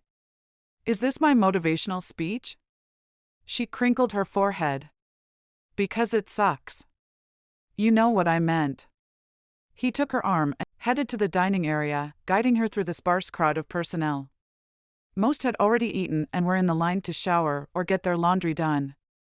Did you eat? I had some fruit mid-afternoon. Didn't see you at the briefing. Didn't protest being led around by Spider either. I spent dinner with the caterers, listening to their concerns. How'd the briefing go? The same as usual, except a couple of guys tried to get me to extend my predictions past 12 hours. He faked shock and concern. You didn't spill anything, did you? Like when you think the fire will cross the highway? The only thing I spilled was on me. She tugged on her shirt to show him a red stain over her breast. Strawberry jam from this morning. She stumbled. Aiden swore as he steadied her. You need a keeper. Someone to remind her to eat and hydrate. Becca drew on some hidden well of reserves, straightening, which only thrust her belly out more, and somehow managing to look tougher. Still tired, but tougher. I've been taking care of myself for a long time and doing pretty darn well. And now you're taking care of too, and you're not doing so hot. You can't keep up this pace. I'm going to tell Cyrus that you need to rest. Before fatigue sent Becca to the hospital. You'll do no such thing. She walked steadier now, as if drawing strength from her indignation. I've got to be bulletproof if I want to get that position in Boise, Aiden, and, frankly, things aren't going as planned. He chuckled, despite the concern she'd raised. You know, no one around here calls me Aiden but you. They were almost to the chow area. Encased in evening shadows, it was nearly deserted. I'm not calling my baby daddy Spider, she said in a low voice. There was something about her statement that filled Spider with pride. He was going to be a dad. At some point soon, he'd figure out how to be a dad and a freewheeling bachelor. But for now, he was the solicitous baby daddy, making sure his child was well cared for. You sit. I'll bring you something. Spider settled Becca on a bench. She was so tired, she didn't argue. Then he filled a plate with cold pasta, ham steaks, bread and fruit. She didn't talk much while she ate. Mostly she smiled weakly and waved at people who passed by or stopped to place a bet with Spider. Why do they call you Spider? She pushed her plate away and propping her chin on her palm as she leaned on the table with droopy eyes, looking completely kissable. Here was where he boosted her morale. I watch a lot of horror films, mostly the bad ones because they're more amusing than scary, and mostly the ones with bugs that have been doused with radioactive waste and grow to be gigantier-size, terror-inducing creatures. He held his hands in the air like claws. She didn't laugh, perhaps because she was too tired, but Spider preferred to think that she liked him too much to hurt his feelings. I suppose there are worse nicknames out there. Spider nodded. It was true. Someday, when you feel your immortality, you'll drop out of the hot shots and drop your nickname. Never. Spider sat back in mock horror. That meant growing old. She gave him a worn-out smile. That's what I thought you'd say. He shook a finger at her. I am not predictable. Everybody's predictable once you get to know them. She pushed herself up, disentangling her legs from the picnic table. You want to think of yourself as some freewheeling lone wolf, but your grandmother would probably say she raised a gentleman. She reads my mind. He wanted to kiss her. Bad. Spider hurried around the table to her side, picking up her backpack. Let me walk you to your tent and you can tell me more about what a gentleman I am. So they could talk a bit, and he could squelch this need to kiss her. Who was he kidding? The longer they were together, the more he wanted her in his arms. I'm going to the showers. She reached for her pack. He smoothly swung it to his shoulder. Not a problem. I'll just walk you to your tent by way of the showers. They could talk while she waited in line. When did you know you were pregnant? A few weeks after I met you in Las Vegas. She had her eyes on the ground. And how did you know it was mine? She shot him a venomous sideways look. Are you going to ask for a DNA test? No, his next question was even more touchy.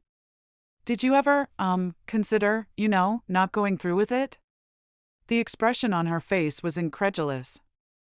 It was clear the thought of terminating the pregnancy hadn't crossed her mind. She slowed down as they neared the shower line, either because she was tired or to give them a few more minutes of privacy. Did you even try to find me? He asked. It's not as if I needed to tell you. I'm old enough to make decisions on my own. She emphasized the words old enough ever so slightly, as if to remind him of their age differences. Spider frowned. He'd forgotten they had one.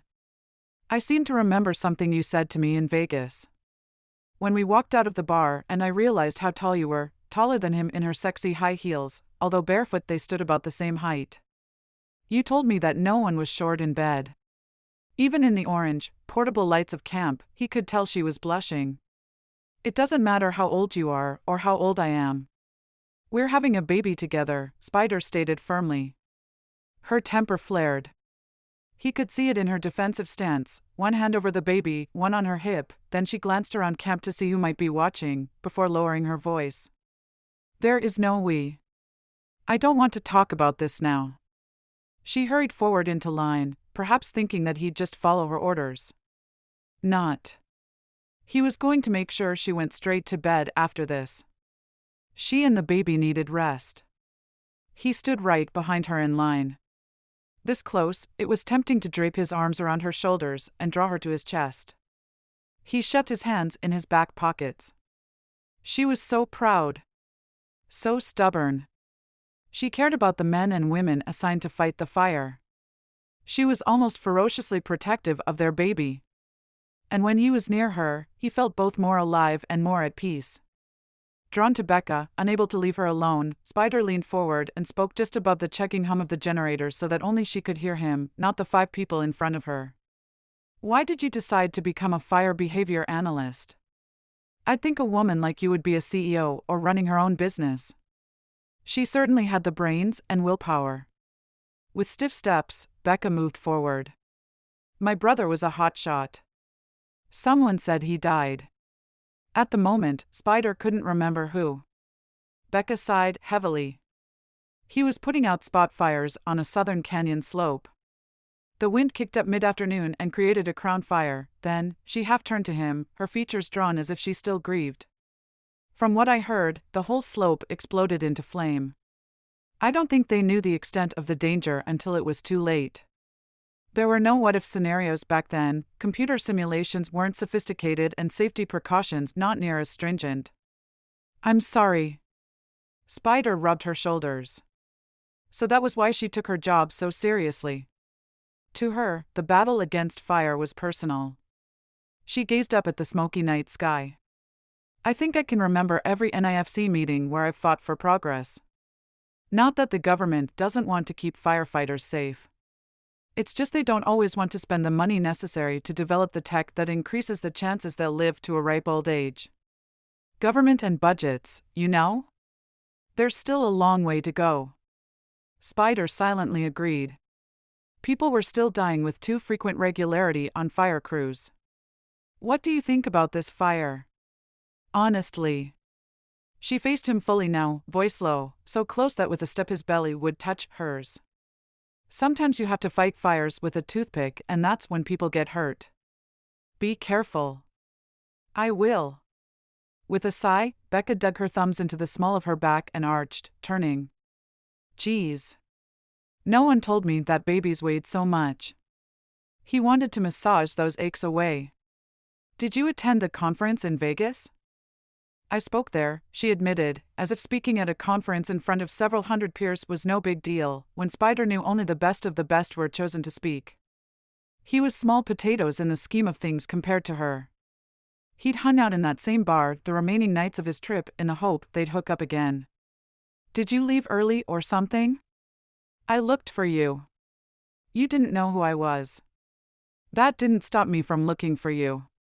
Spider was rewarded with a small smile, as if she were pleased he hadn't simply forgotten her. It would have been fun to wake up together, he added. Fun? Everything about Becca stiffened. He'd stuck his foot in it again. I'm trying to say that I would have liked to get to know you better. I'm enjoying getting to know you better now. You don't do girlfriends, Becca said, words loaded with cynicism. Don't believe everything you hear about me, Becca. If I listened to what people said about you, he didn't want to complete that sentence. Instead, I found one hot mama who intrigues me to no end, who still intrigues me, and challenges me in all the good ways. And your kisses. Keep your voice down, Becca whispered, casting her gaze about to see if anyone had heard him. This need to keep them on a professional footing angered him. Worried what people will think about you and me? Listen, honey, pretty soon everyone's going to know about us and that baby of ours. She gasped, grabbing her backpack from him.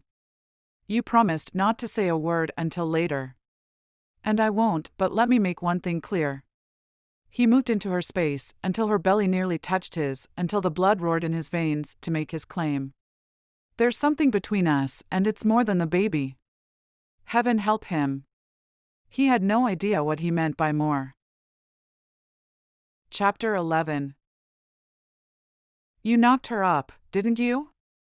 Roadhouse intercepted Aiden in the middle of camp. He'd seen his son and the fire behavior analyst in the shower line. There was no other reason for Aiden to pay that much attention to a pregnant woman. He just wasn't the type, being too much like his old man. Do you have to be so crass?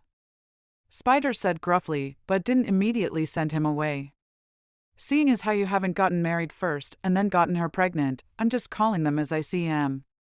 What are you going to do about it? Are you being nosy, or are you going to give me unwanted advice, too? A bit of both, Roadhouse admitted with a smile. Aiden seemed off balance. She's not your usual type of woman, so I figure you'll need help. Aiden snorted, but he didn't cuss him out or walk in the other direction, so Roadhouse continued. A classy woman like that won't be bullied or coerced into marriage. Who said anything about marriage? Aiden scowled. You, of all people, shouldn't be recommending wedding vows.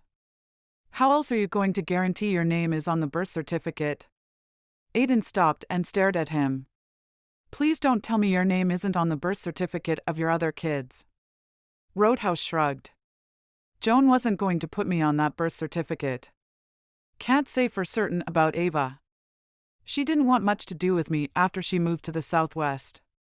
Are you sure there aren't others? Can you be sure you haven't fathered other kids? They couldn't stand here, each calling the kettle black. Look, I told you why I couldn't see Joan anymore. Ava didn't want to see me either. I used to meet women and one thing led to another, if you know what I mean. Never saw them more than once or twice. Roadhouse sighed. Kind of like your fire behavior analyst, I'm betting. Aiden took off again, his pace brisk. It's not nearly the same. ain't it? Roadhouse's laugh was as bitter as his memories. She holds all the cards, the baby, being a mother, there being no relationship prior to the event. You didn't date her, did you? At Aiden's silence, Roadhouse pressed on, thought not. You aren't going to have to worry about that baby at all. Not unless you really want to. Roadhouse held his breath, realizing he was pushing things, but needing to know whether Aiden planned to be involved with his grandchild, or not. I can't believe I'm listening to you, Aiden said, slowing down. Roadhouse almost wanted to moan in relief, his knees ached so bad. Instead, he said, if you want a real role as a father, you know there's just one thing that nabs you, a smart, independent woman like that. I bet you're going to tell me. Aiden wouldn't look at him. A woman like that, educated and going places. She won't marry you to give that kid a name, and she won't agree to equal custody, not unless she's in love with you. You have to swallow that pride of yours, sweep her off her feet, and commit. Do you believe half the stuff that comes out of your mouth? With a look of disgust, Aiden stepped into the latrine, ending the discussion. It's a proven fact, my boy, Roadhouse called after him before sidling away to find his own bedroll. Aiden would either understand that he had to marry the woman if he wanted a role in that baby's life, or he wouldn't, in which case he'd know exactly how Roadhouse felt most days, like the world had passed him by. Hey! Have you seen that old guy around? Victoria asked Spider a short time later as she and Chainsaw walked up the hill toward Spider's perch near the showers. Who? Spider asked. He was sitting in the dirt, elbows looped around his knees, keeping an eye on the shower trailer into which Becca had disappeared earlier. That old guy in Montana number 5. You know, the one who walks funny, like he's in pain? Victoria described Roadhouse. I saw you walking with him earlier. Knowing Roadhouse was Spider's dad, Chainsaw exchanged a meaningful glance with Spider, who frowned and asked Victoria, why do you ask? Victoria glanced around nervously. He stares at me funny. I want to take a shower. He's not around. And if anyone was a stalker, it was Spider, who sat waiting for Becca to finish at the showers. Good. Victoria headed to the short shower line. Chainsaw settled in the dirt next to Spider, smelling strongly of smoke. What are you doing here? Spider didn't take his gaze from the shower trailer. Waiting. Chainsaw leaned forward, peered into Spider's face and sniffed until Spider shoved him out of the way. You haven't been drinking. No, I haven't been drinking. Besides the fact that alcohol was a big no-no in camp, who had time to drink with so much to do? So, if you haven't been drinking, what's up? I'm just waiting, that's all. He wanted to walk back to her tent and try to smooth things between them. Chainsaw looked from Spider to the shower trailer, then snapped his fingers. It's that blonde, right? The fire behavior analyst's assistant. No, Julia wasn't worth his time.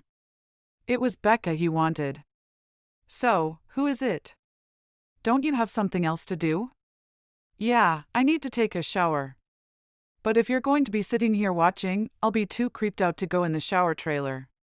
Chuckling, Chainsaw shrugged out of his backpack. Maybe Victoria should have been worried about you. Hardy har. Spider sighed and looked at his friend. This woman gets under my skin. She's smart, gorgeous, a couple steps above my pay grade, and not into you, huh? Washing a hand over his face, Spider admitted, I like her. I want her. Then we argue, and I think she's the most impossible woman on the planet. Then she'll give me a smile, and I would do anything to just stand nearby and take that all in. You have it bad. Chainsaw slapped Spider on the shoulder a couple of times. It's not like you to expend so much energy on a woman. What was it you said once? He gazed up at the smoke-strewn starry sky. Oh, yeah. Any woman that didn't nibble on the first hook you dangled wasn't worth the wait. Those were the days. Things were simple. Either a woman wanted him or she didn't. But this was different. His kid was involved. And the compelling complexity that was Becca. That was when I had control of my life. Let me see if I can put my advice in terms even you'll understand. Chainsaw stood. Don't control what you're feeling. Surrender to it. If you fight it, if you pull back because you're afraid or you don't want to bring that sarcastic guard of yours down, you'll never know how good you could be together. It was the same advice as his father had given. Fall in love? Spider sank back on his elbows. I don't do relationships, and neither do you. Someday you will, buddy, and someday I will again, too, for the right woman. Almost in slow motion, Chainsaw shook his head. He'd lost his heart to his high school sweetheart and had hardly dated since. People change. They grow up. They get married and have babies and forget the stupid things they did in their youth. No to Spider, growing up, getting a mortgage, maturing. He'd always thought it would be like death, except he enjoyed the responsibility that came with leadership. And he wanted something with Becca and the baby. Chainsaw squatted down, peering in Spider's face again. Scared? Heck, yeah. Spider was the least likely to be picked out of a lineup as marriage material. And what if that woman walked out of your life tomorrow and never looked back? His friend stood. How would you feel then? Like I missed out on the best thing that's ever happened to me, Spider blurted. Whoa. Where did that come from? Your heart, buddy. It's about time you listened to it, don't you think? Becca, can you spare a minute? Spider stepped out of the shadows at the side of the tent where Becca slept, intercepting her on her return from the showers. After Chainsaw made him see it was love he was feeling, he needed to move, to walk. He'd almost missed Becca altogether. Can we go over to the chow area and get a glass of juice or something? Can't it wait until morning? Becca looked ready to check out, but beautiful with her face freshly scrubbed and her hair looking darker than usual in a wet braid hanging over her shoulder. Now when a man realized he was in love with a woman, he had to act on it immediately, before he lost his nerve. When she opened her mouth to refuse, Spider added, I'm not going to press for custody or anything. I just really need to talk to you. Becca must have seen something in his eyes to sway her, because after a moment, she nodded and led the way to the dining area. When they were settled at a table, Spider with a steaming cup of coffee and Becca with a bottle of water, she prompted Spider. You had something on your mind? Yes. Yes, I did. He set his helmet on the table and ran his hand through his hair. He hadn't seen enough rom-coms to know how to tell her he loved her. Blurting out those 3 words seemed nearly impossible and, given their circumstances, even a bit premature. He'd known her just a few days. At the same time, it seemed as if he'd known her forever. He'd sat next to her this time instead of across from her, with his thigh casually invading her space, so that he could feel her warmth. Hey, need any company, Becca? Victoria called as she walked back from the showers with her hair in a towel. Spider laid a hand on Becca's arm. I really wanted to talk with you alone. Becca waved Victoria away after a quick glance into Spider's eyes. I'll be fine. Thanks. Spider brushed Becca's bangs back out of her eyes. Tell her you love her, you idiot. Instead, he said, you're not getting enough rest. Becca's eyes drifted closed. I think I've finally hit my limit. I'm too tired to fight you. I find that hard to believe. They were sitting close enough to kiss. How Spider loved the way she kissed. It was the same way she did everything else, with wholehearted focus and energy. You make it harder when you're nice. Slowly, on a sigh, she revealed those fabulous blue eyes. Can you say something mean? No, he said gruffly. He couldn't find the words to say he loved her, but he wasn't going to start another fight. Ow. She rubbed a spot at the top of her ribcage. The baby's kicking. They stared at each other so long that Spider found it hard to resist her magnetic pull. He leaned closer. Maybe his dad was right and Chainsaw was wrong. Would it be so bad? No, Becca sighed, leaning into him as well. Then she straightened abruptly, as if the baby had kicked. I forgot we're out here in the open where anyone can see us. She was going to leave him. He put his hand on her shoulder. I wanted to talk. He could feel Becca holding her breath. He should tell her how much he admired her strength, how much he enjoyed talking with her, how much he wanted to lie next to her and hold her in his arms. And he would, as soon as he got over his intimidation at being a younger man, a high school graduate who was clueless when it came to love. "You're worried about being a dad, aren't you?" Becca smiling tenderly at him. "I can tell you're worried." No.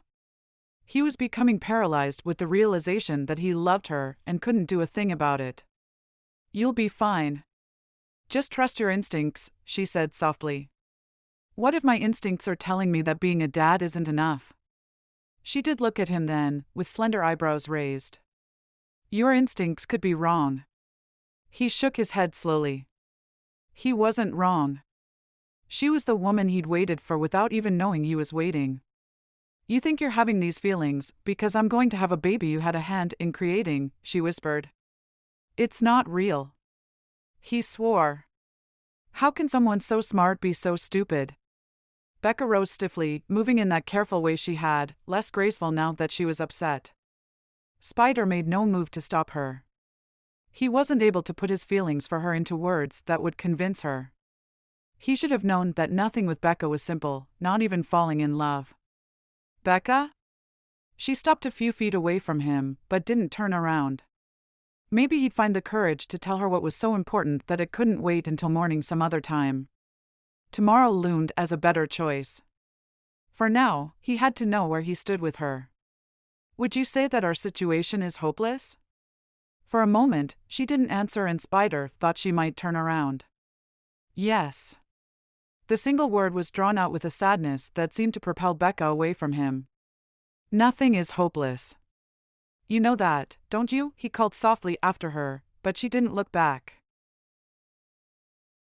The morning after Aiden implied he had feelings for her, Becca entered the IC tent with Julia in tow for the morning's pre-briefing meeting. Julia was very reserved compared to the day before. Becca had to wonder if there was any hope of salvaging Julia's career, or her own. It was still dark outside, but Becca had already downloaded the weather report, satellite pictures, and fire simulations. She could sense the fire was gathering its resources, and even Carl had admitted that the weather was about to change. She was prepared to argue for a two-pronged defense on the southern ridge. 2 lines, not one, because the fire would move south and west with the shifting winds.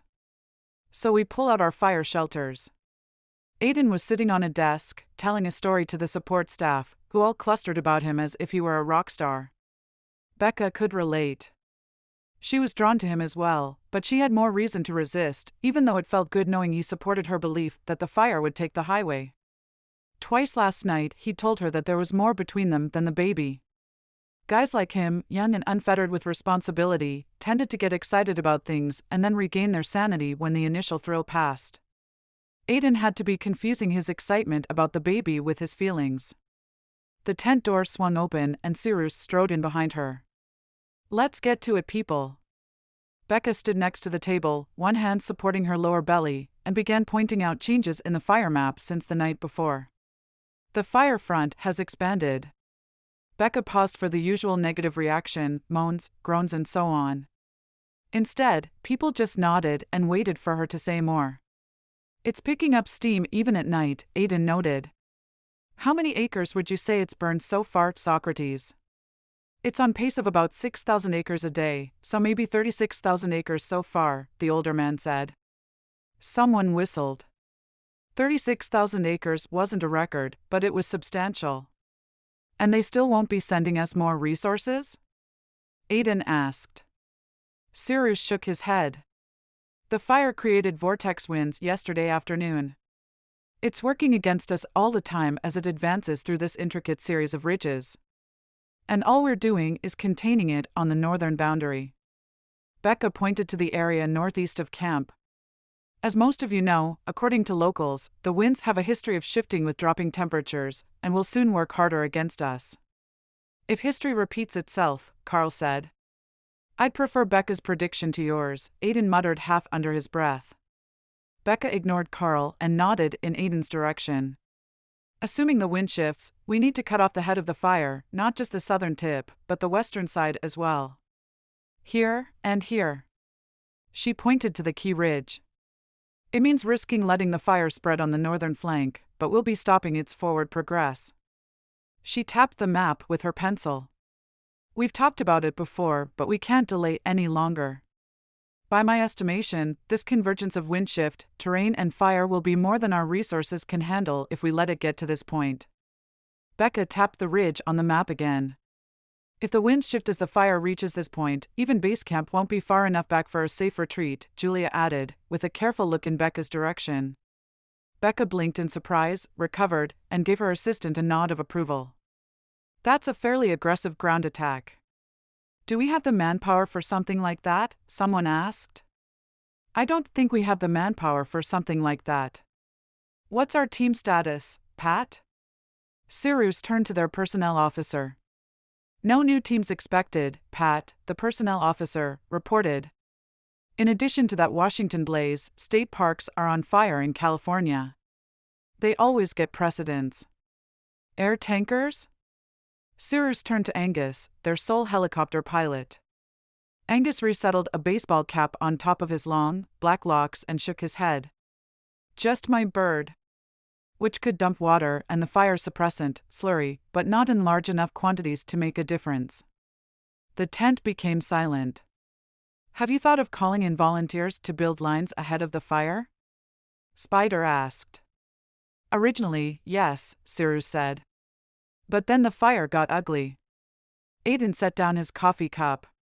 It's still one nasty beast, but we've got plenty of room for them to build a break near the road as a last defense. We should shift some resources to build what we can at the ridge where Becca thinks we should make our last stand. What do you think, Beck?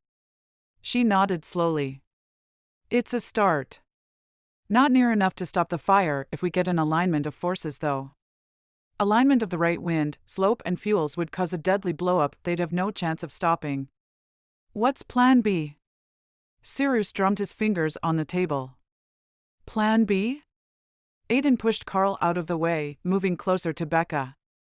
Shifting some crews instead of all of them. You need a Plan C.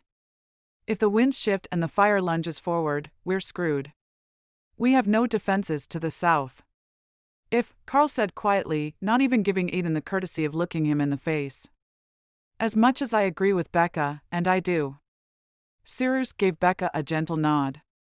With no more manpower and no air support, we can't risk building so much real estate in front of the fire. And we can't use civvies that close to the fire. We've got to try. The risk increases if we don't change our tactics. Becca wasn't ready to give in, not when Cyrus believed in her. Even if it's just a few crews, they could slow it down on that ridge. But to commit, we need Boise's support. Cyrus sounded apologetic. And to get that support, we need data. Actually, I found some documentation of the wind shifting here when the temperature drops on the internet, Julia said, giving Becca hope. The IC staff became uncomfortably quiet. They all waited for Cyrus to make a decision. When do you think the front will move in? Just give me your best guess, Aiden demanded of Carl, his patience long gone. 2 days from now, maybe 3, Carl said, looking flustered before admitting, I can't say exactly when. It could stall or speed up at any time. Friday, someone murmured. Angus swore. I bet on Thursday. 3 days, Aiden appealed to the group. We've got 3 days to do this. It's too late to build that dual defense with limited manpower. Unless, Cyrus glanced at Angus. We drop slurry on the western and southern flanks of the fire. That would give the crews enough time to build something substantial without putting them at such risk. He turned to Pat. To be on the safe side, do you think we can get volunteers to build a line at the highway? Normally, roads were considered a natural fire break, but this highway was quite narrow, barely 2 lanes. I'll have our public liaison track down some volunteers for the highway, Pat said slowly. More enthusiasm, people, Aiden said. This is how we're going to beat this beast. Are you willing to put your life on the line in support of Becca's theory? Cyrus asked Aiden. No. Becca wanted Aiden to say the word so desperately that she said it out loud for him, even as Aiden said, yes. Then he added, if you're willing to shift strategies, Socrates, I'm willing to lead 3 to 4 crews in building a southern defense. It was dangerous, or at least it would be when the wind shifted. Everyone was looking at Becca, perhaps wondering why she didn't want Aiden to go. All right, Spider. Let's get you back out in the field. Cyrus nodded. Becca's heart sank. She didn't want Aiden risking his life. And now she knew why. Sometime during the last day or so, she'd fallen in love with Aiden.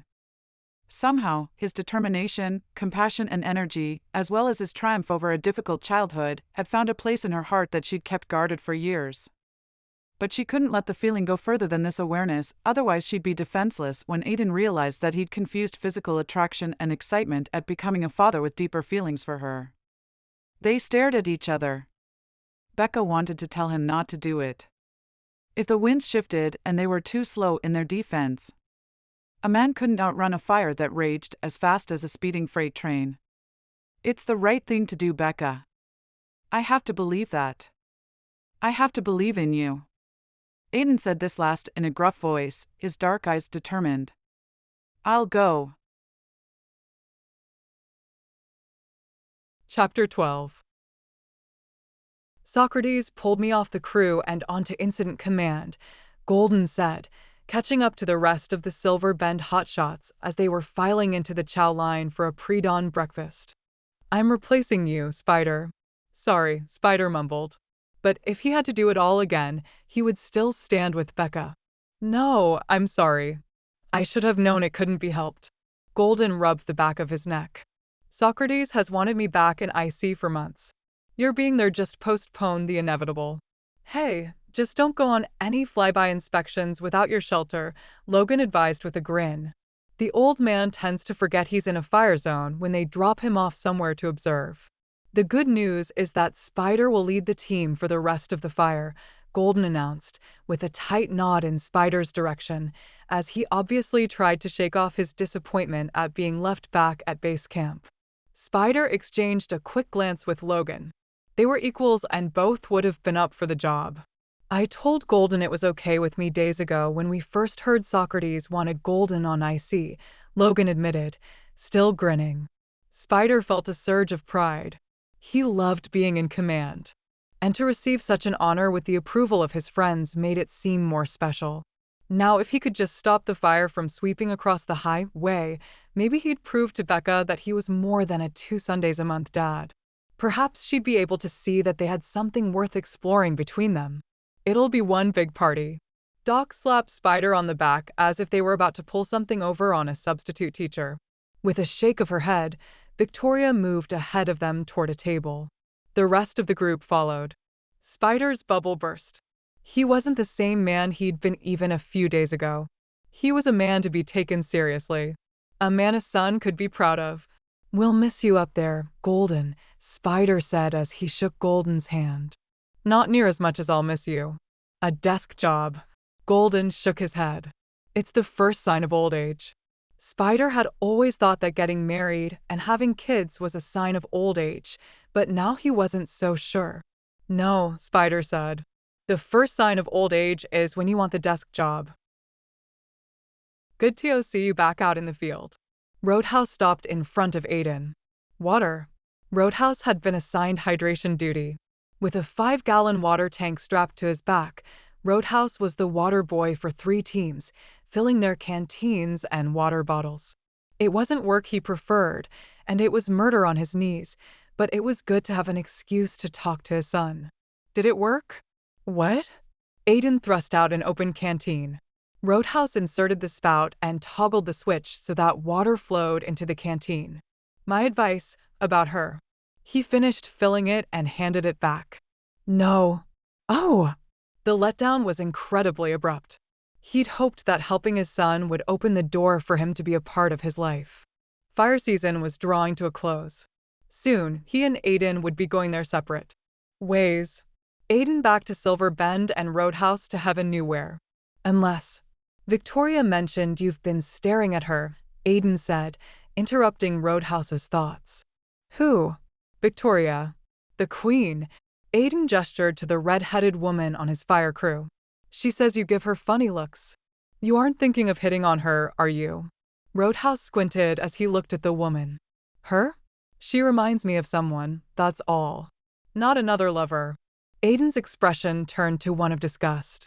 No, she's the spitten image of Jeremiah Hackett. Aiden took a swig of water, looking more curious than disgusted now. Who? Jeremiah Hackett. A hot shot. Old school. Way before your time. Aiden hesitated, glancing over at the woman. Did he ever serve on Silver Bend? Yeah. Same as me for a while. Is he alive? Last I heard, but he could have been run over by a bus or something since then. Roadhouse wanted to smile. They were having a regular chat, like two civilized relatives. Would you recognize him if you saw a picture of him? Roadhouse paused. He looks like her. What do I need a picture for? Never mind. Aiden bent back to his task. Roadhouse felt his chance slipping away. Are you going to winter in Silver Bend again this year? He blurted. Aiden didn't turn around. It's where I live. It's a nice town. Thought I might check it out this winter. Roadhouse tried to be casual when in reality, so much hinged on Aiden's response. Why? Aiden's voice was flat and unwelcoming. What could possibly draw you there? Well, It's not as if you have family or anything in Silver Bend. But, turning slightly, Aiden lowered his voice. Don't you dare say it. Family is about sacrifice and emotional support, two things you know nothing about. It took Roadhouse a few seconds to say what he'd been wanting to say to Aiden for years. Give me a chance, son. He swallowed thickly. I'd like the opportunity to do those things. I know I can never make up for your childhood, but I hope we can start fresh. When Aiden didn't answer, Roadhouse walked away with a lump so large in his throat he could barely breathe. He didn't notice that Aiden had stopped working and was watching him walk away. You look like you could use some company. Becca glanced up from her turkey casserole dinner to find an old firefighter standing on the other side of the picnic table with a plate of food. She didn't much feel like company, having been worrying about Aiden all day, but the older man's smile seemed genial enough, so she nodded. In her experience, most firefighters just wanted someone to listen to them, so she probably wouldn't be asked to add much to the conversation.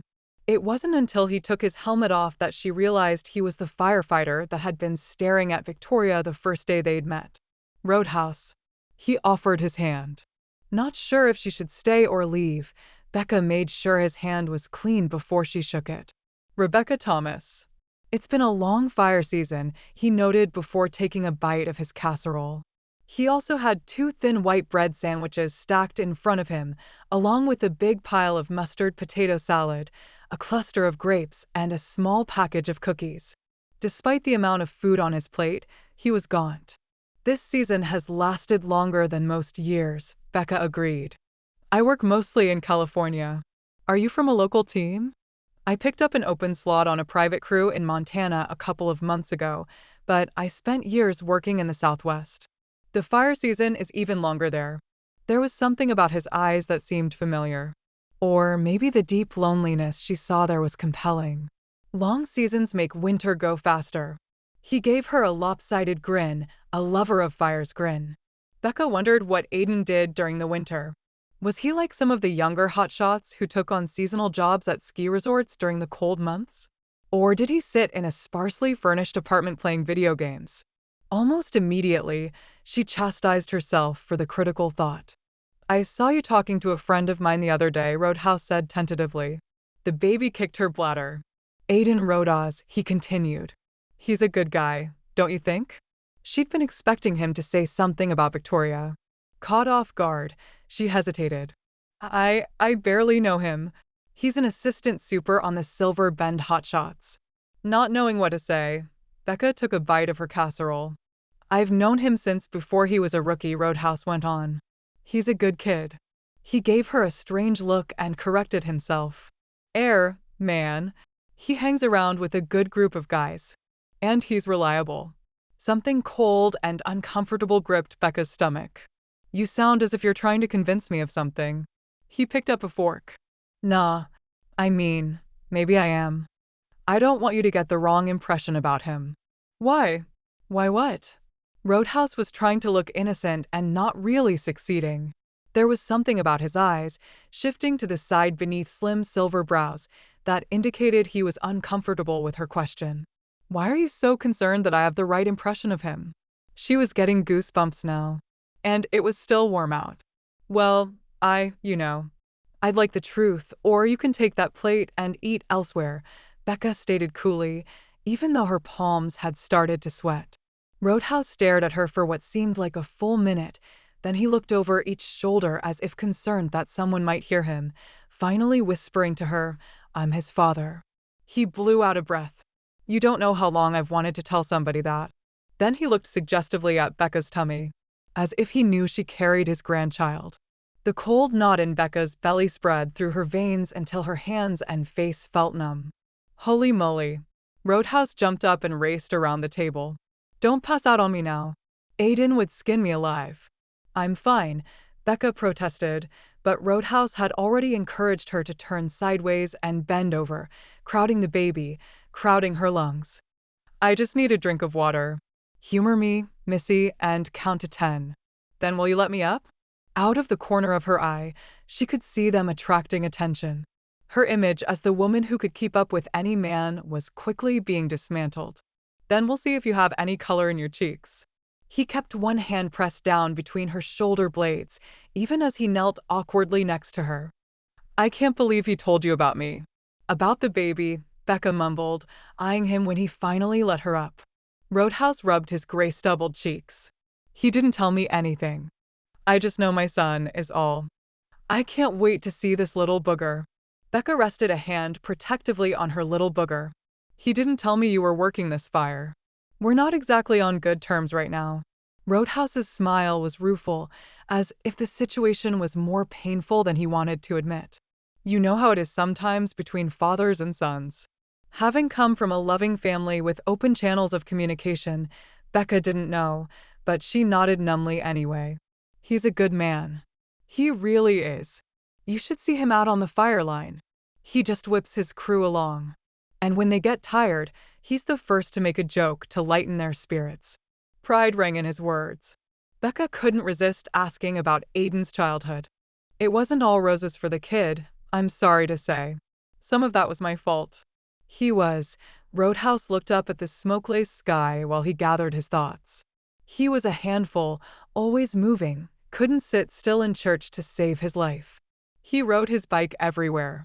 And friends, man, he had a lot of friends. I couldn't keep up with them all.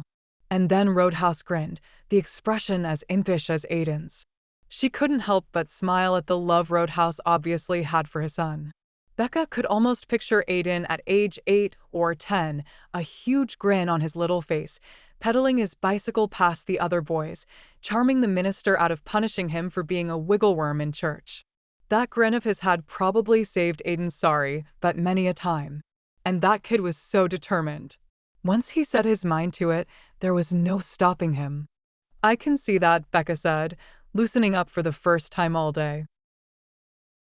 "Why don't we just coyote out?"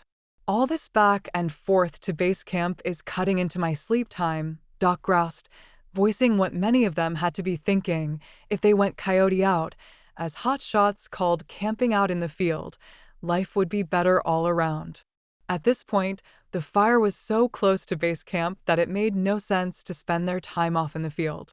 "You like hot food and showers, don't you?" Spider leaned forward so that Doc could hear him, which was dangerous considering they were in the back of a truck bouncing down the rutted fire road on the precipice of a mountain at a speed that made even Spider nervous. "The days just seem really short is all." Doc shrugged. Lately, Doc was too gung-ho for Spider's taste, which was saying a lot, since Spider was usually the gung-ho one.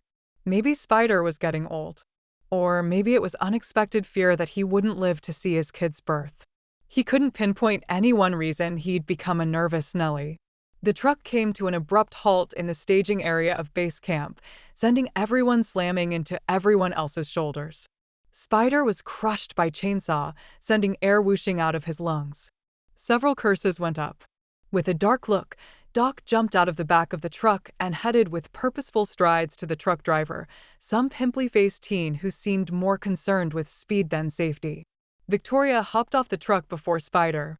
She scanned what she could see of the camp before picking up her gear and heading to the small area of base camp the Silver Bend hotshots had claimed as their own. Spider bet she was looking for Becca. Instead of cleaning up, Spider made for the mess area. It was late for dinner, but Becca was usually one of the last to eat. Sure enough, he spotted her golden braid at the far end of the dining area. She was sitting with an old firefighter. Correction. She was sitting with his father. Spider's strides came quicker, almost a run. He had to dodge through people. Couldn't they see he was in a hurry, but they just weren't getting out of his way. He thought a lot about his old man these past few days, about his ability to forgive and trust. But what had his father done to earn any of that? "What are you doing here?" Spider demanded when he reached their table. Becca looked up at him with a frown. "We're eating." "Not you." He tossed his head in Roadhouse's direction. "Him." "I was just leaving," Roadhouse said, gathering his things. "Good. Don't let me see you around her again," Spider warned. He had no idea what his father was up to, but he'd bet it was no good. "Roadhouse, you don't have to go," Becca said, glaring at Spider. "Yes, he does." Spider straddled the picnic bench next to Becca and sat, dumping his backpack on the ground. "He does not." "He's already gone," Spider pointed out, taking a carrot stick from her plate, but his hunger had disappeared, and his hands were filthy. He tossed the carrot under the picnic bench for a squirrel. What did he want? She looked toward Roadhouse's retreating back. Did he tell you that he's your father?" She turned to him then, her eyes full of compassion, but he wasn't certain who the emotion was directed to, himself or his dad. "Yes," Spider swore and took a deep breath. "Hardly anybody knows that. I'd prefer to keep it that way." "Why?" "Because he'd manipulate the situation, get Spider to care again, and then disappear, leaving Spider with an empty spot in his heart he'd have no hope of filling." "Don't believe a word he said," Spider managed to say past old fears. "He's never been reliable, and he sure as heck was never the dad I needed him to be." He ignored the fact that his old man had been trying really hard this past fire season to be something in Spider's life, father or friend, he didn't know which. Becca stood, her belly nearly in his face since he still sat on the bench. "So, I guess I should just forget the fact that he talked about you like he loved you and had been proud of you since the day you were born." "There you are, Becca," Victoria said, coming up behind him. "I was hoping to have dinner with you, but I guess it's too late for that." "Who did you have dinner with?"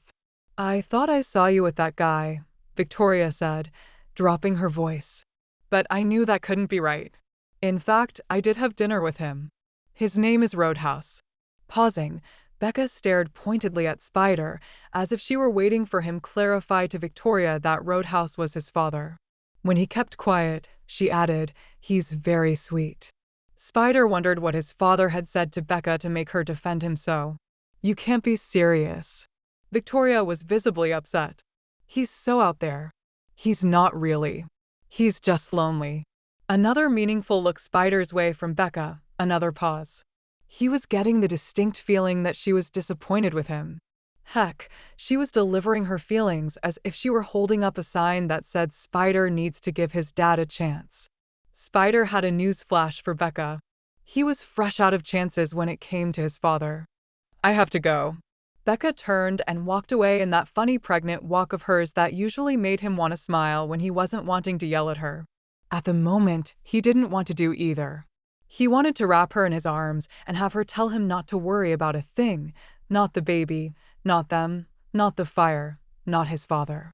Victoria watched Becca walk away, too. "You may as well give up on Becca. Your Peter Pan ways are all wrong for her. Someday, my Peter Pan ways are going to save your butt."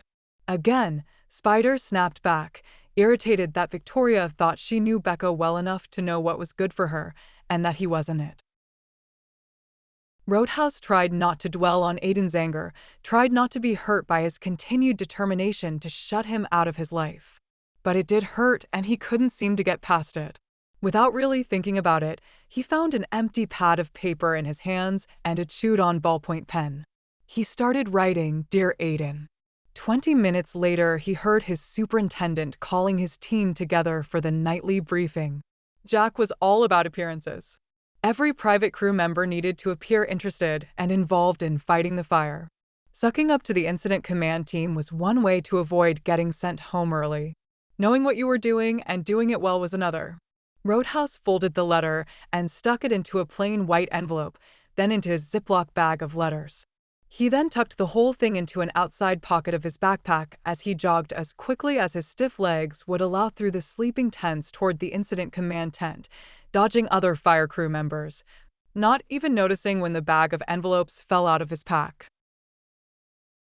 I don't understand why you'd talk to that guy. Victoria was waiting for Becca by the fire behavior tent after her pre-briefing. He's creepy. I'm not saying he didn't stare at you, Becca said, moving to stand in the shade.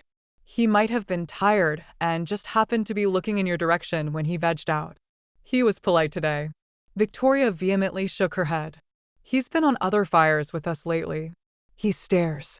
No one else stares like he does. He's like a stalker or something. I'm afraid for you. Say you're not going to see him again. Please. I can't do that. In the same way she couldn't refuse Aiden some form of contact with their baby, she didn't have the heart to shut out Roadhouse, not when he was so clearly excited about Aiden becoming a father. Becca's hand stroked over her belly. Be careful. Victoria gave up trying to convince her. Becca watched Victoria walk away through the crowd. Roadhouse wasn't a danger to her. She was sure of it. Becca turned to resume her walk to her tent, and her path intersected with Aiden's as he barreled around a corner. Hey! He steadied her arms, but her heart was anything but steady at his touch. I'm glad I caught you. I want to explain. Explain what? Trying not to be obvious as she made sure no one was looking at them, Becca shrugged out of his hold. About Roadhouse. He looked pained. You don't need to explain anything. But try, her heart silently and irrationally begged. Maybe not. He shifted his stance, as if uncomfortable, not looking at her. But I do need to apologize for what I said earlier, and I thought you might like to go into town for an ice cream. Ice cream. The smooth, cool treat was her idea of heaven. She wanted to more than anything, but she had the evening briefing to give. I can't. Maybe you'd like to think about it first. Aiden's smile was strained. I asked Logan to cover for me. I bet you'd rather have a beer. Why don't you go into town and get a beer with your friends? No, he washed a hand over his face, looking worn out. As long as the ice cream parlor is air-conditioned and what I'm putting in my mouth is cold and refreshing, I don't care if it's beer, ice cream, or pickles. Air-conditioned. Becca almost fainted with longing. It had been weeks since she'd been anywhere climate-controlled. Sure, it cooled off every night and became chilly, but with the fire closer, the air was hot and dry, and Becca's underthings were damp with sweat. As if reading her mind, Aiden continued to entice her. Someone gave me directions to this ice cream parlor. Apparently, it's as cold as an igloo inside. He flashed her a scrap of paper with scribbled lines. Since my crew all came on one bus, I don't have any wheels. You'd be doing me a huge favor by driving me in your vehicle. That's a great idea, Becca, Saru said as he walked by. You need to get away. I'll have Julia give the evening briefing. Becca's mouth fell open. Julia had been on her best behavior since her public humiliation, and Cyrus was giving her a chance to take responsibility. The hope Becca had buried days ago for the Boise job peeked out in the form of a smile. See, Aiden grinned. You have permission. Besides, we're going back to the Western Line tomorrow. I deserve air conditioning and ice cream to celebrate. And so do you. She shouldn't go, even if Cyrus said it was okay. She should just hunt up the keys to her SUV and give them to him. But Aiden was smiling at her and, irrationally, she'd missed him today. In the end, that and the promised treat of air conditioning and ice cream was too much to turn down. Chapter 13. Did anyone else in your family go into fire? Spider asked as he drove Becca out of camp with the air conditioner blasting.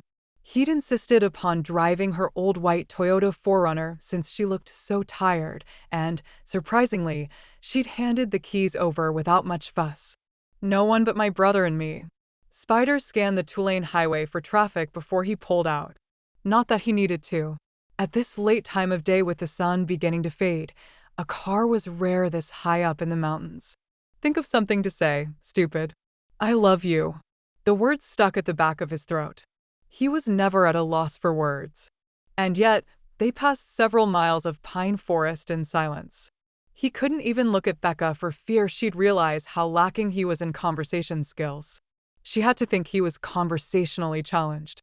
Think. What had they talked about that night in Vegas? The merits of bottled versus tapped beer. The amount of money he'd lost gambling.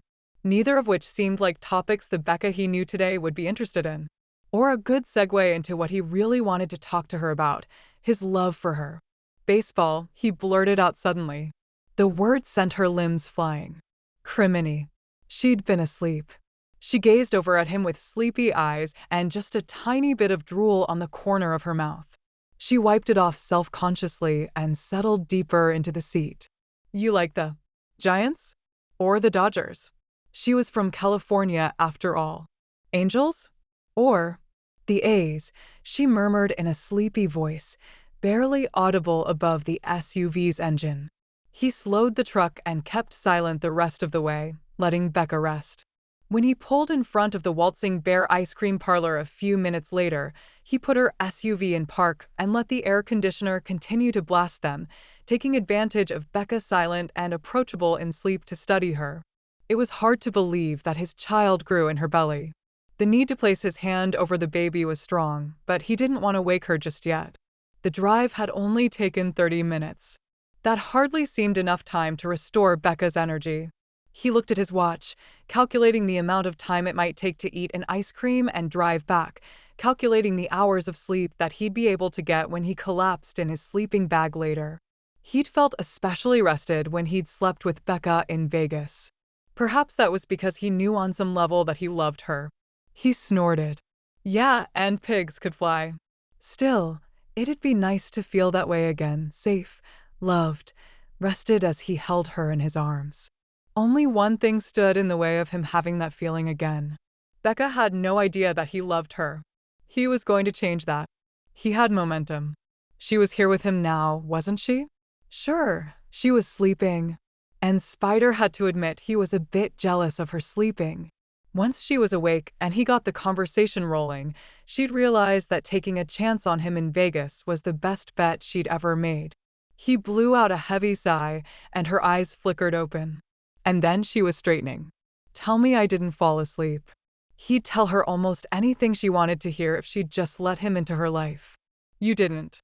She cried out and bucked against the seat belt. Ow! Her foot was thrashing against the floorboard. What's wrong? Is it the baby? Let's get you to the hospital. He jammed his foot on the brake and put the SUV in reverse. Becca threw a hand on his shoulder, her leg still spasming. No, I'm all right. The tears in her eyes wouldn't let Spider believe her. It's just a leg cramp. She gasped out the words. A leg cramp. He didn't want to say it, but he thought it anyway. If she was that sensitive to a leg cramp, how in the heck was she going to handle labor? She needed him more than she realized. Is this the place? I need to get out. Becca climbed gingerly out of the cab before Spider could put it back in park and help her down. She limped up onto the porch.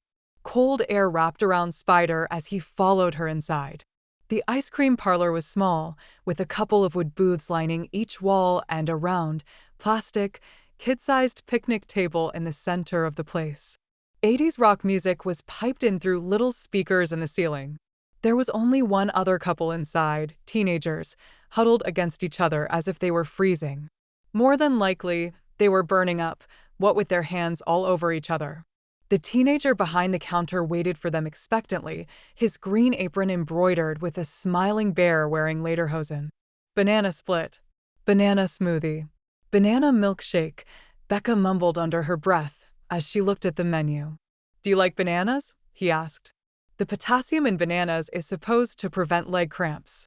Feeling his calves cramping up, Spider said, I'll have a banana shake. The teenager looked at Becca expectantly. Oh, we're not together, Becca said. Go ahead and ring his up. My treat, Spider said through gritted teeth. She was the most difficult woman. Give her a banana split with extra bananas. And we'll both need a water before our order. When Becca opened her mouth to argue, Spider held up his hand. This was my idea. But I have more to give you than babies. He cut her off, irritated that she couldn't even accept an ice cream from him, irritated further when the teenage couple looked up from their public grope session at his comment. Really? Becca crossed her arms over her belly. Like what? He took the ice waters and led Becca to a booth near the front door. As they seated themselves, Spider chose his words carefully. I can offer you a shoulder to lean on, an ear to vent to, air conditioning and ice cream, that's what. Now, drink your water. Dehydration was a problem for everyone on a fire, not just firefighters. In this heat, a pregnant woman could lose a lot of fluids. Scowling, Becca took the water and drank deeply. So did he. Half their glasses were gone before either spoke again. Spider shook his drink, making his ice rattle. I'm pretty good at teaching things, like how to swing a baseball bat. I'm having a girl. Somehow, Spider had always visualized having a boy. He studied her face for a minute before saying, You're bluffing. I could be having a girl, she conceded with a sideways smile. He held up the keys to her truck, dangling the keychain in front of his face, a blue baby rattle. Either way, they'd need to learn how to swing a baseball bat. It was the only color they had. Becca smiled as she explained her keychain choice, then shook her head. That's not the kind of advice I need. Okay, so maybe you know about baseball. What about my other talents? I make great tamales, I can change a tire pretty quick, and I can dig a mean hole in the ground when it's time to plant flowers in the yard. I could go on. He could offer her everything he had to give, including his heart. She laughed. You sound like you're applying for a housekeeping job. Maybe a roommate. When she quit laughing, he held up a hand. Just thinking of you and all those late-night feedings. You'll need help. I'm going to breastfeed, she deadpanned, but her blush indicated she wasn't as cool as she tried to appear. Thwarted, Spider took another drink of water, watching Becca, judging what he should try next. She looked so tired, and he really wanted to make things easier for her, although how he expected to give her advice on raising kids when he knew nothing was beyond him. He knew about fires and keeping a team together. Of course. How was IC today? Julia give you any trouble? I could pick a fight with her if she keeps giving you grief, Spider joked. She's fine. No need to bring in your muscle to keep her in line. Becca relaxed back into the booth and smoothed her t-shirt over her belly. It's the strangest thing. I really lost my temper before, and suddenly she became this model employee. So you told her off, did you? I wish I would have seen that. He smiled at her, proud that she'd finally drawn the line. She took another drink of water, looking at him over the rim of her glass. I don't think it was the telling off that did it as much as my explaining that I didn't want to work with Sirius permanently. Apparently, she thought we were competing for the same job. When will you hear about this new position? I'm starting to want to spread my news. I'd like you to meet my friends, too. Why do you want me to meet your friends? Don't you think they'll look at me and accuse me of robbing the cradle? Becca eyed him warily. Don't you care what other people think? You think my friends are going to say I knocked up some old lady? Spider couldn't look at Becca because his friends had noticed their age difference already. Give yourself and them some credit. You've still got all your teeth. And my friends would accept you as the warm, intelligent woman that you are. That, at least, he was sure of. Her cheeks were bright pink, and she wouldn't look anywhere but at her hands, which were busy winding a paper napkin around her forefinger. You're talking about us as if we're a couple. What if I am? Spider was wondering when she'd notice. No one cares that there's a difference in our ages but you. I'm old enough to be the father of that child and your partner in life. That's all that matters to me. His voice carried through the ice cream parlor. The make-out teenagers grinned and gave him 2 thumbs up. You should care. Becca tore the straw wrapper in bits and tossed the shreds on the table. People talk and stare, and opportunities are lost if you don't conform, especially when you're a woman, even in this day and age. Face it, we're in different places. If you try to tell me I don't understand your generation, Granny, you're just going to tick me off. He was already getting really frustrated. Get it through your head. Your age doesn't matter to me. Reputations don't matter to me. Remember, I'm the one who ran down the mountain in my boxers. Yes, that's you. Becca paused, biting her lip. But me, I avoid decisions that might put my future at risk. You don't think making the decision to have that baby alone was a risk? Spider reached across the table and covered her hand with his. You're more courageous than you think. People will look at you whether you're with me or not. Why? Because you're beautiful, pregnant or not. And you'll be a beauty 20 years from now. She blushed, tugging her hand away. There you go being nice again. And I'm not done. He drew back his hand. I like talking to you. I like being able to tell you things. I've been able to tell you things from the moment we met. Why can't you give us a chance? She took a sip of her water, looking at him over the rim of her glass. Since you mentioned chances and risks, why won't you give your dad one? Bananas up, the teenager called. Grateful for the distraction, Spider went to get their ice cream. I don't know what to say about my dad, Spider said when he sat down again. There are a lot of things that I won't say. How he'd been jealous of the other boys in Little League whose dads helped out at prac, Tice, and sat in the bleachers at games. How he'd floundered through dating without anyone to talk to about girls and how they should be treated. How he tried to pretend it didn't matter that he had no family at Christmas. Why don't you tell me what you're comfortable saying? Becca gathered a bit of banana in her spoon. Aiden was only barely able to keep from running his finger over her chocolate-coated lips. So you can use it against me at a later date? He stirred his shake with his straw, avoiding her probing gaze, refusing to take the bait. Spider sucked on his milkshake, gathering his thoughts. My dad was a no-show by the time I was 5. He sent money every once in a while, but my grandmother and I were on our own. And I knew it. Spider drew a deep breath. He didn't care then. He doesn't care now. But he's come back into your life. Becca's blue eyes searched his. He wants a second chance. Spider shifted, uncomfortable on the wooden seat. I'll admit, sometimes I think my dad has changed, but Roadhouse has always been a slick talker. I've been burned before. Becca continued to inspect him as she took a bit of vanilla ice cream. Maybe it's different this time. You didn't hear him talk about you. Maybe? You can't change my mind about him, Becca. His shoulders pinched. Don't judge me because of my childhood. I may not have had a good role model for a father, but I know what I wanted him to be, and you can bet I'll be 10 times better than that for our kid. She arched a brow, a subtle attack. His hopes sank. How could he believe in his parenting potential if Becca didn't? Why can't you put a little faith in me? Impulsively, he came around to her side of the booth and sat next to her. Aiden. She didn't move when his hip nudged hers. You can't pretend there's nothing between us, Beck. Maybe not, but do you really know what it is you want? It's not as if you have a job that will make it easy for you to be involved with. Her gaze slipped away. Your whole life will change. I don't want you to resent me. Her words cut deeper than he wanted them to. They'd shared something real, created what he was coming to consider a life-changing miracle, and Becca was now pretending none of it involved him. He'd wanted to put his arm around her. Instead, he reached for his milkshake. Why is it so important that you raise this baby on your own? She closed her mouth on any arguments she might have voiced, so he answered for her. You spend so much time watching out for others that life has passed you by, didn't it? And now you're going to do things your way. No compromises. At her shocked expression, Spider couldn't keep from cursing. Why is it that you don't think I pay attention when you speak?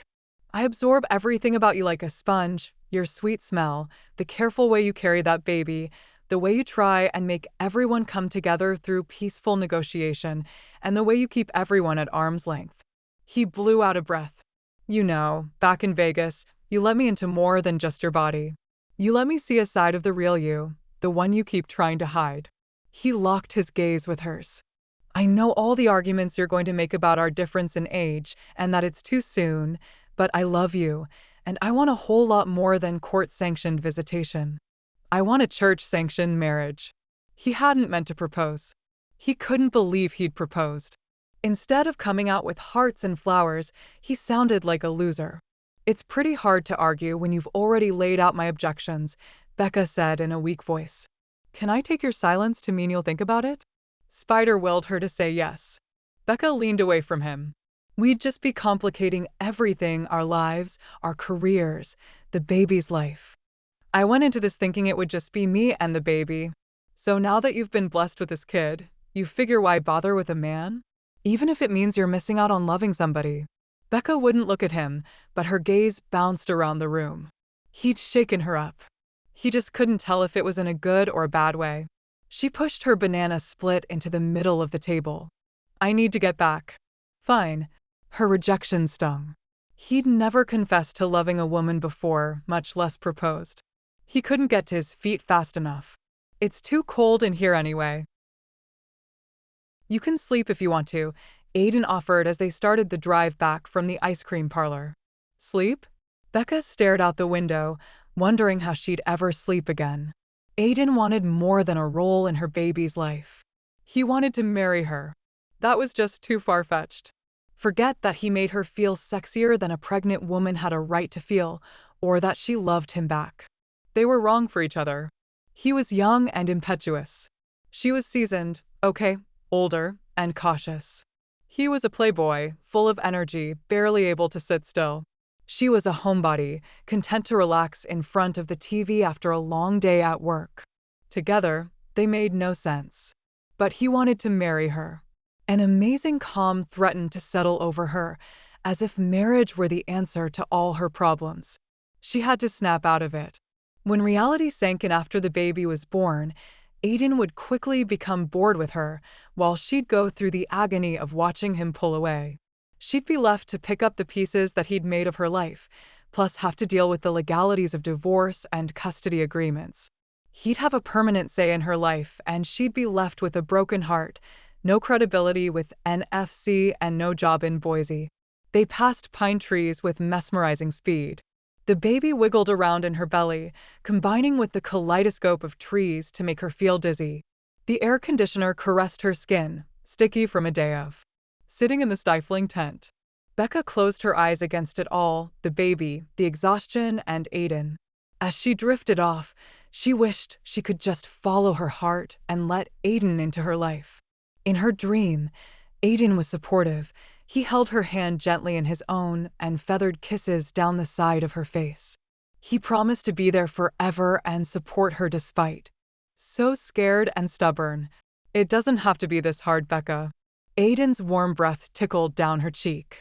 Becca's eyes flew open and met Aiden's. Oh!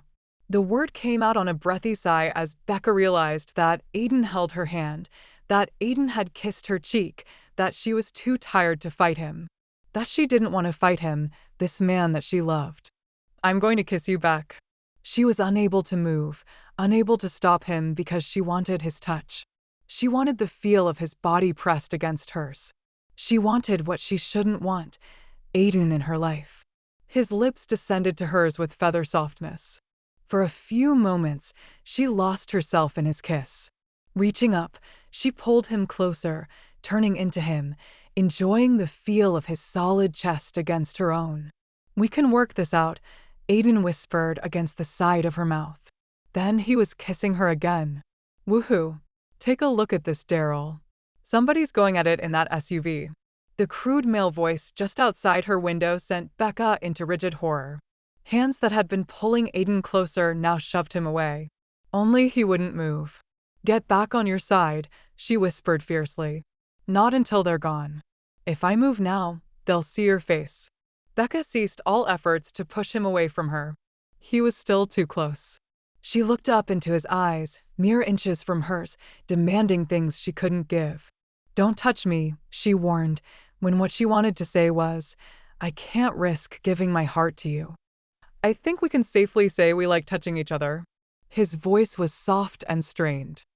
I can't tell you how many times I've watched my friends struggle to overcome obstacles to love. And every time I laughed, thinking they were foolish not to give up and move on. But now it's me in the trenches. Now it's me fighting for love. I know you have feelings for me, Beck. And know this, I'm not going anywhere. A marriage proposal. A declaration of love. This was supposed to have been an uncomplicated trip to get ice cream. If she wasn't careful, Becca was going to give in and let Aiden make a shambles of both their lives. She only had one more card to play. The truth. Chapter 14. Assemble over here. Spider LED his team Tio a spot in and area directly in Becca's path after her morning briefing. He wasn't going to step out of her life as easily as she'd like. Becca had managed to avoid him at breakfast, and her gaze hadn't even skimmed over him during the morning briefing. But she'd have to walk right by him to get to the fire behavior tent now. "Good morning, Becca," Spider called when he saw her a mere 20 feet away. He loved a challenge, and the stakes between them were high and worth fighting for. Becca hesitated and then waved. Not the best of signs. Something spilled behind him with a jarring crash. The contents of Victoria's backpack scattered across the dirt. His already taut nerves tumbled over the edge of his control.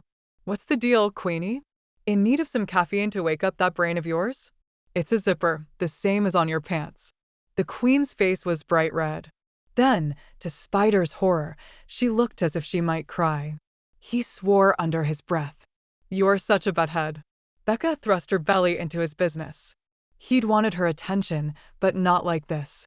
It was an accident. Patience is a virtue of good leaders and good parents. She berated him as if she were his second-grade teacher, appalled that he'd eaten paste. Maybe I order her around because she needs it. She hasn't been able to think straight lately. Spider cast a dark glance at Victoria. But head, Becca repeated. People around them slowed, turned to look, stopped talking. Spider didn't care, mostly because Becca didn't either.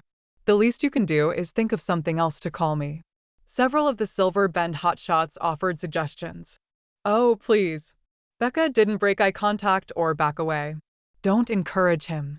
"Like you never do," Spider said, then dropped his voice suggestively lower. "You encouraged me last night." Becca's eyes widened, then narrowed. "You," someone in the crowd hooted. "It's on." Spider ignored them. He only had eyes for Becca. "What in the world are you going to do now, honey?" "Management," someone said behind him. And sure enough, Socrates stood watching them a few feet away. Frowning. "Move it along, people. If you're itching for a fight, Spider." "Becca, there's a fire to be beaten." "You set me up," Becca accused in a low voice when Socrates turned away. "Well, I guess we're even, because I set you up in Vegas. I decided I was going to get pregnant before I ever stepped foot off that plane." She trapped me?" The world pitched off kilter as everything Spider believed to be true shattered. The baby hadn't been an accident. Becca wasn't a saint who decided to raise his baby alone. She was. Yes, she lifted her chin, but not with pride. Hurt sparkled in her blue eyes. Spider was numb. Blood rushed in his ears. A woman who'd done that. She didn't love him. She couldn't love him. Or, more accurately, he could never love her. I shouldn't love her. But it was too late. Becca had selfishly taken what she'd wanted, only somewhere along the way, she'd snagged something she hadn't planned on taking. His heart. Becca slunk into the fire behavior tent, retrieved the printout with the latest weather updates, and waddled at high speed right back out of there, fighting tears all the way to her SUV. She'd done it. She'd told him the truth about Vegas. And from the look on Aiden's face, she'd shocked the love right out of him. Be careful what you wish for. For several seconds, Becca sat rigidly gripping the steering wheel in one hand and her reports in the other. Then, she let go of everything, crumpling across the bench seat and relinquishing the most pitiful wail. "He hates me. Wasn't visitation going to be pleasant?" Becca cried a little louder. She'd wanted to avoid heartache, and look what happened. There was a knock on her driver's side window. Becca's hands flew to her face. "Go away. Couldn't a hormonal pregnant woman get any privacy in this camp? Are you okay?" Julia's voice. More than anything, Becca wanted to crawl back into bed, preferably her own bed in California several hundred miles away. "Becca?" Julia didn't seem to take the hint that her boss was having a private breakdown. With a resigned sigh, Becca sat up. "I'm fine. It's just hormones." Julia opened the driver's side door. "I thought you might like some water." She handed Becca a bottle of water and then a tissue. After a moment's hesitation, Becca took both. She blew her nose with the most unladylike sound, making her fight the tears all over again. Why couldn't she be more graceful?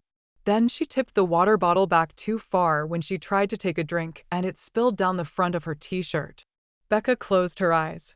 "I am such a klutz." Julia shifted beside the old forerunner, her boots scraping the ground. I think you're tired and stressed out. And what would you know about it? Becca demanded, regretting the words as soon as they left her mouth. Nothing, Julia admitted, taking a step back, then another. She shook her head, and then she retreated, leaving Becca feeling even more of a failure. NIFC was right. Becca was a horrible manager. I apologize, Becca said to Julia when she returned to the fire behavior tent. I shouldn't have snapped at you in the parking lot. Julia sat hunched over a table covered with fire maps. She shrugged, wiped at one of her eyes, but didn't say a word. Becca couldn't help but notice that her eyes were red again. Had Becca made her cry? She was a louse. Sinking into her chair, Becca admitted, "You're right. I am tired and stressed out." Julia nodded curtly, pursing her lips as if afraid of what she might say if she spoke. And I'm afraid I cried all over the daily weather report. Becca had crinkled it up pretty badly as well. Why don't you go lay down? Julia said, sneaking a glance her way. No one will mind if you get some extra rest.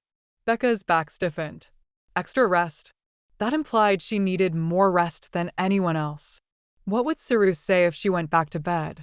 He'd probably realize that she was trying not to burn herself out. He'd probably understand that she'd operate more efficiently with a little more sleep. He might even admire her for giving Julia some more responsibility. Becca hung her head, actually contemplating it for several seconds. Becca's eyelids drifted down at the mere thought of more sleep. She was very tired. The baby elbowed her rib cage, jarring Becca awake. The sound of trucks leaving and carrying crew up to the fire struck a chord. Aiden was probably on one of those trucks. So much for trying to insulate her heart from breaking. Becca wanted to curl up into a ball and cry. If she did that, she'd be giving up. She may as well forget the job in Boise and hand over the baby to Aiden. There was no way she was doing that. This baby is mine. That management job hadn't been assigned yet. Becca had plenty to do before getting some rest. You've got it bad, Spider, Logan said as they climbed a steep grade from the DP. It was barely 8 o'clock, but the sun and the fire had already begun to warm the air around them. I didn't see that coming, Doc said, his New Jersey accent grating on Spider's nerves. You're so clueless when it comes to women, Spider. That's what I like about you, Chainsaw observed, packing his namesake on his shoulder. For once, Spider had nothing to say. The only other person who'd used him and disregarded his emotions to this extent was his father. Spider glanced up at the gray-brown, smoke-filled sky, wishing for a wiser head. Maybe then he'd insulate himself from the pain caused by people he loved. Yeah, why all the drama? Doc asked from behind them. I mean, someone's already staked a claim on her. Spider opened his mouth to tell Doc where he could stick his opinions, but before Spider could get out a word, he was ducking to avoid his buddy's chainsaw blade. Watch it, Spider snarled as he stepped to the side of the trail. Sorry, dude. Need to readjust my load. Chainsaw swung his tool down on the other side of the trail about 2 steps up from Spider. Doc climbed past Spider with a grin Spider would have given anything to wipe off his face. Spider clenched his teeth. What did Doc know about problems? He was in med school, looking at a prosperous future that was far removed from the dirt and grime of the hotshot life. If Doc had a kid, it'd be born in a church-sanctioned marriage with a silver spoon in its mouth. Spider would never be enough man for Becca and her kid. As Doc came, even with Chainsaw, Spider's broad-shouldered friend shifted his foot into Doc's path. Doc stumbled and nearly fell on his face, protesting all the way. You can disrespect him. Chainsaw pointed at Spider. He was so much bulkier than Doc that Spider wasn't worried about the two fighting. But you can't disrespect Love Document. Victoria sauntered past them all. Children, behave. You go, girl. The queen is right. At least, she'd regained her energy and hadn't called him a butthead. I guess the pace is too slow if you all have time to chat like church ladies. Come on, hump it up the hill. Spider and Chainsaw let the others hike on ahead of them. Thanks, Spider mumbled. Somehow, the big guy always knew when to step in. Chainsaw rummaged in his pack until he found a slim beef stick wrapped in plastic. With his beef stick hanging out of his mouth like a cigar, Chainsaw hefted the long saw onto his shoulders. Then he gave Spider a sharp look. Have you matured enough to be a daddy? 'Cause I hear that kid doesn't have one. I lie, grin, put on a show like always. Only Spider didn't feel like playing the role of clown. Soon someone would be running around the world with Spider's blood flowing in his veins. He couldn't make a joke out of that. I got her pregnant, Spider admitted, amazed that the statement created such relief. The beef stick dropped out of Chainsaw's mouth to the dirt. Yeah, Spider agreed. It was a solemn moment. He stared up at the sky, but could only see smoke. So she wants to get married? No, she wants nothing to do with me. Chainsaw kicked the beef stick beneath a bush. That's unexpected. So much about Becca was. He knew she wanted the baby because she'd focused on her career for too long. He hadn't expected she'd go to such extremes to get a baby. The question was, did it matter if he loved her? Chainsaw shifted around. Look, maybe it's for the best. But Spider was already shaking his head. Unfortunately, I'm crazy about her. Dude. Comprehension dawned and Chainsaw slapped Spider on the back. She's the shower girl. The big man sobered. You're going to be a father. Yeah, I was thinking that I didn't want to be a Christmas card dad. Chainsaw took off his helmet and rubbed his blonde crew cut. You know, your dad. Won the world's worst dad award annually. Yeah, I know. Spider took a swig from his water bottle as the team left them behind. I'm the last guy anyone would expect to make a good father. But after the shock wore off, I couldn't imagine not being the kid's dad. Chainsaw nodded slowly, then put his helmet back on. Not that I speak from experience, but it seems like you need to be around more than a few months a year to be a good parent. Not true. Look at Golden. He's got 2 kids. 2 great kids, Spider amended, continuing doggedly. And Logan. He's got 4. I can do this. Better than his dad, he'd like to think. Both those guys have wives, Spider. They've got women who love them and are willing to make it work. I'm not giving up. It shouldn't matter how she'd found him. Heaven help him, he still wanted to marry Becca after all this. She's stubborn, but she'll come around. It took a brave woman to do what she'd done. And it would take a braver man to stand by her side. Spider. The radio clip to Spider's chest strap crackled to life. Copy. Logan's voice came right back at him, irritation riddling the static. Close ranks. The rest of the team is at the top of the ridge. Teams weren't supposed to get separated, and here Spider had purposefully lagged behind with Chainsaw. A foolish mistake. If they'd been closer to the fire, anything could have happened while they'd stood there discussing Spider's private life like the church ladies he'd accused the rest of the team of being earlier. Maybe you should just try to get along with her, Chainsaw suggested. You must have got along well enough, whenever, you know. Chainsaw's cheeks reddened. I've told her how I feel. I proposed, although not with any finesse. Spider sighed. You tell me what to try next. Flowers, candlelight, and you. Down on one knee. Chapter 15. After lunch, Spider hacked at a tree root as if it were the devil himself, because only the devil seemed to have the answers he needed to make things right. The afternoon sun, combined with waves of heat from the front of the fire, had sweat trickling down nearly every surface of his body. Rather than pace himself, Spider was using the physical work to channel some of his frustrations with Becca. Somehow, he was going to prove his love was real, that they could work out their differences and get married. How about I finish that up for you, Logan said, gently guiding Spider away from the hand line they were scraping out of the mountainside. Looks like you could use some water. I'd prefer vodka. Are you going to drink to forget? Doc called as they walked away. Do you have a problem with me, Doc? Spider snapped, stepping in his way. The kid stared back at Spider in surprise. Chainsaw stepped between the two. Let's pick on someone your own size, Spider. Now's not the time to have a meltdown over a woman. I'm not having a meltdown, Spider mumbled. He wouldn't throw the first punch, but he wouldn't mind brawling with someone. Okay, maybe a little. I misread her from the start. What can I give her and the baby that she doesn't already have? Your love, Victoria said, walking up from behind. Sorry. I couldn't help but hear. Congratulations, by the way, and yes, Becca is too good for you. But love, she shrugged. That's all any of us wants. When the fire season is over, she'll realize it too. Spider didn't want to wait. Much as I'd love to continue this hallmark moment, we need to finish up. Logan gestured to the rest of the team, whose pace had slowed. I think this is yours. Victoria handed Spider a large Ziploc bag filled with letters. I meant to give them to you this morning, but then everything fell out of my backpack and, well, you know the rest. What is it? Spider took off his gloves and opened the bag. I think they're letters from your dad. I read one and it was addressed to you. I didn't know he was your dad. Who? Aiden knew he had some type of scowl on his face. His entire body felt sour and bitter. That old guy. I thought I saw him drop the bag in camp and then I couldn't find him. Her cheeks turned red. I probably shouldn't have opened them at all, but I was curious. Besides, Becca gave him a chance. Spider withdrew a letter, opened it, and squinted at the lines of shaky scrawl. Dear Aiden, I know how hard it's been to have your dad on the past few fires with you. It's been equally hard on me.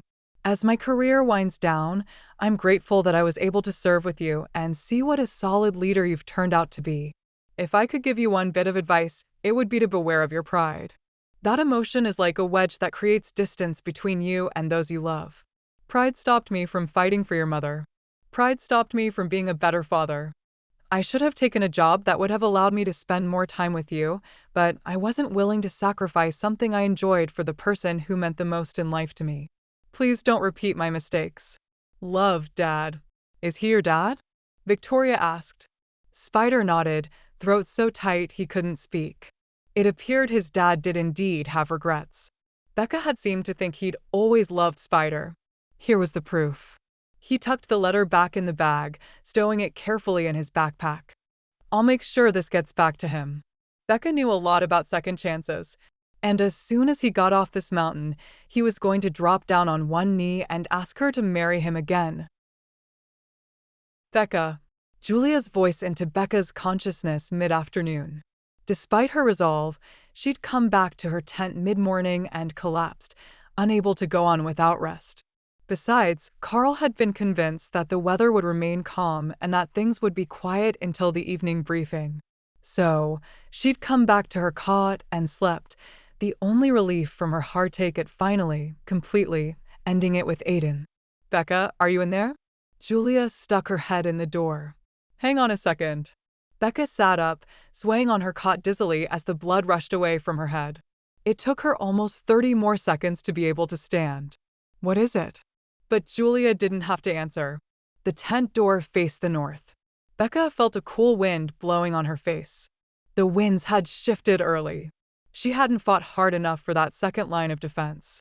And now there were teams of men and women up on the mountain in the fire's path. Becca's stomach roiled with fear. Aiden. It started as pressure in Spider's ears. At first, he attributed it to the altitude. They'd hiked far up the mountain today and the air was pretty thin. It was cooler, too. Still hot, but cooling off quickly, as if the shadow of the mountain was giving them respite. Are you okay, Spider? Doc asked. We've still got a ways to go to meet up with that water buffalo crew. Spider continued to stand still. Something was wrong. There was an expectancy in the very air he was breathing. The smoke was thick up here such that it seemed like a foggy dusk if fog were brown-gray. The slope they were working on was steep and densely wooded, limiting visibility even further. Hey, Chainsaw shook his shoulder. You need to focus. We'll be back in base camp soon enough. Chainsaw assumed he'd been distracted by thoughts of Becca and the baby. Yeah, sure. Spider went back to work, swinging his Pulaski with skilled strokes, but his attention was on the brown-gray sky above them and, in spite of the heat, he shivered. The prediction was for no wind today, Cyrus announced to the team in the IC tent, with a dark glance sent Carl's way. We need to know what's going to happen next. Becca, give me a minute. Becca leaned over the latest fire map spread across the table, trying not to worry about Aiden and failing, because his crew was directly in the path of the fire. Carl said there'd be no wind. Julia's eyes were streaming with tears. Jackson Garrett charged into the tent. Do you feel it? He looked around with an almost palpable sense of urgency. Nodding, Becca knew immediately what Jackson meant. He wasn't referring to the wind.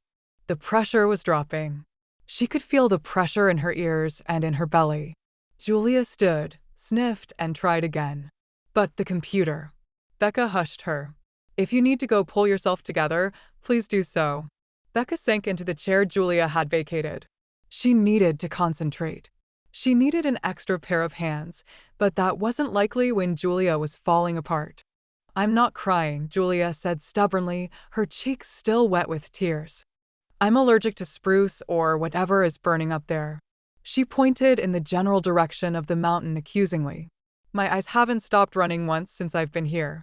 I want immediate updates on the teams on that mountain, Cyrus commanded their communications officer. Where are they and how far are they from a safe retreat zone? We've got 3 crews working too close to the southwestern flank of the fire, Jackson observed, looking at a map. The winds are going to blow this beast straight down their throats. I agree, Becca said. They're our number 1 priority, but there are also 2 other crews in danger.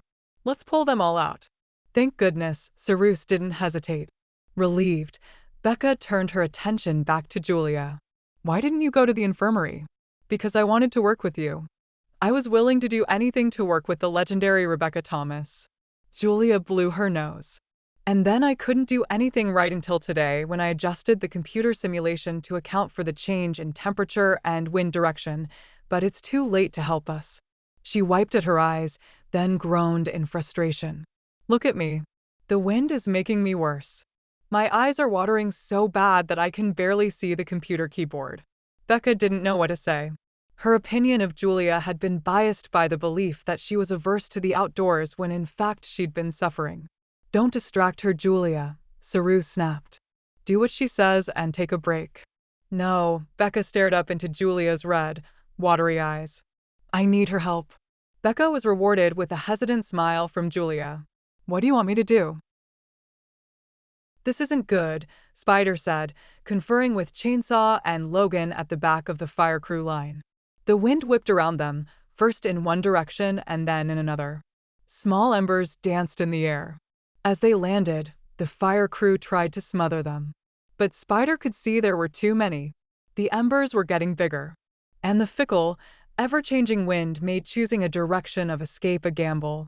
Doc, call I see, Spider commanded, pulling out his map. Which location do you want to retreat to, Logan? The black meadow below us, which had been burned over 2 days ago. Or that little rise to the east?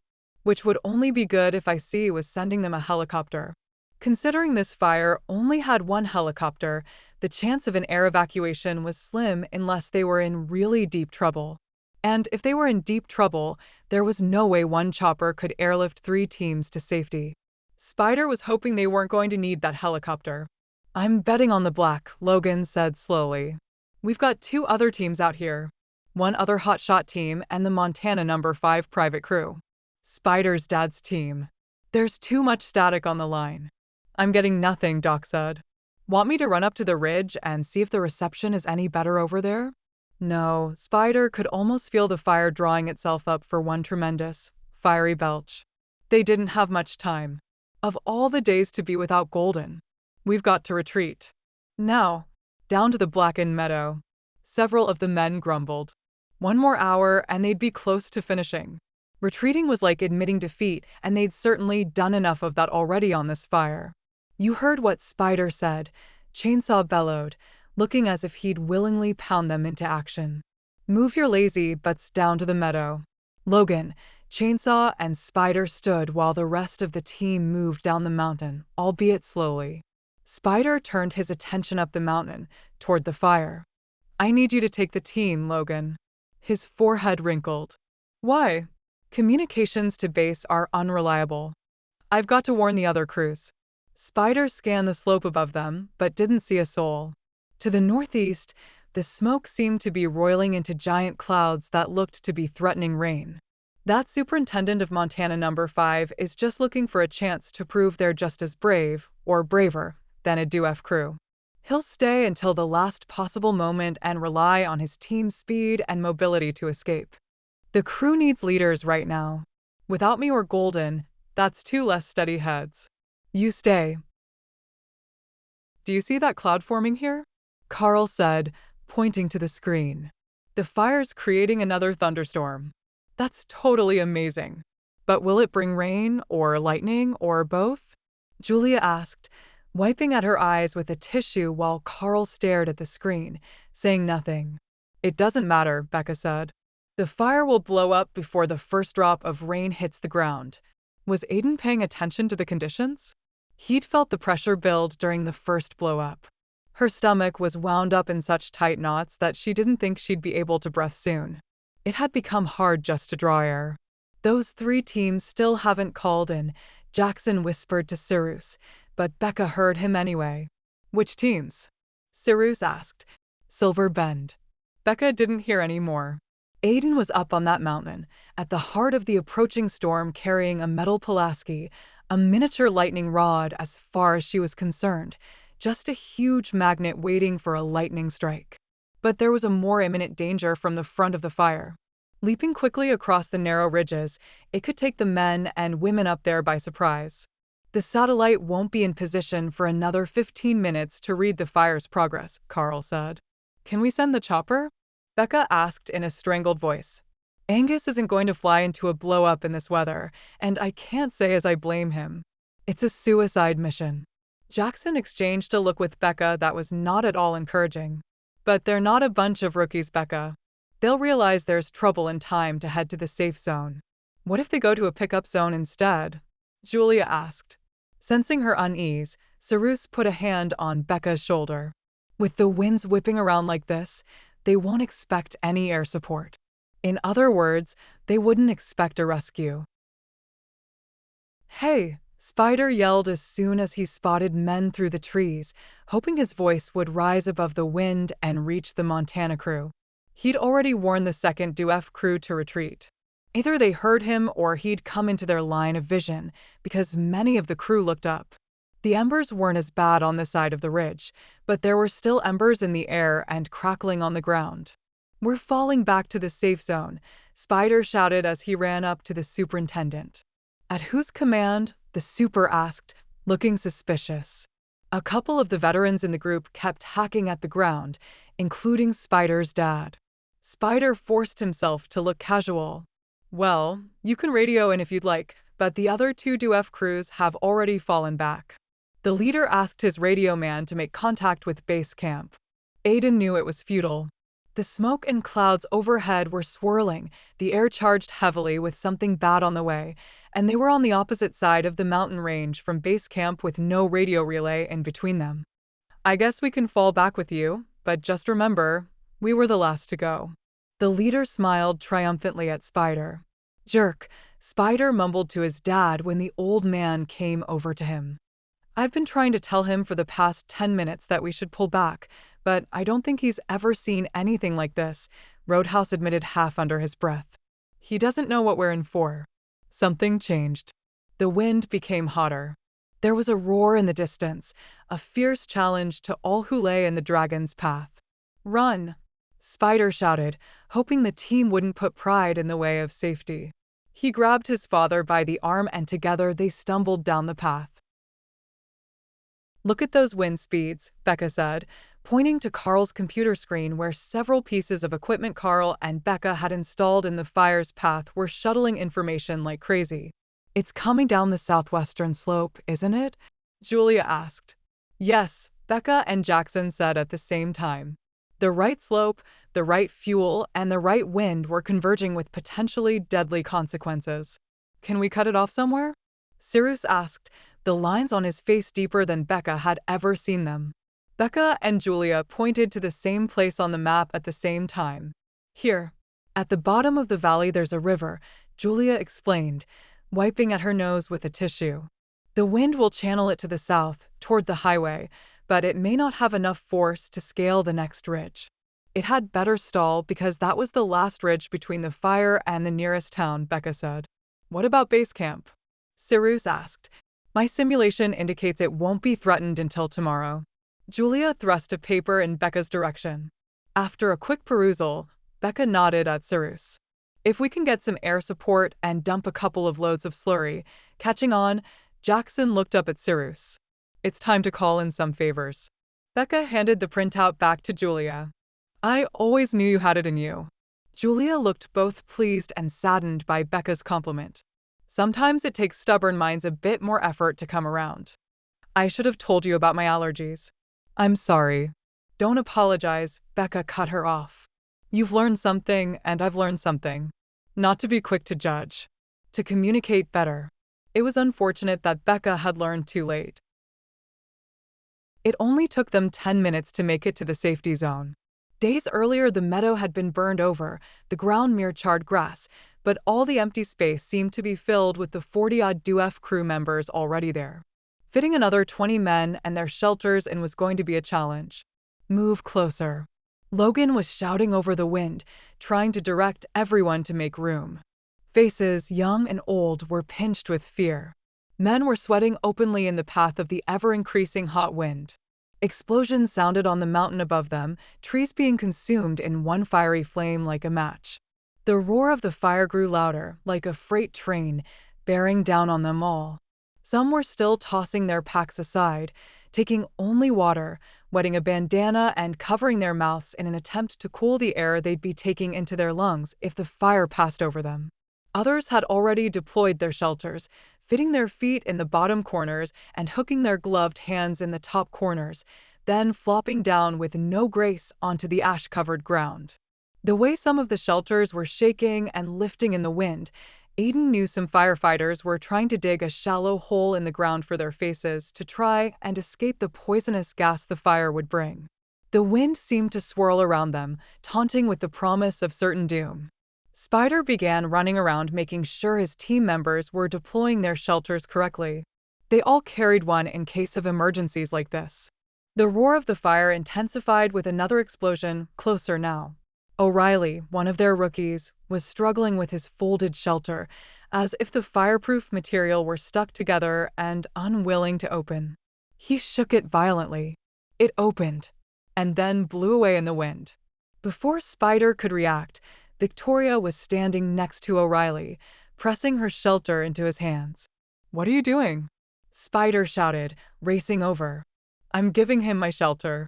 Victoria's face was paler than usual as she knelt to help the nearly paralyzed rookie into his shelter. "He's got a wife and kid at home." "We've got reports of teams in the safe zone deploying," the radio communications officer announced. "Aiden." Jackson paced. "Which teams?" Becca demanded with a crack in her voice. He couldn't leave her to raise their baby alone. Julia was crying now, not just having an allergic reaction. She looked to Becca for support, and Becca held her hand tightly, repeating which teams. "I don't know. It's all garbled. Listen for yourself." And then the communications officer unplugged his earphones and filled the tent with the static sound of radio traffic.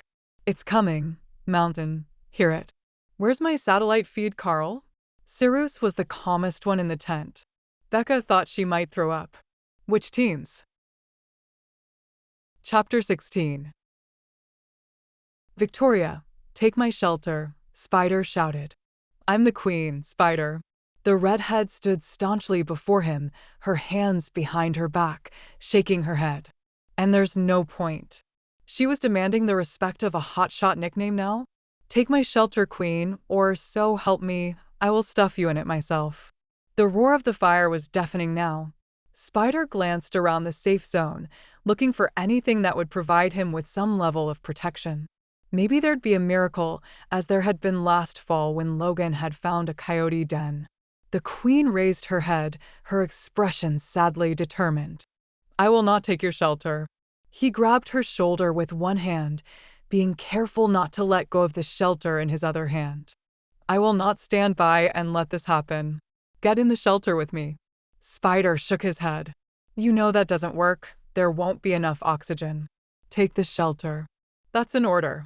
Every second you refuse is one more second I won't have to get away." She shook her head. "I'll run downhill. You may be faster than me going up over a long distance, but not downhill. And he'd have to if he wanted to live." Becca. He couldn't think about her now. Or the baby. "There's no point," she repeated. "I have cancer." The queen took a step back, her hands fisted. "I'm not taking your shelter." No, no, no. It all made sense now. Victoria throwing up, her stamina decreasing, her concentration worthless. She'd been fighting cancer and hadn't let anyone know all these months. She'd tried to hang in there and he'd been a jerk, kicking her when she was down, just as Becca had said. Spider lowered his head, clenching his jaw as he made his decision. He owed Victoria. "Look, nothing is hopeless. Not the way I see it." Unwilling to wait any longer, Spider thrust the shelter at Victoria and took off downhill. "Spider, you idiot!" The queen called after him. "I'll tell her you love her." Ow! Becca hadn't expected the sharp pain in her belly, couldn't believe that such a pain would rocket her out of her chair. "Becca." Julia helped ease her back down. "Are you okay?" "I think so." She rubbed a hand over her stomach, which was tight as a band of steel. "Just a Braxton Hicks contraction. Teams deployed. Pray, God." The static-filled voice descended over Becca like a cold shroud. How would she know if Aiden, Victoria, and Roadhouse had deployed their shelters safely? How could she wait the additional 10 minutes or longer wondering without going crazy? Her belly tightened again, causing her to straighten in her seat. She'd never had the practice contractions hit her so intensely. This was painful. This was labor. Aiden. Spider. Wait. Spider skidded to a halt at the edge of the meadow, wasting too many precious seconds he couldn't spare for his dad to catch up to him. "Deploy your shelter, Dad." Roadhouse ran in a lopsided gait, as if his legs were hurting. The ridge behind him was ablaze with flames rising 80 feet toward the darkly clouded heavens, reminding Spider of what little time he had left.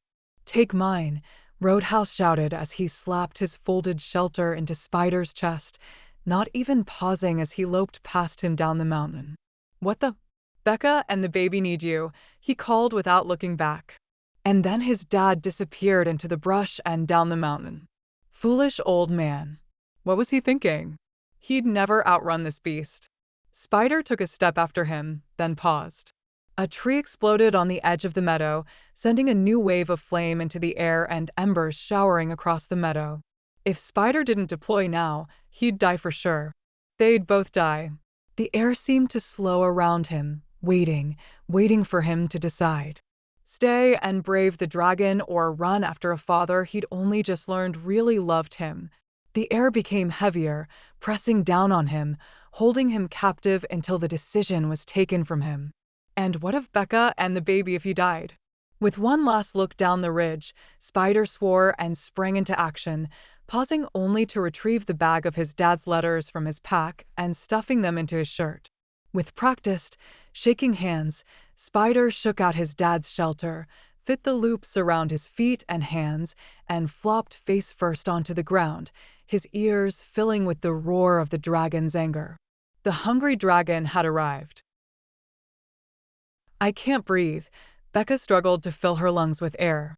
"Calm down, we'll save them," Cyrus reassured her, not looking up from the computer screen where he hoped to see the latest satellite picture of the fire any moment.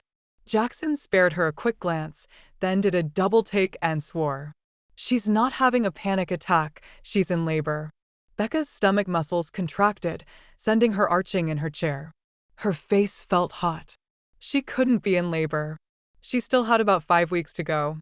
She cast her gaze around, looking for someone to calm her down, someone to reassure her that everything was going to be all right, but Aiden wasn't there. She'd fallen in love with Aiden and rejected him. What had she done? He might die never knowing how she felt about him. And it was her fault he was out there. Someone, Julia, encouraged her to breathe. How foolish she'd been not to realize that Aiden was perfect for her. Her heart had known in Las Vegas that he was the only one for her. She'd just been too stupid to see it until now, until Aiden was in danger of dying and her heart was in danger of breaking. "Don't let him die," Becca whispered half to herself even as Maxine, the medic, burst into the tent. Spider had never felt like such a coward. He never would have taken the shelter if his father hadn't mentioned Becca and the baby. He wanted to see the spark in Becca's blue eyes when they argued, and her smile when he said something that pleased her. He wanted to hold his baby in his arms, just once. Just once. Pressing the corners of his fire shelter down with his hands and feet, he could feel the heat wash over him. The thin layer of aluminum foil and fiberglass laminate wasn't a cocoon. The wind and fire teased the edges of his shelter, trying to lift it off the ground, trying to roast him alive. Reflexively, he jerked the shelter back down. The fire roared on and on endlessly above him. Firefighters didn't call shelters shake and bakes for nothing. The heat inside was severe and threatened to suck the oxygen away just as Spider needed it most. To his left, screams erupted. He wasn't far from the others. "Don't run," he shouted before dissolving into a fit of coughing as he fought for air. He prayed that whoever had been burned hadn't been burned badly enough to lose their composure and jump up. Therein lay certain death. And what of his father? Had he been able to outrun the dragon? More screams. Spider couldn't distinguish the voices. For all he knew, it could have been Dad. The sour taste of vomit filled the back of his throat. He'd let his father sacrifice his life so that Spider could live. He almost wished he wouldn't survive this vengeful firestorm.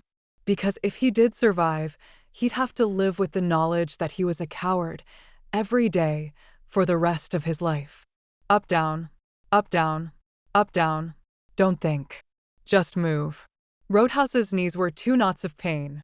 It was excruciating just lifting his legs, much less running on them on an uneven surface. Not that it would matter. The roar of the fire filled his ears with a near-deafening challenge. He wouldn't be able to outrun the dragon for long.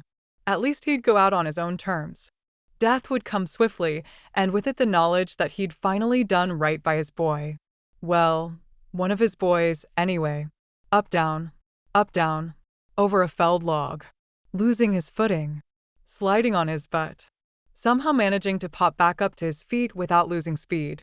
All the while, the fire bellowed hungrily behind him, daring him to stop and look back. Roadhouse didn't want his last memory to be of a wall of flames sweeping down upon him. He kept running even when his knees hurt so badly they'd become numb with pain. Up, down. Keep your mind off the knees and the fire. Think of something else. Make it to the other side of this little meadow. Familiar smells: smoke, pine, bear scat. Bear? He entered the stand of pine trees at the bottom of the meadow and nearly ran into a humongous grizzly crossing his path. Bear and man let out yowls of surprise barely heard over the roar of the fire nearly upon them. Roadhouse veered to the right, stumbled over a small boulder and flew into the air, his momentum carrying him over an outcropping of rock. "Logan!" Spider shouted upon emerging from his shelter. The charred remains of their backpacks littered the meadow. Smoke drifted up from the burned ground as if it were dust kicked up by a light wind. The wind itself had died down to a strong, bracing breeze. Firefighters began lifting off their shelters and standing, looking relatively unscathed, other than the emotional scars they'd carry from this day forward of barely cheating death. Others rolled their shelters off and called for help, having been burned by flames licking under their shelter. Spider jogged back up the slope to reach the rest of his crew, calling again for his friends. "Logan, Queen, Chainsaw." He saw Doc first, and then the rest of the Silver Bend crew came into view. "Are you all right?" Spider asked Logan. "Yeah." "Doc, do a head count." Logan's blonde hair was streaked with ash, but he was otherwise fine. "But how?" the Queen asked, looking frail and beaten, as wilted as a flower on a 110-degree day. Spider understood exactly what she felt, what she'd been through. "Roadhouse gave me his shelter," Spider admitted. Now that he'd seen to his people, he turned, about to charge down the hill to find his father. "Why did he do that?" Doc asked. "Because he loves me," Spider realized. And he'd never given his father a chance to share that love until it was too late. For that matter, the Queen frowned. "Why did you give me yours?" "Because you're a fighter, and you don't deserve to go down without a fighting chance." "Thanks." She hesitated, and then she hugged him awkwardly. "I guess Peter Pan saved my butt again." "The name is Spider," he called as he took off, no longer able to put off the task before him. It wasn't until Spider was at the edge of the blackened meadow and facing a smoldering slope that he realized Victoria had followed him. Bushes were still on fire, and the tops of trees still burned, their trunks blackened, but otherwise still intact. How could anyone survive this? Queen looked around them. If anyone could, it would be Roadhouse, my father, Spider added when the name seemed too awkward in light of what his dad had given up for him. Spider stared at her for a long moment. Do you still have that picture of your dad? The one in front of the silver Bend sign? Yeah. I kept it in my pocket. My dad knows who he is. They were friends. That's why he kept looking at you. He saw me give up my shelter for you. Spider swallowed and stared down the slope, not wanting to venture through it for fear of what he'd find. I don't know what kind of man your father is, but if he's anything like mine, he's worth finding. Spider didn't wait for the Queen's reaction. He plunged into the smoldering forest to find his dad. Do we have an update on the fire? Is it on rails or at a station? Jackson asked, meaning was it still racing over acres or had it slowed? It's not stopping, if that's what you mean, Becca managed to answer, trying to bat Maxine and her blood pressure cuff away. Hopefully, it will move over quickly and dance through the canopy, leaving the bush on the ground dried or burnt, but not torched. But you don't know, Jackson said. We don't have the latest satellite feed. Cyrus was on the phone with someone from NFC, negotiating an air tanker. Given the number of people at risk, Becca doubted they'd turn him down this time. We've got to get you to the hospital, Maxine reminded Becca. Becca's belly swelled and tightened with another contraction. When she could speak again, she announced staunchly, "Not until I know they're okay up there." Becca, there's nothing we can do other than wait. If you go, you'll be in radio contact the same as we are here, Cyrus said. But I won't be here. She wouldn't leave without knowing Aiden and the rest were okay. I'm downloading the satellite data, Carl announced. Is it live or on delay? Becca demanded. It's live. A continuous update. Here we go, folks, Carl said, pushing his chair back a bit from the screen so that the others could see. Becca struggled to sit up, but Maxine pushed her back down. Easy, girl. Holy cow, Jackson said, looking a bit pale himself. Look at the heat that beast is generating. Let me see, Becca insisted, brushing off Maxine's hand and rising. Then I'll go. The satellite picture showed a huge red cloud over the mountain above them. The body of the fire was probably racing through the crowns of the trees at speeds that could easily trap a man. In its wake was a wide orange tail, a second wave of flame that would destroy whatever was on the ground that the crown fire had missed. The tail traveled slower, but was just as deadly. 30 minutes until we get our first air tanker. Cyrus joined them at the monitor. See you at the hospital, Becca. That's an order. Tears spilled over Becca's cheeks as she whispered, Aiden, where are you? The fire had burned through the treetops at high speeds, leaving some areas untouched and some small, spot fires on the ground where bushes had caught fire. Not that anyone could have survived the heat of the crown fire without a shelter. Spider picked his way down the hill, trying to estimate how far his father could have gotten before the fire would have overtaken him. He had to move slowly and look at everything twice, every charred bush, every blackened rock, every spot fire of more than a few feet in diameter, just in case it was his father burning. The other firemen were staying up in the meadow awaiting pickup. Spider was alone, which was the way he wanted it when he found the remains. The smell of charred flesh filled his lungs, and Spider couldn't stop himself from gagging. Then he saw a smoking mound in a stand of trees. At first, Spider was convinced it was his father. But as he came closer, he realized it was too big, 3 times the size of a man. It was a bear.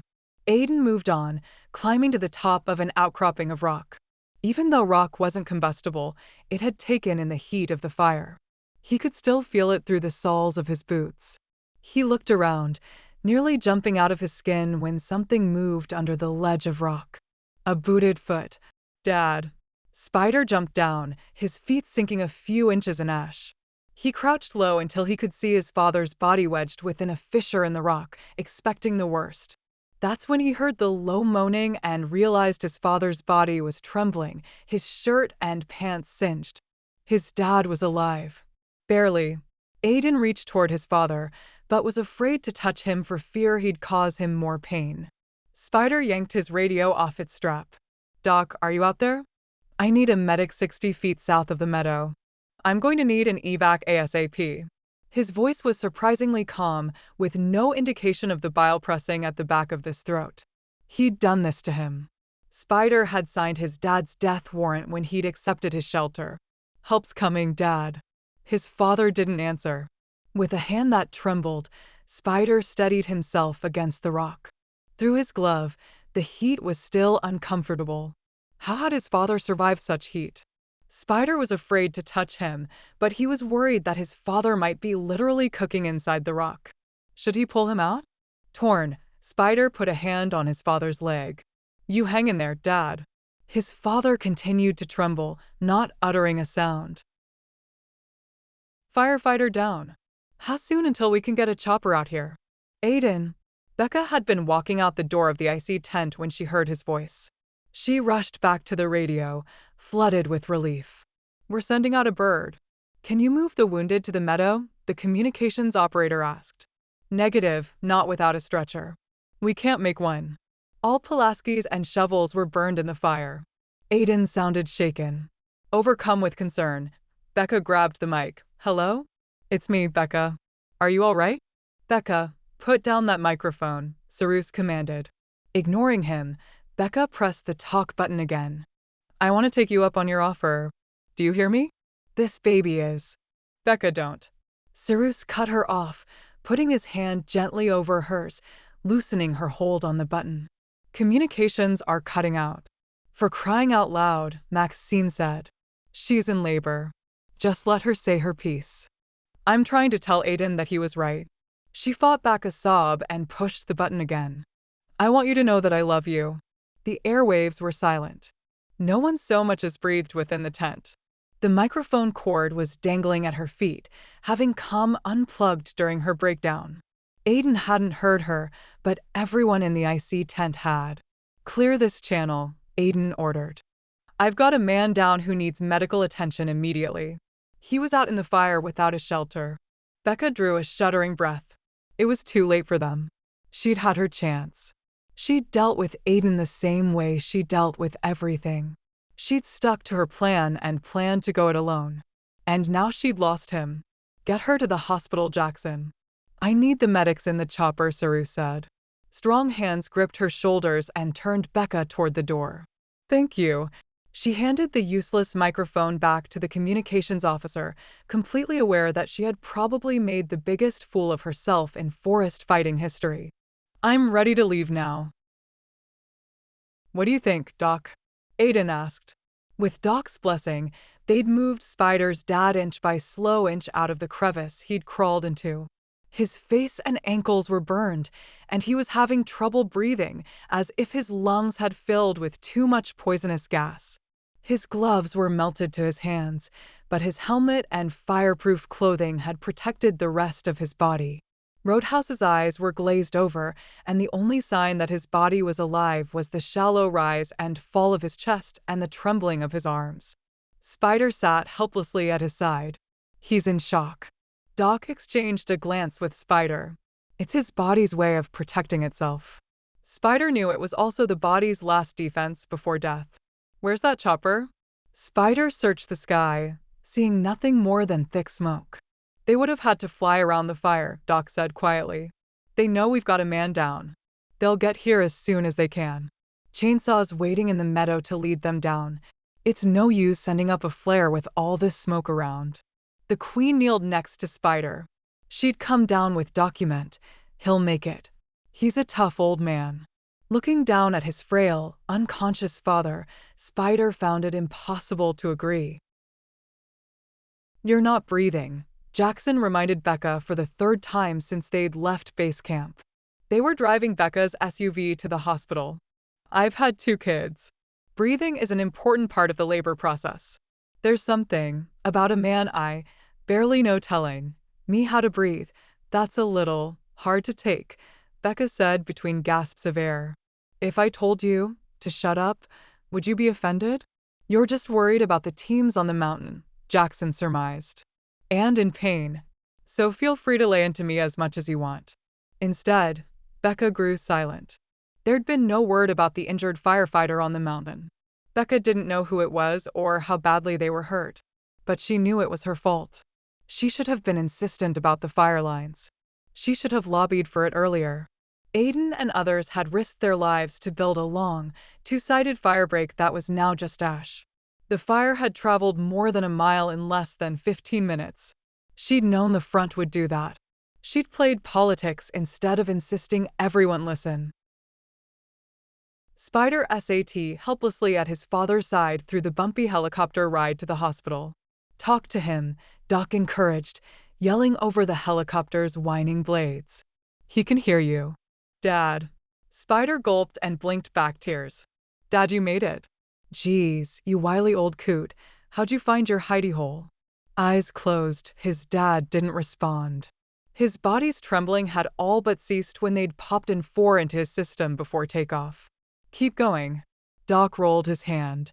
You're doing great. Spider felt as if he were going to choke. His throat was so tight.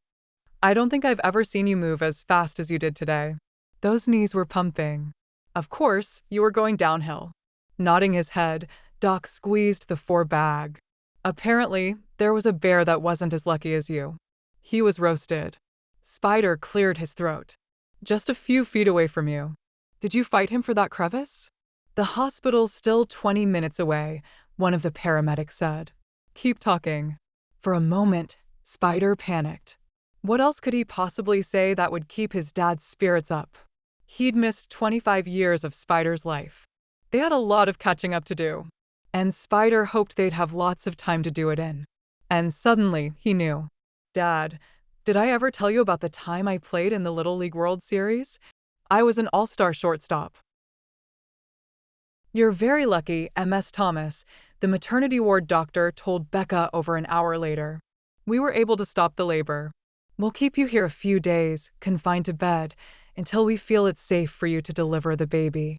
Absently, Becca thanked the doctor. Tubes ran into her arm.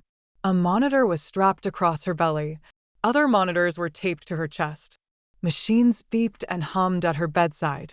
The baby was fine, but Becca's heart was not. Where was Aiden? Had he continued to fight the fire after the wounded were airlifted out? Becca lay in a room with 3 other beds.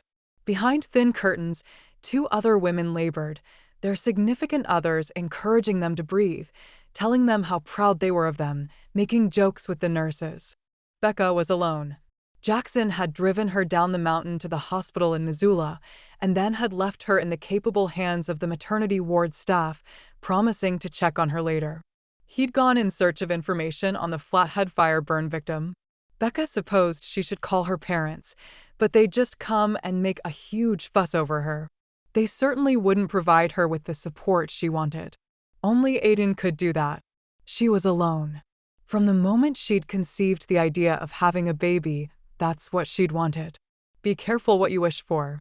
Becca turned her head away from the doorway and surrendered to the tears. This is one heck of a hard ward to find, Golden said when he entered the burn unit at the hospital. He nodded at Doc, who was reclining on a couch in the corner with one eye open. I wish I wasn't sitting here waiting. Spider folded the letter he'd been reading and returned it to the plastic bag in his lap. He'd like the chance to get to know the man who wrote those letters. That man who obviously loved his son. Golden sank into a chair next to him. The details all came spilling out. He's got 2nd-degree burns on his hands where his gloves melted, and a 3rd-degree burn on his left cheek where it rested on the rock. The doctor thinks he'll recover 90% use of his hands with a couple of surgeries and therapy if he pulls through. God, let him pull through. Was he burned anywhere else? His lungs may have been damaged by the hot gases he was breathing. Spider had never seen anyone burn this badly and live. But they think he'll pull through? They don't know. Spider went cold just saying it. Life couldn't be so cruel as to bring he and his dad back together only to have him die like this. Golden laid a hand on his shoulder. I'll be around if you need me to sit here for a while. I've got some experience sitting in hospitals. Jackson's son had been born premature and very weak. Golden had stayed many a long night with his son at the hospital. I won't be going anywhere, Spider said, flexing his fingers. By rights, it should be me in that burn ward, not him. At the moment, Spider wasn't sure he had it in him to go back to fighting fires. Even the strength needed to fight for Becca seemed beyond him. He'd let his father give him his shelter. What kind of man was he? How are you holding up? Golden asked. I heard it was pretty rough out there. Swallowing thickly, Spider shrugged. After a minute, Golden cleared his throat. You know, I nearly quit the hot shots after I fought fires in Russia. Spider's eyes widened. He hadn't known. When things break down out in the field, you tend to doubt your reasons for continuing. You tend to doubt yourself. Golden's face pinched up into a fierce expression. Anyone who says they don't get scared once in a while is either stupid or a liar. The two men sat in a silence broken only by Doc's snores. Finally, Spider admitted, he gave up everything for me. I feel so weak. It's no more than you did for Victoria, and no more than you'd do for your own child. Spider was horrified to find himself blinking back tears. I'm going to give you the same advice I got back then, whether you want it or not. Golden looked down at his hands and began twisting his wedding ring. It's the balance of love and fear that keeps you careful out on the fire. You can still enjoy the rush of the excitement, but those two things will bring you home safe. Thanks, Spider mumbled, slumping back into his chair. That's timely advice. I've got more. Golden smiled this time. You might want to at least visit Becca while you're here, especially after that radio message. Spider must have looked confused because Golden explained, she's in labor and delivery. She's having the baby? Alone. Spider shot up out of his chair, the packet of letters falling to the floor. He wasn't ready to be a father, and she wasn't ready to be his wife. He stood up and began to pace. She doesn't want to see me. Are you sure she's okay? She went into labor when the barometric pressure dropped before the blow-up. The doctors were hoping to stop the labor. So you really didn't hear her radio message? Spider didn't know what to do. He was torn between his dad and his love. When it came down to it, he knew where he had to be, with Becca and his child. Then Golden's words sank in. Wait a minute. What message? Chapter 17. Becca awoke smelling flowers, which was odd because she was in the hospital, tucked away in a curtained corner of the labor and delivery ward. I thought you might need some cheering up, Saru said when she opened her eyes, gesturing to the small planter with miniature pink roses on her narrow side table. He was sitting in the standard wood and vinyl chair next to her bed. Thank you. She struggled to sit up without tangling herself or unplugging any of her wires. What's the latest on the fire? We're planning on containment tomorrow or the next day. With the air tankers in, I had Angus fly me with some of the other injured firefighters over here. Julia packed your things. He pointed to her duffel at the foot of her bed, smiling easily. About the only time she'd seen him with a smile so carefree was during the off-season. I'm so sorry, Sarus. The apology came spilling out. For what? For not convincing you about the fire. I kept thinking we'd get more help to contain it. It worked out for the best. Most of our people were safe, and the blow-up pushed NFC to send reinforcements. Still, you have no more worries about this fire, Becca. None. Forget about it and concentrate on having a healthy baby. She wished she could, but Becca couldn't seem to think about much other than Aiden. How's Aiden? The icy commander's smile disappeared. He's fine. Then he cleared his throat. People are talking about your radio message, though. What? The cord came out. Aiden didn't hear a thing. He smiled at the flowers. Oh, I think most of it went through. Which meant Aiden would know exactly what kind of fool she'd been. A change of subject was in order. How did Julia do? She did fine. Sarus patted her hand. We dosed her up with allergy medicine and she stepped right into your shoes. You trained her well. Even Carl was asking her questions when I left. So, fire season is over. And with it went her job. Becca let her head fall back on the pillows. There was no going back now. Hey, I can read your mind. You want news about that job in Boise. Cyrus cleared his throat again. Well, he paused, as if uncomfortable. In that moment, Becca knew she'd lost the job. To Becca's horror, her nose burned and her eyes bubbled with tears. She blinked frantically. Crying in front of Cyrus was the last thing she wanted to do. "Are you decent?" Aiden asked, pulling the curtain aside and stepping in with a dozen pink roses. He looked great in a pair of black jeans and a plain black t-shirt that stretched across his chest.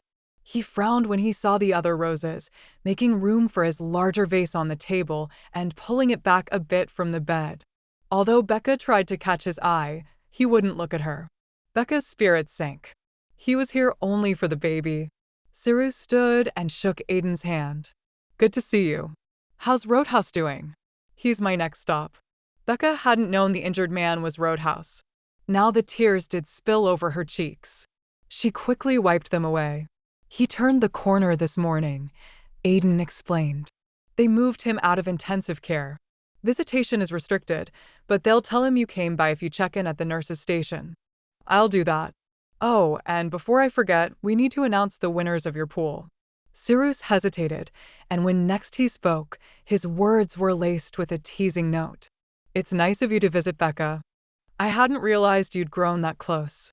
For the first time since Aiden had come in, he met Becca's gaze. For once, Aiden remained silent, as if he were waiting for something. Becca knew what that something was. He was waiting for her to tell Cyrus the truth. This was it. The job or her man. When it came down to it, there was no choice. "We're very close, Cyrus," Becca began, taking a risk. If she wanted Aiden, she had to be more assertive. And if he humiliated her in the next few minutes with rejection, she'd fight for him, even if Cyrus witnessed every mortifying moment. "In fact, as you may have heard me say, I love Aiden. We're having a baby together, and I hope he'll marry me soon." Aiden bowed his head and closed his eyes. The startled expression on Cyrus's face was priceless. He was usually so unflappable. Nothing fazed him. Well, that's wonderful." "Yes," Becca said softly, wishing her boss would go away. "It is. I don't know why I'm surprised after that announcement you made," Cyrus added. "I wish I would have heard it," Aiden said. "Or at least seen you fight Cyrus for the microphone." Becca covered her face with her hands, feeling her cheeks heat. "Woman, you need a partner." His smile was devilishly priceless. "And I'm just the man for the job." "Have you made arrangements for your maternity leave?" Cyrus asked. "Have you told anyone when you'd like to come back, if at all?" Just then, Becca didn't care about work. She just wanted to hold Aiden close and kiss him until her lips went numb. "Cyrus, you and I both know I'm not getting that job in Boise. Especially now that the truth was out about her younger man." A younger man she couldn't seem to keep her eyes off. True. Despite the warmth in Aiden's dark eyes, hearing that she'd lost the job still hurt. "But they're offering you another job." At the startling news, Becca was finally able to pull her gaze away from Aiden. "What?" "They're creating a new leadership training program at NFC, complete with a simulated command tent where cross-functional teams practice fire management and decision-making. They'd like you to join the team." Becca shook her head. "I'm not a good manager, remember?" "That's bull." Cyrus cut Aiden off with a raised hand. "You've been recognized as one of the leading fire behavior analysts we've got, and they want you to create worst-case scenarios for the program to encourage creativity and out-of-the-box thinking." "That's right up your alley, babe." Aiden beamed. "But what about—" Becca hesitated before saying it out loud. "She's worried about the older woman, younger man thing," Aiden clarified with a disapproving frown. "She thinks people care about that." "They do," Becca protested. "Especially when it comes to promotion time." Cyrus shook his head. "That would be called discrimination." "I'm not going to comment on whether or not it still happens, but remember, what goes on in your personal life is none of your boss's business." He glanced at Aiden and then at Becca, then cleared his throat again, clearly uncomfortable. "Which seems to be a good place for me to make my exit. Besides, I've got a helicopter to catch." "Please do," Aiden said, stepping around him. "Aiden." "He understands." Aiden came to stand next to her even as Cyrus left the room, but he didn't touch her. You probably know this, but I think I avoided growing up because I didn't want to be married and turn out like my dad. Serial daters like me aren't good husband material. But this fire has been a blessing and a curse. It brought you back to me. It proved my father loves me. And it made me realize everybody has to grow up sometime. Oh! Becca wasn't sure what to say. They had so many obstacles to overcome. Yet, he was here, and she had to clear the air. Aiden, I have to be honest. I went to Las Vegas to get pregnant, but I walked through dozens of casinos and tons of bars before I saw you, and then I knew the search was over. Because something special happened to me. I fell in love at first sight. Becca reached for Aiden's hand. It just took a bit longer for my head to realize it. Can you forgive me? Done. We're going to be married soon and forever, Aiden said as if reading her mind. I love you too much to let you talk me out of your life again. Becca tugged on his hand, wanting him closer. But he held back, grimacing. I'm getting ahead of myself again. I would have come to see you last night, but I wanted everything to be just right, and the store didn't open until 10. Aiden got down on one knee next to the bed. Becca, love of my life, will you put me out of my misery and marry me? He withdrew a small velvet box from his back pocket and opened it to reveal a simple gold band with a small pear-shaped diamond on it. Oh my goodness. You're going to have to take that back. It's too expensive. We have a house to buy and college to save for. But it was lovely. We're not taking it back. This kid is going to college on an academic scholarship. He winked at her. Now, not only do I have perfect timing and exquisite taste, but I also have my father's bum knees. Will you accept my proposal, please? Yes, yes. Now come here and let me show you how much I love you. Becca tugged on his hand again, but this time he took the ring and slid it onto her ring finger. It fits, she said in surprise. They said we can get it resized after the baby comes. Aiden tucked the ring box between the two flower containers. I've figured out a way to show you how much I love you. He stood and leaned closer until his lips were almost touching her ear. Then he whispered his idea. Perfect, Becca said, drawing him down to lie on the narrow bed next to her. Now kiss me, tell me how things went on the fire, and lie to me when you say you'll never be in that much danger again. EPLOG. Spider, I'd like Tio make it home in one piece, Logan warned from the back seat of Spider's pickup. We're going to a fire in Arizona. It'll only take a couple of days to contain. The first fire of the season is never that long, Spider mimicked Logan.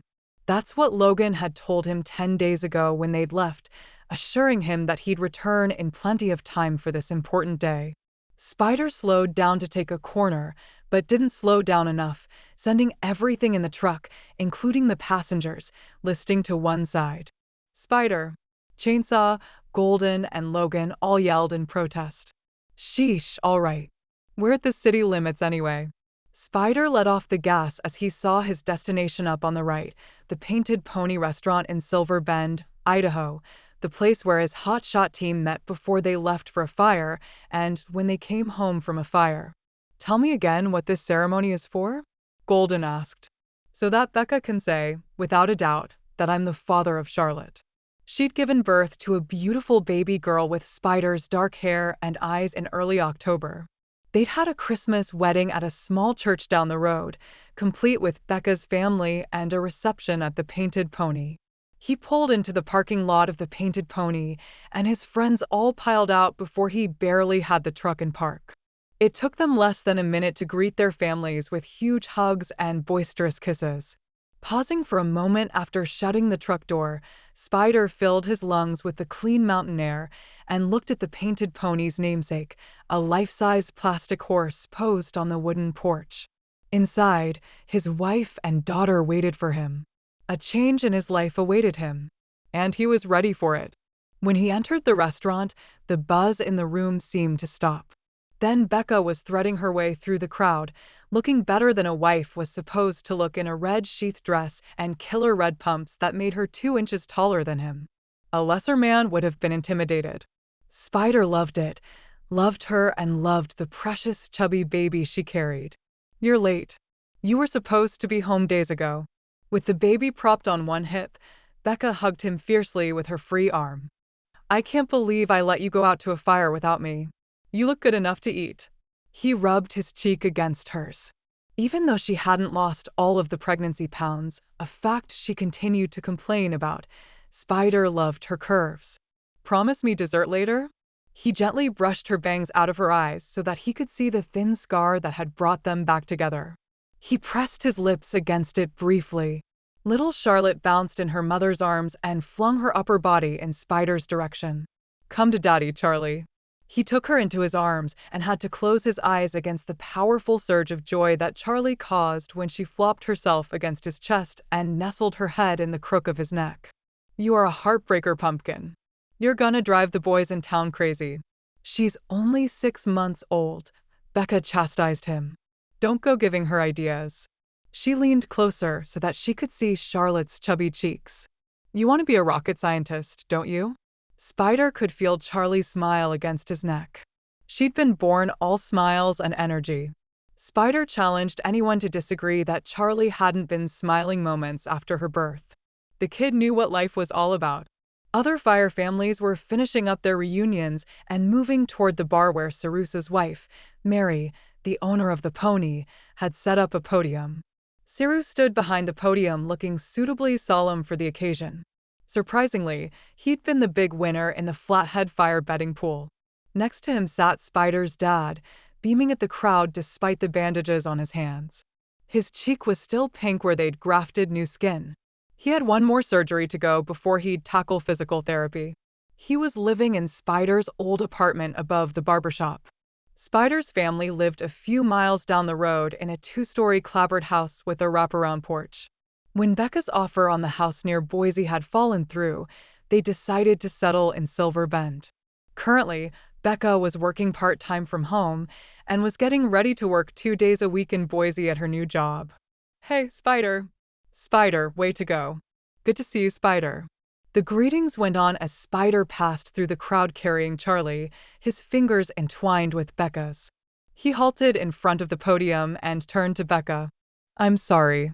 I'm still in my fire gear. His Nomex green pants and yellow shirt.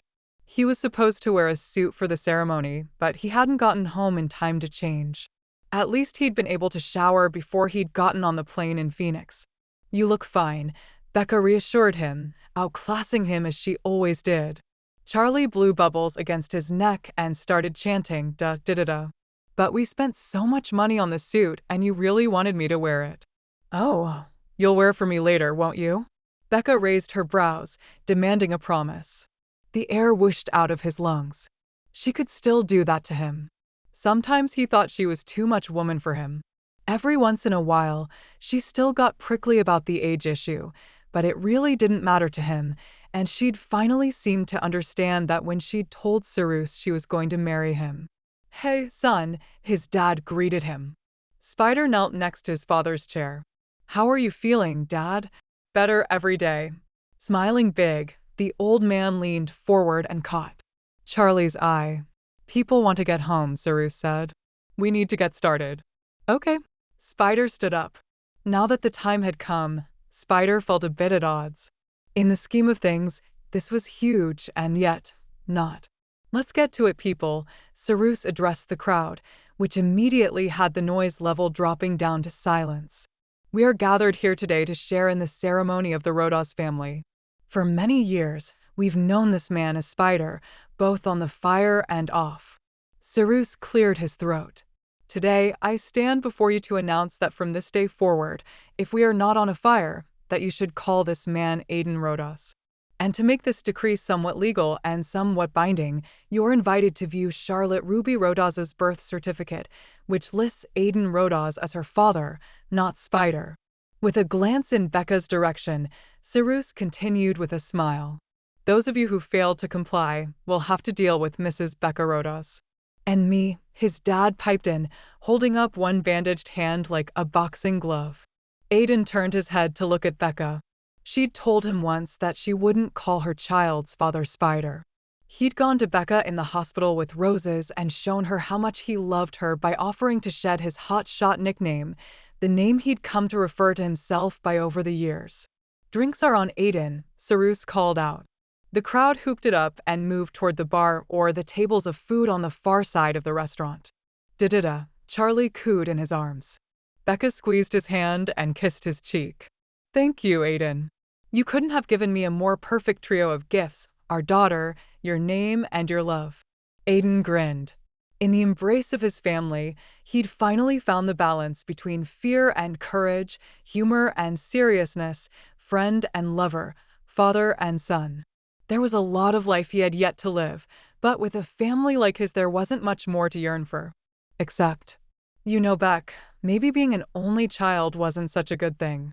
This time, Becca kissed him properly, leaving them both a bit breathless, ending the kiss by murmuring against his lips, I have complete faith in you, Aiden. You always seem to know what I need.